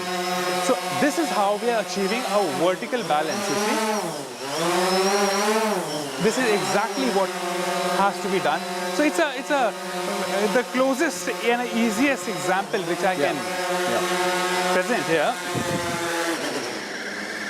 So this is a very small engineering compared to what lander. No, but that's a great example because it demonstrates the basic physics of what they're looking at.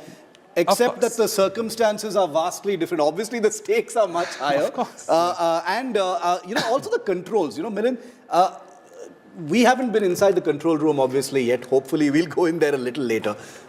I'm not assuming for a moment that the control of a drone is going to be the same as controlling the Vikram lander. Two different How complicated are the would the control console for the Vikram actually look like? Okay, so how difficult would that be? Right. So, of course, we have reached to a point when things are more autonomous. Yeah. There's a very complex AI system. Even the lander has AI. So there's a condition also defined. Suppose if the lander is unable to decide, because once it's going to come close to the moon surface, there's a problem of dust. Right. The dust might damage the sensors. There are different kind of anti-hazard sensor. There are kind of different kind of optics, camera sensors. Moon dust gets kicked up. Moon dust might affect the sensors. Okay. So in this case, if we are not able to find out is it the right place for a yes or a no, then the lander itself, the AI will trigger in and it will decide the best possible space to land. Fantastic. And that's a beautiful piece of artificial intelligence. Cutting edge. Tech engineering. I think what you've painted for us here, Milind, is an absolutely a marvelous slice of science. Of course. I think it's very important for our viewers, to me personally, to the channel, that you've used such a simple example to demonstrate the basic fundamentals involved in this. There's no air, there's no atmosphere there, so the differences are there for people to understand. And you also cannot use a propeller system like in helicopters or in drones. Correct. There's no atmosphere. There's no air. You cannot use parachute system. There's no atmosphere. Absolutely. So incredible. Milind Raj, thank you very much for joining me. That was extremely illuminating. We're actually going to be equipped now to understand a whole lot better how these things actually work. A drone and the Vikram lander, one an analog of the other, similar in many ways, but so vastly different in how complicated one is versus the other. But science remains science. Milind, appreciate it. We'll keep coming back to you. Thank you. As Milind said, this is going to be fail-safe. Whatever happens, there's going to be a landing, and I feel it's going to be a completely successful landing. The science is locked. The spirituality, as you saw from different places around the country, is continuing to pour in, and nothing could be better poised for Team Chandrayaan-3. We're taking a very, very short break, I promise, and we're right back with our live coverage here on India Today.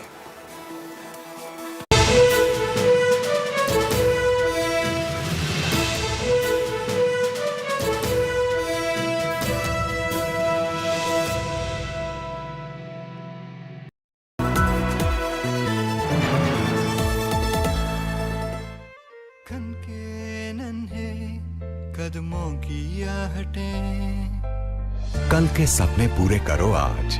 रहो एक कदम आगे Tamil Nadu mercantile bank के साथ।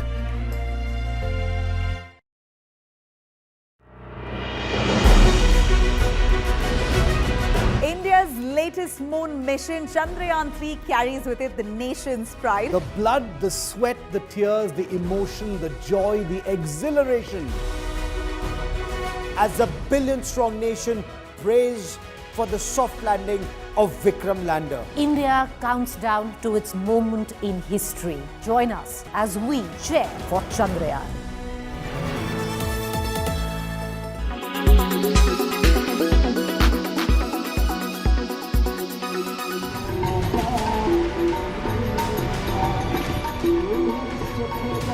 Faith,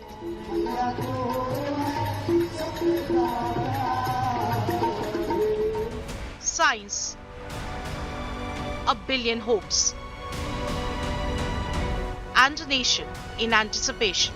As Chandrayaan-3 gets set for its tryst with the moon, India is on the edge of its seats. From puja in Varanasi in Uttar Pradesh to a yagna in Karnataka's Vijaypura,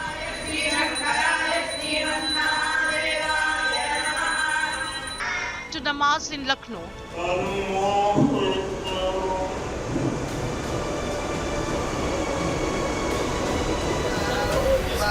from Lord Shiva to Hanuman and Allah, from old to young, India's historic mission has brought its people together in praying for its success, all hoping for Vikram's safe landing.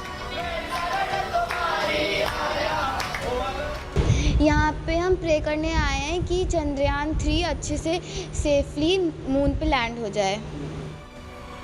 India's historic movement has everyone riveted. Children across schools are aiming for the moon. Others are dressing up like Chandrama. हम लोग इसरो के नए rocket craft Chandrayaan 3 को prayers देने आए हैं कि वो सक्सेसफुली मून के ऊपर लैंड कर जाए. Chandrayaan-3 has ignited Indian minds like never before. From art to song and dance, all are moonstruck.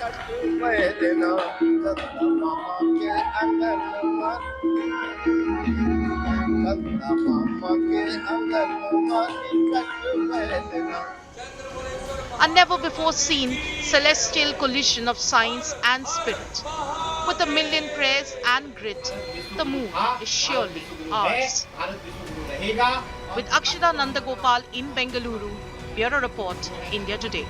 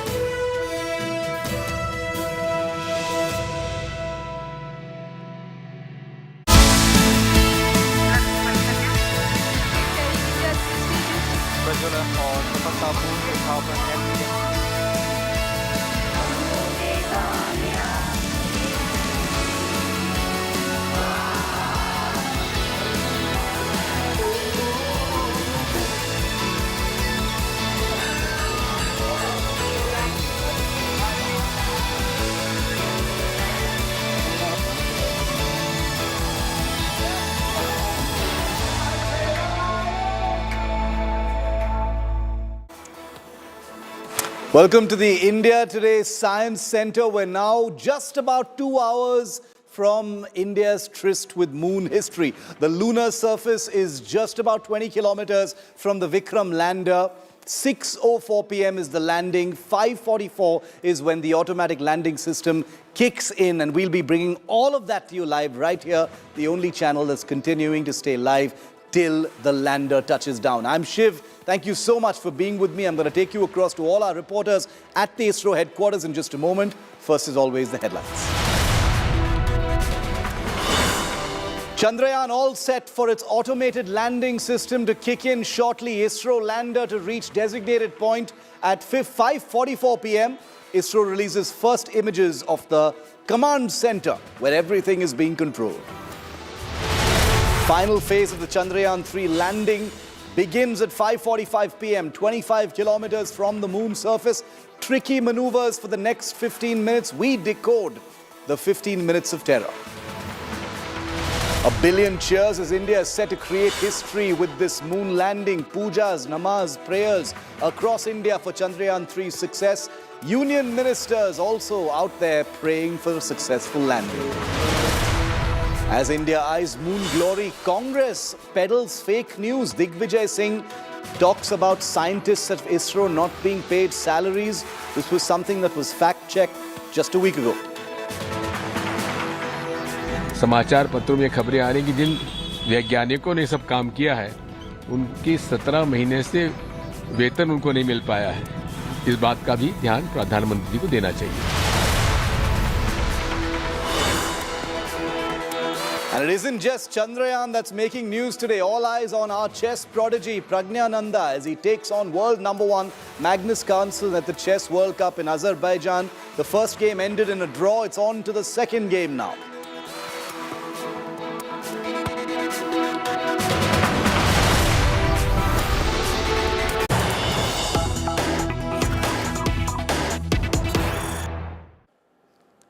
And only 2 hours to go now for India's moon landing. The Vikram lander is locked and loaded. Everything is going perfectly according to plan. 2 minutes, 2 hours and 4 minutes to go for that final touchdown on the moon's surface. 5:44 p.m. is when the auto landing system will engage, bringing the Vikram lander to its final approach configuration for a soft touchdown on the surface of the moon. 2 hours to go for history to be created for India and for the world. It will be the first landing on the south pole of the moon, which has not been explored by any mission so far. Akshita Nandagopal is at the ISRO headquarters in Bengaluru, where the command center is busy with activity with only 2 hours to go. This is a nail-biting moment that cannot be described.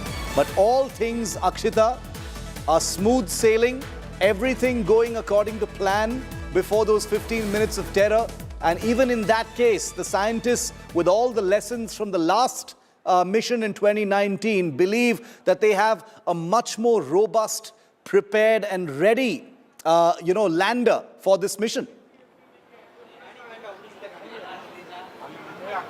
Very true, Shiv. I'd say less than 2 hours, because at 5:20 is when the live streaming will begin. And here, as we stand in the ISRO headquarters, behind me is where we'll be getting you those images of the live streaming as it happens, because that's go time. That's the time when ISRO scientists then will be ensuring they do all their checks and balances to ensure we're fully ready for that soft landing. The 15 minutes of terror that you're referring to, Shiv, in all likelihood, from what I've seen really, and the pamphlets that ISRO has given us, looks like it's going to be 19 minutes of terror, starting at 5:45 or so, going up till 6:04 p.m. And in those 19 minutes, that's the time when ISRO scientists essentially will just watch what's happening, like us. Of course, they'll be tracking very closely, understanding a lot more of what we're seeing on our screens and the movement of the lander itself. But having said that, from 5:20, they'll be busy going ahead and giving commands to the lander.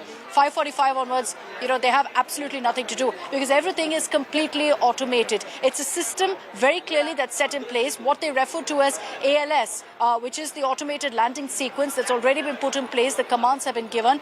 Based on that, the commands that the scientists, that Team Chandrayaan has sent across right now to lander Vikram includes when the 4 engines should come on, when 2 of the thruster engines will be switched off, when 2 will be on. All of that with precise timing down to the second has already been sent across as a command to lander Vikram. So it's just about following a string of commands that ISRO has given. It's just about ensuring that their design, their tech, that they've been working on for the last many years so very hard and toiled over, all of that comes into place, fits in like a perfect puzzle. In which case, 6:04 p.m. from here, I'll be showing you all the celebrations that break out. Incredible. I mean, the entire energy, the entire atmosphere there, it's not going to be easy to describe it in words. But Akshita, I've been where you're standing in 2019, so I know exactly how you're feeling right now. Many of those scientists are the same ones we saw that time as well. The science is locked and loaded. We've got that down. The spirituality and the celebrations and the good wishes of the public is as important as well, and ISRO knows it. Going across to the Nehru Planetarium in in Delhi, where India Today's Nabila Jamal, has been speaking to the people there. Celebrations and energy organized everywhere. Nabila, what's the atmosphere there like at the Nehru Planetarium? Right. Shiv, if you can hear me, I'm right now at the Nehru Planetarium in Delhi, and of course the mood right now is upbeat. Unfortunately, I had a big bunch of people here who rushed in to watch a show. So right at the time when the Chandrayaan is landing, it appears that Nehru Planetarium are selling out back-to-back shows on the planet and an understanding of the moon. In just about a few hours as the Chandrayaan lands, we see that people across Delhi have landed at the Nehru Planetarium hoping to see some kind of telecast. If I can actually ask my camera to pan here. These are, of course, all the media channels here waiting for that live telecast for ISRO to show relay visuals. But that's a screen there that you see where the Chandrayaan-3's movement is tracked. That's precisely the screen that is being tracked here by people who are coming into the planetarium to get a close look of the movement of Vikram lander and its rover Pragyan.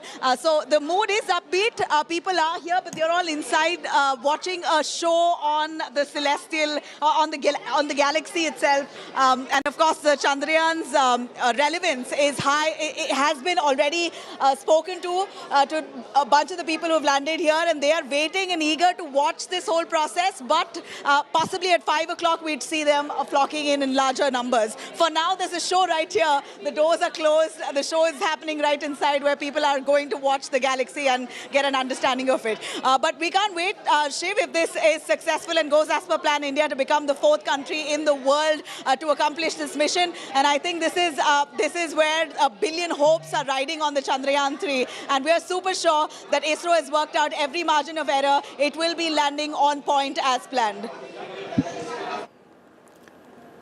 Nabila, thanks for that. We'll keep coming back to you. The people at the planetarium have gone inside. There's a showing of a film right before that big landing, but only 2 hours to go. Less than 2 hours to go. A big crowd and media there, and there are screens behind Nabila where they're going to be showing live images from the ISRO, I suspect. So those images that Akshita brings to us here live on India Today are going to be shown all across the country. Sagai Raj is also with us. He's live from inside the ISRO center, where those images are going to be coming online in just a short while from now. Sagai, it's 4:07 now.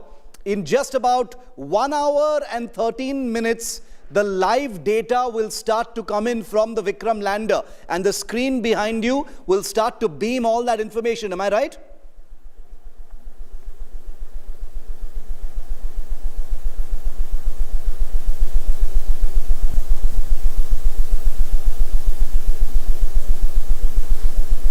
Got a correction, and remember that it is going to be very crucial for the entire ISRO, those 19 minutes, because that is the time where ISRO will try to land the lander on surface of the moon. Remember, there is a speciality when you compare to Chandrayaan-2 and Chandrayaan-3. This time they have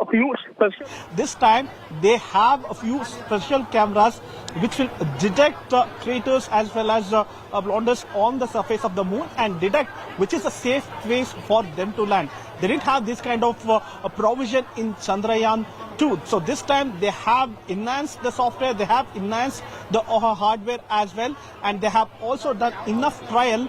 When the lander lands vertically, it lands successfully without any kind of hazard. As of now, they have a radius around 4 kilometers to choose their landing point, unlike in Chandrayaan-2 where they had only half a kilometer of moon surface where they can land. That is the reason the scientists are quite confident, because they have done their homework, they have learned from their past mistakes, and this time they have come up with a better equipment and better software upgradation in the lander. Very, very interesting, Sagai. You know, the graphics, the information that ISRO has shared with us that we're going to be putting out on our screen in just a moment about that final landing sequence. We've just recorded, a chunk that I'm going to play out for you, showing you precisely the kind of science and physics that's going to go into the lander turning 90 degrees, standing vertical, and then beginning that deceleration and descent towards the surface of the moon. Akshita, you know, many things can change between now and the moon landing, but it stands to reason that most things that have been accounted for are pretty much locked right now. There's no atmosphere on the moon. You know, there's no weather system over there to speak of that can really affect things. But, you know, the vagaries of space science means that there's always a possibility of, you know, things having to be pushed till a later date. As you reported, there it could be a plan B for August 27th if things don't work out, you know, in the way that the scientists are hoping for today. But at least so far today, Akshita, correct me if I'm wrong, it doesn't look like plan B is going to be necessary. No, Shiv, absolutely not. I think it's safe to say now that we're locked and loaded for the soft landing happening today, because the information that we had essentially was that, yes, there are some conditions for obvious reasons that are out of our control. While everything with lander Vikram is in place, what happens if, you know, there's some change in the atmosphere? What happens if they suddenly feel that the location that's been chosen is not exactly as smooth as they wanted it to be? ISRO, being scientists, left no chance for doubt, which is why they had that plan B in place. And all along, we kept reiterating here in India today, it's only a plan B. Their primary mission and focus is on ensuring that landing happens today. And look at the beauty of it, Shiv. 40 days ago, 14th July, when the launch took place, I remember we were there in studio, and that time ISRO had said the landing will happen at 5:45 p.m. on this day, on August 23rd. They followed the process to the T, that nothing has changed in that schedule. 5:45 is when the soft landing will begin, and it will go on for 50 minutes. So it will complete at 6:04 p.m. So everything has been followed so much to the T that there has absolutely been no change in protocol, in procedure, or in the schedule. So plan B, yes, was present, but I think it's safe to say now that it's plan A, especially because we were told very clearly that if there is any sort of change, and when I had spoken to ISRO scientists saying, look, is there a possibility of it being pushed from August 23rd to August 27th? I was very nervous personally, because I was like, I cannot take these emotions going on till Sunday. But they did say very clearly that we will know by about 1-2 p.m. if that's the case. That time has passed. Now we're very, very close to the landing time. So at this point, it doesn't look like anything will really change per se. Their forecast seems to be bang on as well. It's 4:11 p.m., which means 1 hour and 9 minutes to go for basically the final stretch of this entire operation, the automatic landing sequence. 5:44 is when that becomes engaged, the 15 minutes of terror, and 6:04 p.m. is when touchdown time is expected. I want to go across. We've got reporters, as you can see, who are stationed at the ISRO viewing center in Bengaluru. Both Sagai and Akshita are there. Samarth is with me live from Lucknow. But I want to go across to Ritik Mondal, my colleague who's with me from Kolkata today. Ritik, where are you reporting from currently? What's happening? We're seeing participation from the public in all parts of the country today, Ritik. Well, Shiv, it's just few hours left for the magnificent movement, and Kolkata is gearing up for this, Chandrayaan soft landing on moon surface. And I'm currently at BITM, one of the significant science center in the city. Remember, Kolkata is a city, whenever such a big space event comes, it gets united. And this time also, Bengal contributed a lot in this lunar mission. And India's moon missions now going to, it's coming to an end, and everybody is waiting, eagerly waiting over here. We can see that this is a special, model has been set up, created to demonstrate to the students arriving over here across the city, across the state, particularly to get a hand-on experience. And remember, I was wondering, Shiv, that these kids, maybe they are studying in schools, but they are well learned about this space mission, and I'm gonna go across to ask them how they are excited at this point in time. लग रहा है कि ये चंद्रयान जो पहुंचने वाला है, इस बारे में जानकारी आपके किस तरीके से है और क्या उम्मीदें हैं आज के दिन से? 14 जुलाई 2023 को भारत ने सतीश धवन स्पेस स्टेशन से चंद्रयान-3 को लॉन्च किया था, और आज चंद्रयान-3 का विक्रम लैंडर को चंद्रमा, यहाँ पर ये विक्रम लैंडर जो है वो आप खुद देख सकते हैं। ये कैसा एक अनुभूति है? इसे देखने के बाद हमें लग रहा है कि we are so close to the moon and we are seeing it by our eyes how they are made, the scientists made this model. It's really exciting movement for them also, and of course for me, Shiv, we have some girl students. You know, in this particular mission, women participate in a larger number, and that's also a very big achievement for the country.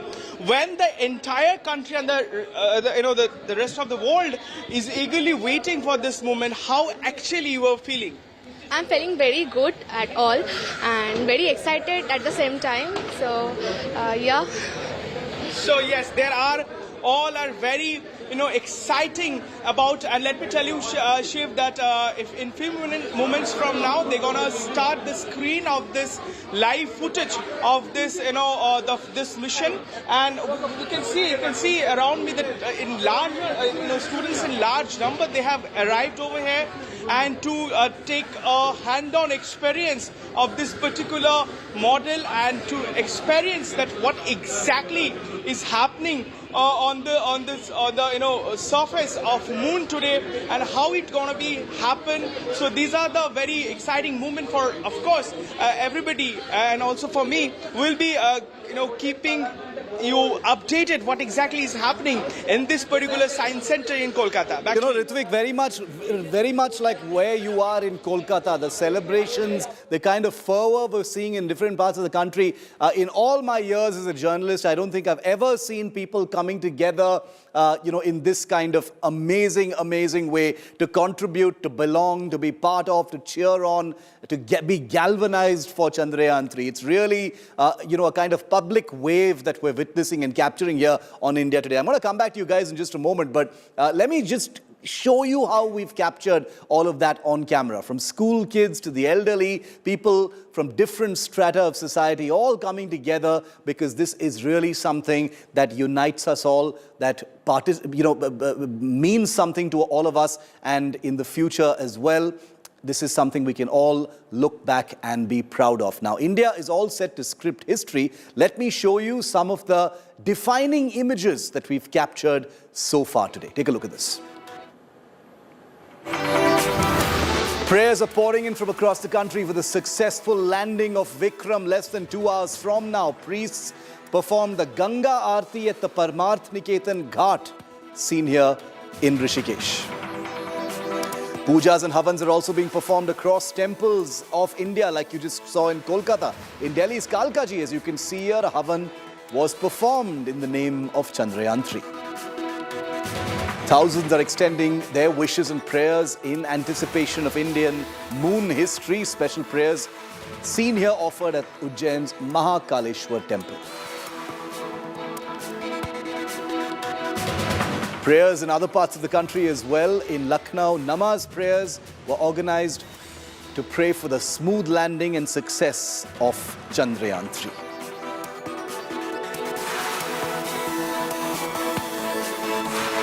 Remember, it's the South Pole that India will be pioneering with this landing at the moon. Nobody has landed there before. Hardeep Singh Puri, Union Minister, seen here at Delhi's Gurdwara Bangla Sahib, offering prayers and seeking blessings for the Vikram lander.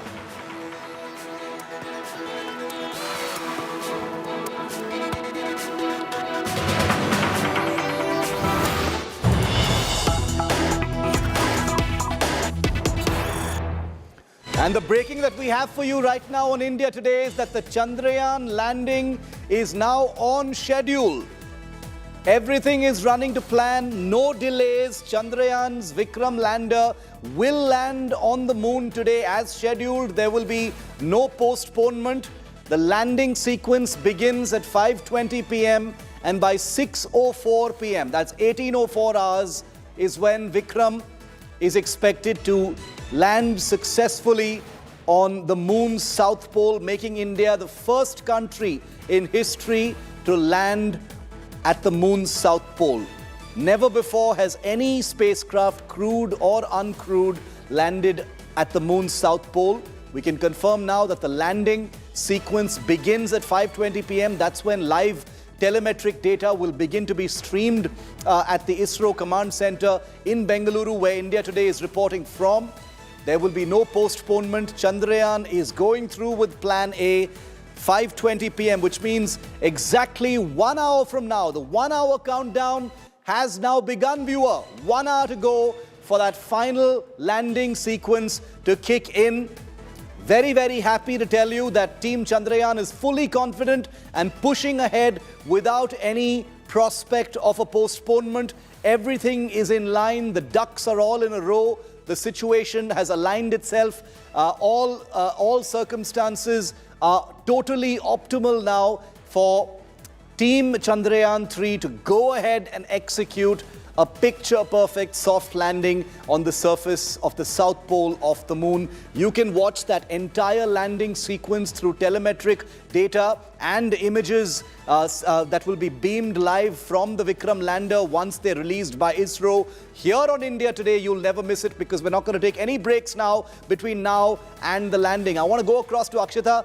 Super news, Akshita. No postponements being deemed necessary, like you said. Locked and loaded. 1 hour to go for the landing sequence to be initiated. We're waiting now with bated breath for those first pieces of data to come live streaming down back from Vikram. I'm personally very, very happy that it's not delayed, Shiva. I couldn't have handled the wait, honestly, because we've been counting down to this day for so many weeks now. For the last 40 days since the launch, August 23rd has been our date with the moon. And ISRO has confirmed right now that they're sticking to this date.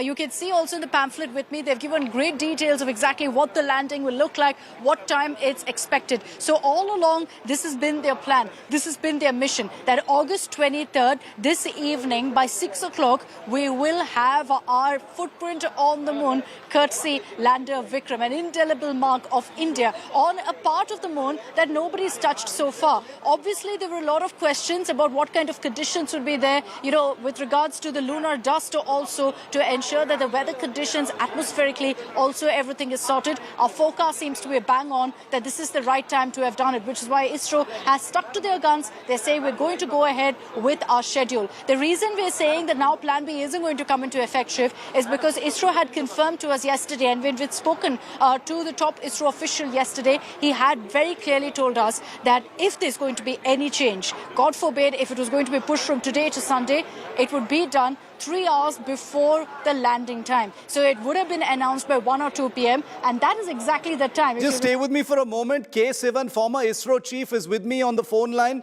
Sivanji, thank you very much, sir, for speaking to India Today. We very much value your words and your wisdom on a day like this. 1 hour to go for the execution of that touchdown on the moon surface, sir. What's going through your mind? What are your sentiments right now, sir?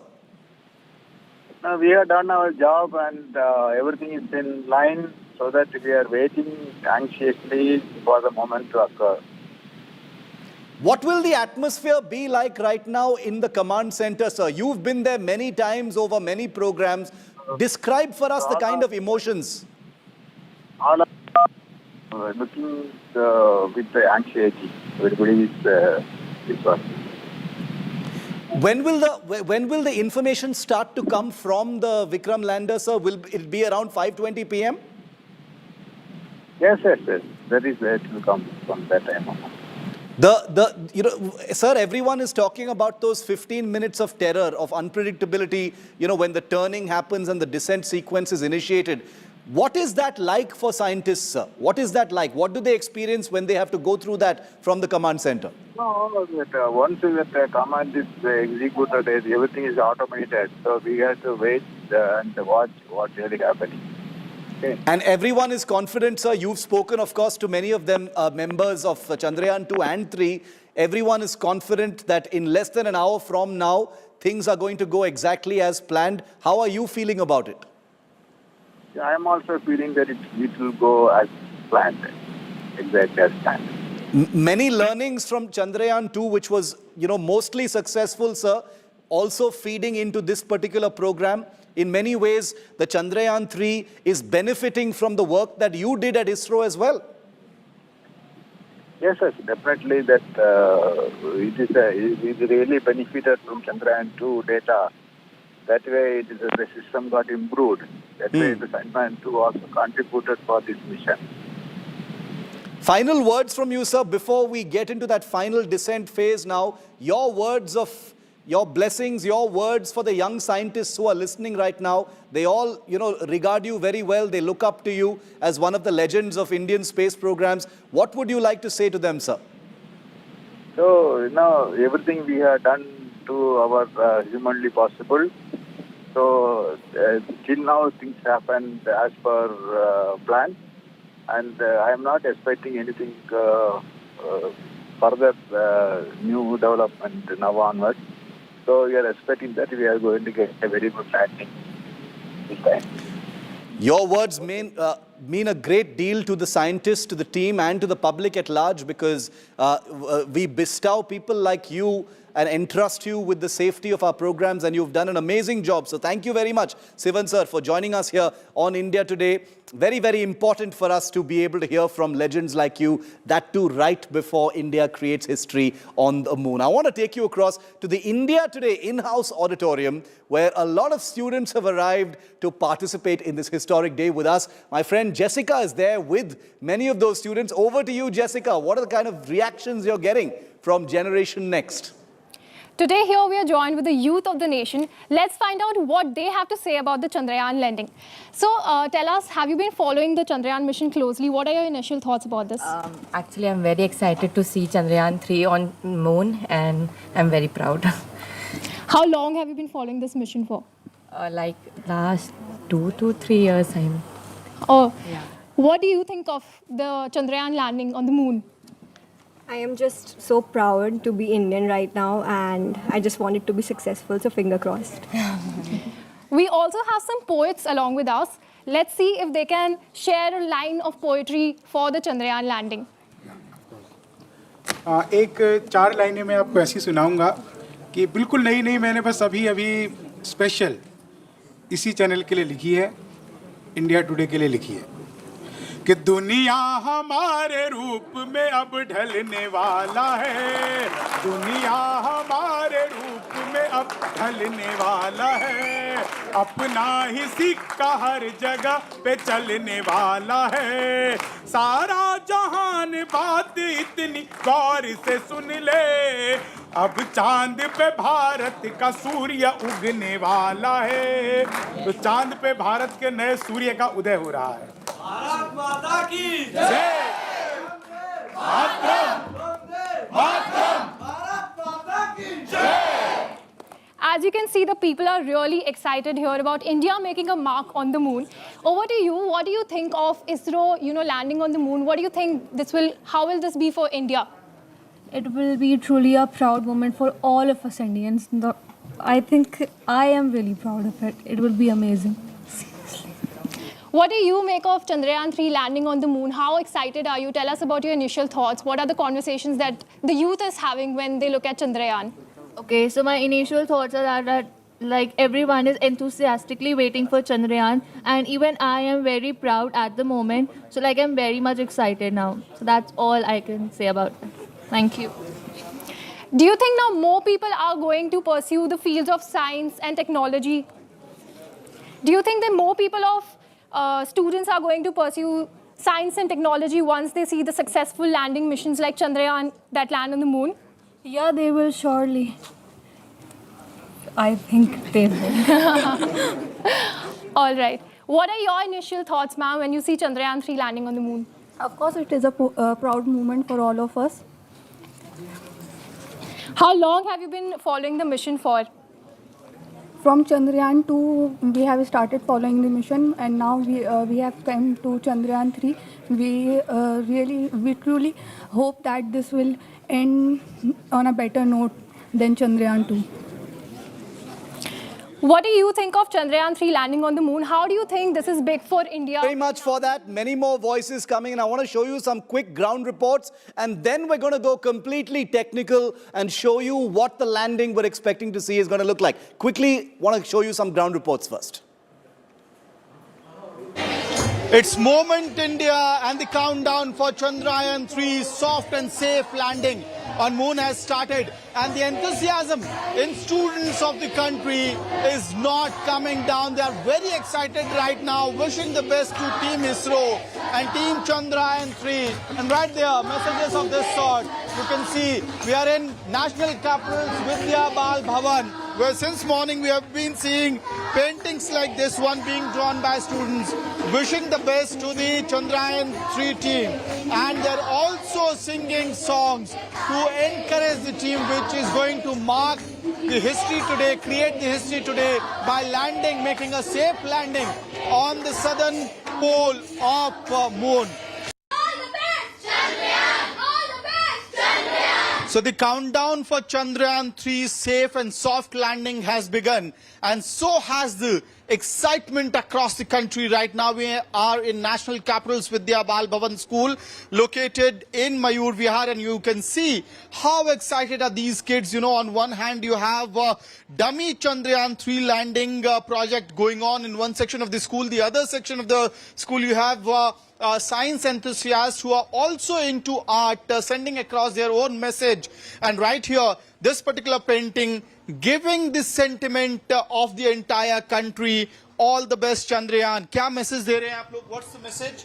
This is giving the message that India is a so proud country that we have launched the Chandrayaan-3, and it's a great moment for our country. And you're also wishing the best for Chandrayaan-3 team and ISRO team today? Yes. Okay, right there. So we'll also show you the visuals out here as to how excited are all these students, you know, young kids, possibly many of them will also become scientists, astronauts, somebody working in the space science. And today, these moments, these different visuals are coming from across the country, from the national capital. A proud moment for all Indians, as well as the Indian diaspora living across the world, and the scientist community, people who are interested in the space science. And we also have young kids who are not only here to draw the prototypes or the models, giving out the message, wishing the best for Team ISRO, but there are also students who are interested in space science. What's your name?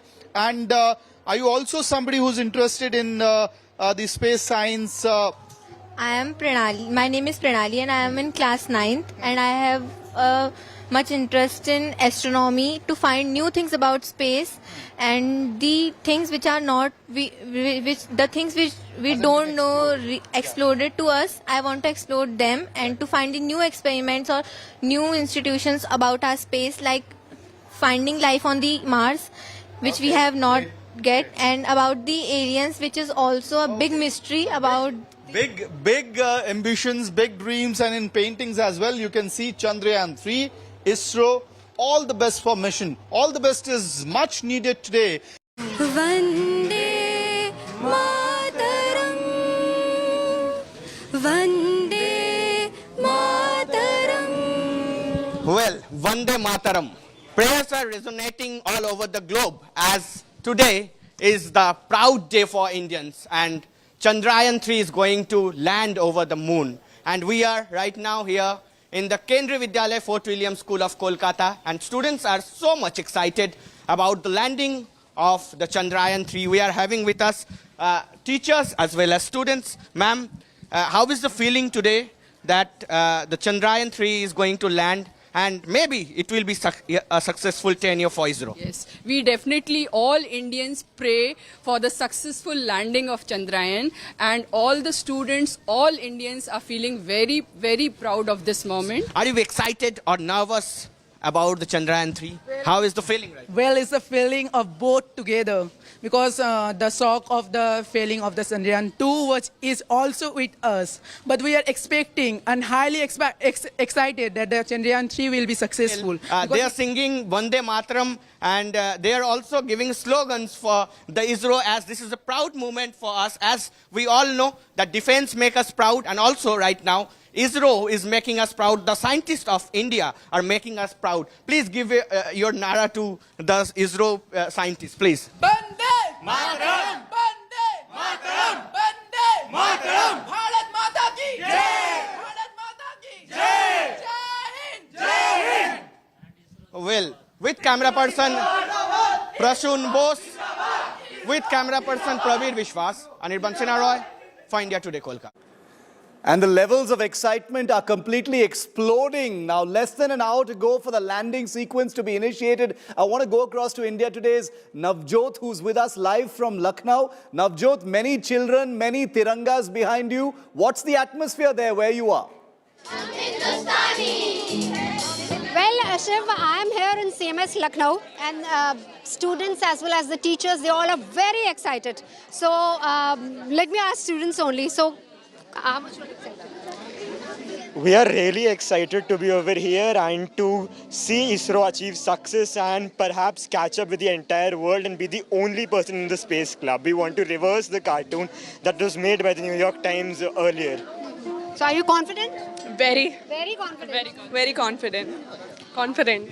Very confident. Very confident. So all are very confident, and you can see the tricolor flags are here. And now let me go to the teachers because here is a band. Sir, छोड़ो कल की बातें. कल की बात पुरानी नए दौर में लिखी है हम मिलकर नई कहानी हम हिंदुस्तानी हम हिंदुस्तानी हम हिंदुस्तानी हम हिंदुस्तानी छोड़ो कल की बात पुरानी नए दौर में लिखी है हम मिलकर नई कहानी हम हिंदुस्तानी हम हिंदुस्तानी हम हिंदुस्तानी हम हिंदुस्तानी आज पुरानी जंजीरों को तोड़ चुके हैं नए जगत से हम नाता जोड़ चुके हैं चांद के घर पे जा पहुंचा है आज जमाना नए जगत से हम भी नाता जोड़ चुके हैं नया दौर है नई उमंग है और है नई कहानी हम हिंदुस्तानी हम हिंदुस्तानी. So here, Shiv, you can see the excitement among the students and the school staff as well. Absolutely beautiful. And, nothing can be more heartfelt, Navjot, than people who are really cheering for their country and their scientists. So lovely to hear those people singing. And thanks for that performance as well, because we're hoping that some of the people in ISRO, their attention is completely fixed now because only a few minutes to go before the final landing sequence actually kicks in. Navjot, we'll come back to you in Lucknow. Let's go to the other end of the country. Milan Sharma is with us live from Ahmedabad. Non-stop viewer, non-stop inputs from across the country. Milan's got students with her as well. Milan, this is, none of this is stage managed. These are students who are coming out for their own love, their own levels of excitement.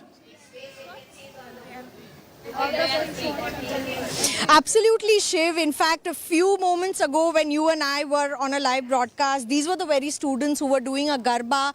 They are sitting here at the Science City, and right now also they're moving for the official screening of the ISRO that's going to begin. And I'm going to ask the students how excited they are. आप लोग अब कुछ ही घंटे रह गए हैं, कुछ ही घंटे भी नहीं, मैं तो कहूँगी 1 घंटे से भी कम में अब लैंडिंग होने वाली है. कैसा फील कर रहे हैं आप लोग?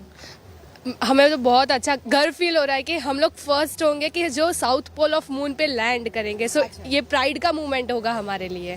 और मतलब आप लोग आज पूरा दिन स्कूल का आप लोग निकाल के यहाँ पे आए हैं, तो क्या मतलब प्राउड तो फील हो ही रहा है सबको. आप लोग कोई मैसेज देना चाहते हैं अपने साइंटिस्ट को? That we are the scholar, we are the student of JNV Gandhinagar, and we came here under the Vigyan Jyotish program. And we will all the give best wishes to our Chandrayaan-3. All right, let's give them best wishes. 3 cheers for Chandrayaan-3! Hip hip hooray! Hip hip hooray! All the best! All the best! All right, so these are children, Shiv, wishing our scientists, our ISRO scientists, our heroes, all the very best for... Milan, I'm coming back to you. Amit Bharadwaj has just sent us the latest from Delhi, from his location. I want to quickly just cut across to that.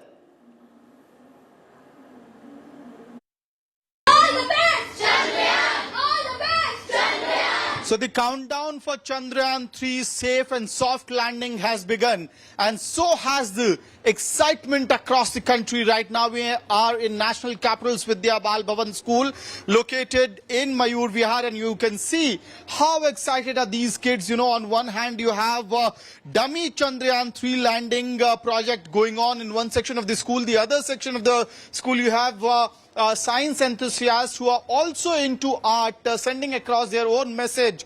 And right here, this particular painting giving the sentiment of the entire country. Now let's assume these are rocket engines, and in a drone they are also engines, but they're kind of electric motor engines. They are propellers which are going to create the propulsion. Propulsion means something to push when you push them. So now I'm going to give you a demonstration. You just hold it like this. So now in a drone, so first I'll just explain you. I just want you to do a close-up. So in a drone, like the four engines. Like the four engines, yes. So we have four engines here. These are electric motors. And for a demonstration purpose, I'm putting this. Yes, absolutely. So now you see how beautifully a drone maintains its vertical balance. So I'm going to take it off, and I'm going to bring it to a certain height. Right. Now if you see, I hope my audio is clear. Now you see how stable this machine is. There are four engines. Now what if I try to push it, and how the system is going to again create an algorithm which will balance it. So like, you see?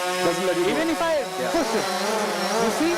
Maintains it. Yeah, it maintains it. It creates a different kind of thrust. Like if I pull it from this side, the motor on this side, on the left side of us, is going to spin faster so that it creates more thrust. Similar thing in the rocket engine. So this is how we are achieving our vertical balance, you see. This is exactly what has to be done. So it's the closest and easiest example which I can present here. So this is a very small engineering compared to what lander. No, but that's a great example because it demonstrates the basic physics of what they're looking at. Except that the circumstances are vastly different. Obviously, the stakes are much higher. Of course. And you know, also the controls. You know, Milind, we haven't been inside the control room obviously yet. Hopefully, we'll go in there a little later.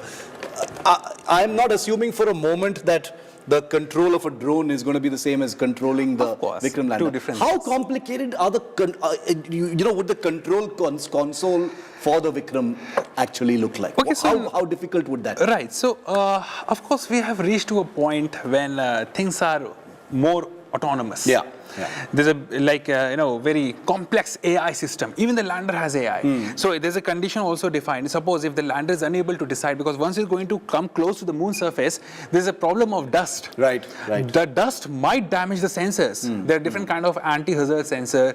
There are kind of different kind of optics, camera sensors. Moon dust gets kicked up. Moon dust might affect the sensors. So in this case, if we are not able to find out is it the right place for a yes or a no, then the lander itself, the AI will trigger in and it will decide the best possible space to land. Fantastic. And that's a beautiful piece of artificial intelligence. Cutting edge. Tech engineering. I think what you've painted for us here, Milind, is an absolutely a marvelous slice of science. Of course. You know, and I think it's very important for our viewers, to me personally, to the channel, that you've used such a simple example to demonstrate the basic fundamentals involved in this. You know, there's no air, there's no atmosphere there, so the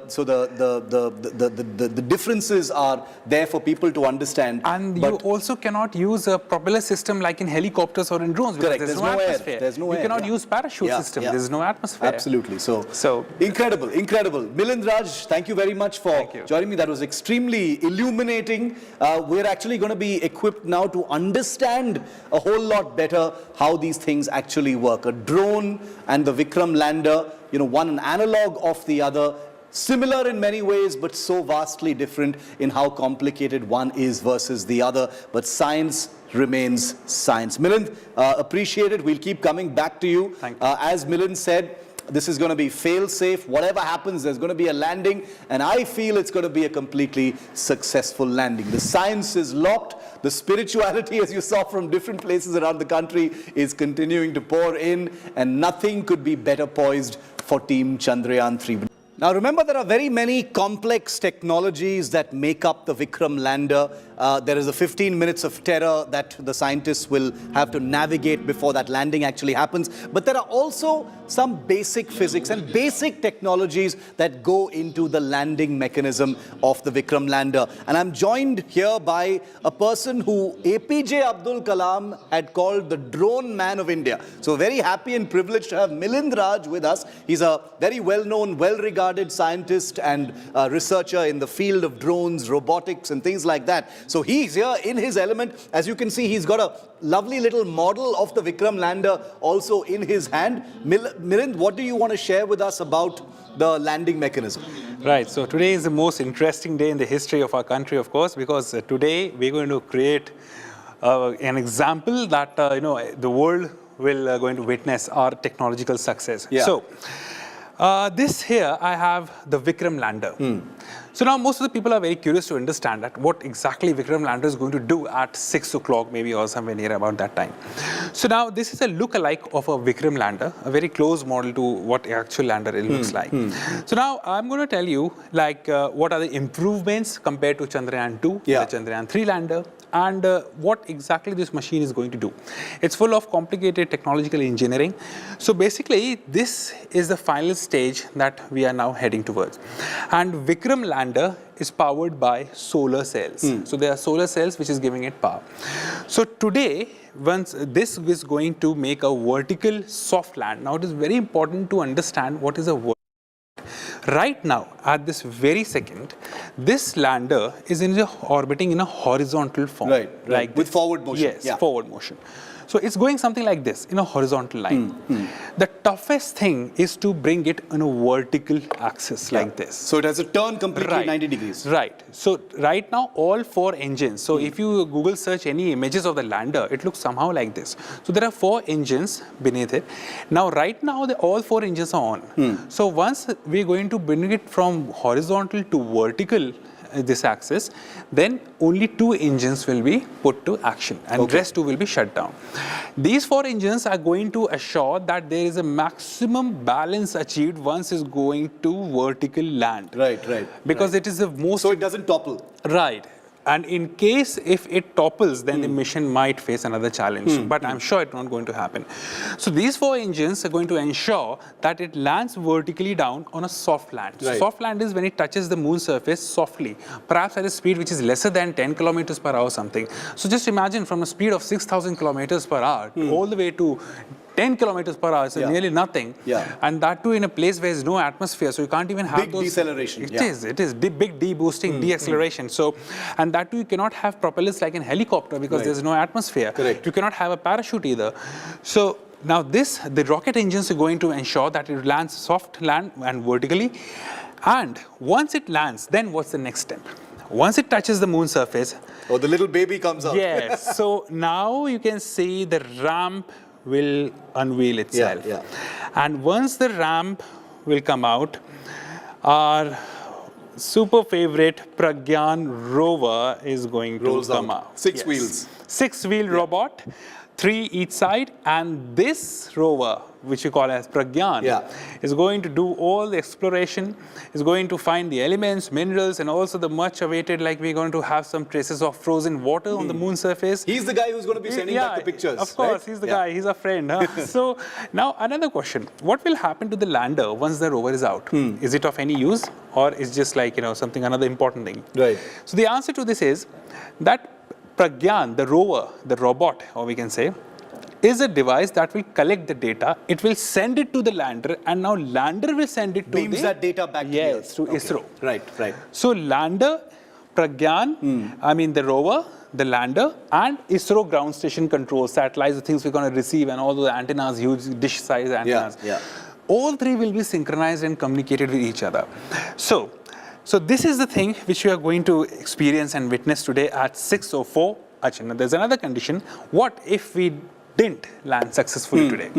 So suppose, first of all, yeah, but ISRO claims that we have the best of the fail-safe technology in it. Right. So even during the worst-case scenario, we'll make a landing, and we're going to make a soft landing because there are certain major improvements. First of all, if you closely look at the lander, the Vikram, you see there are 4 legs here. Yes. These are known as landing gears. Right. LG, landing gears. This time we have better landing gears. Okay. Also, we have better engine. The rocket engines are much of a higher capacity. And these are lessons learned from the last time? From the Chandrayaan-2, correct. So we are very sure that we are not going to fail this time. We will land. And the challenge is there are a lot of cameras installed in the rover. So there are cameras beneath the rover which are going to take the pictures and to the most intended. When does the rover come out after landing? How long after the landing will the rover be deployed? Now it depends. Once the lander touches down, and then we are going to decide that is it now okay to start with the rover mission, or we need to do some more exploration. So it's kind of thing which is in our control. Okay, so the scientists will decide. Right. Okay. So now what next is that one more important thing. Both the rover, the robot or the Pragyan and the Vikram lander are powered by solar energy. Right. So if there is no sun, system will come to a halt. Right. So it has to be charged. Yes. Or it has to work with the sun. Yeah. So we have a time of 14 days because one lunar day on the moon is equal to 14 days on our Earth. So we have plenty amount of time, and we are pretty sure. And the weight of the rover. Yeah. One more thing I would like to mention: the rover is somewhere 26 kg in weight. Okay. The lander is somewhere around 1740 kg in weight. Right. The propulsion module, which has already left now, has been detached, that weighs around somewhere 2,400 kilograms. But at this stage, we have a 26 kg rover and a 1,700 kg lander. Amazing. So this is it, and this is all the beautiful story of the very complicated technological engineering which India is going to witness. You've also brought a drone here, Milind, and we wanted to know what you're going to demonstrate with that, since you are the drone man of India.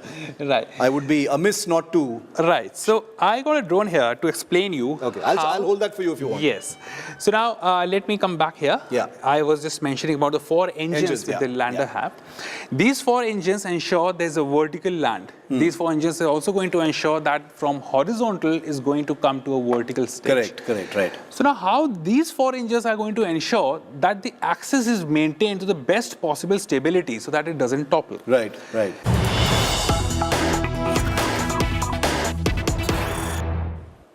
And the breaking news we're getting to you now is just about 20 minutes to go now for India's lunar history.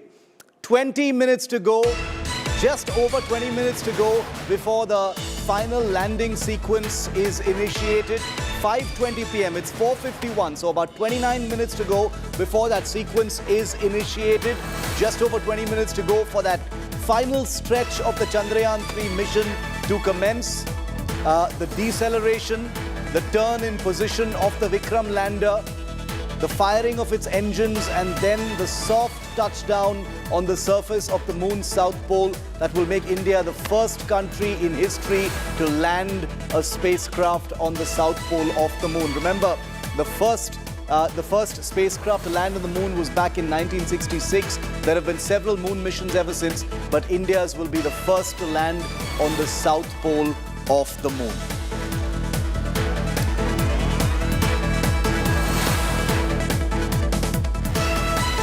So only 28 minutes to go, but let me just quickly show you what that landing sequence is going to look like. 28 minutes to go, and this is how it's actually going to play out. Now remember, the Vikram lander is currently just over 20 kilometers above the moon's surface. The lander is moving at a pretty fast velocity right now above the moon's surface. There will be a controlled slowdown to reduce the speed at this point of time. There will be a controlled slowdown to reduce the speed at this point of time, after which the lander will have a downward movement at about 60 meters per second. That will be its deceleration, once its attitude has changed. The Chandrayaan will then, the Vikram lander will then twist slightly, aligning itself with the landing spot, because that is going to be the final sequence when the entire Vikram lander turns completely vertical, as you can see in this image behind me.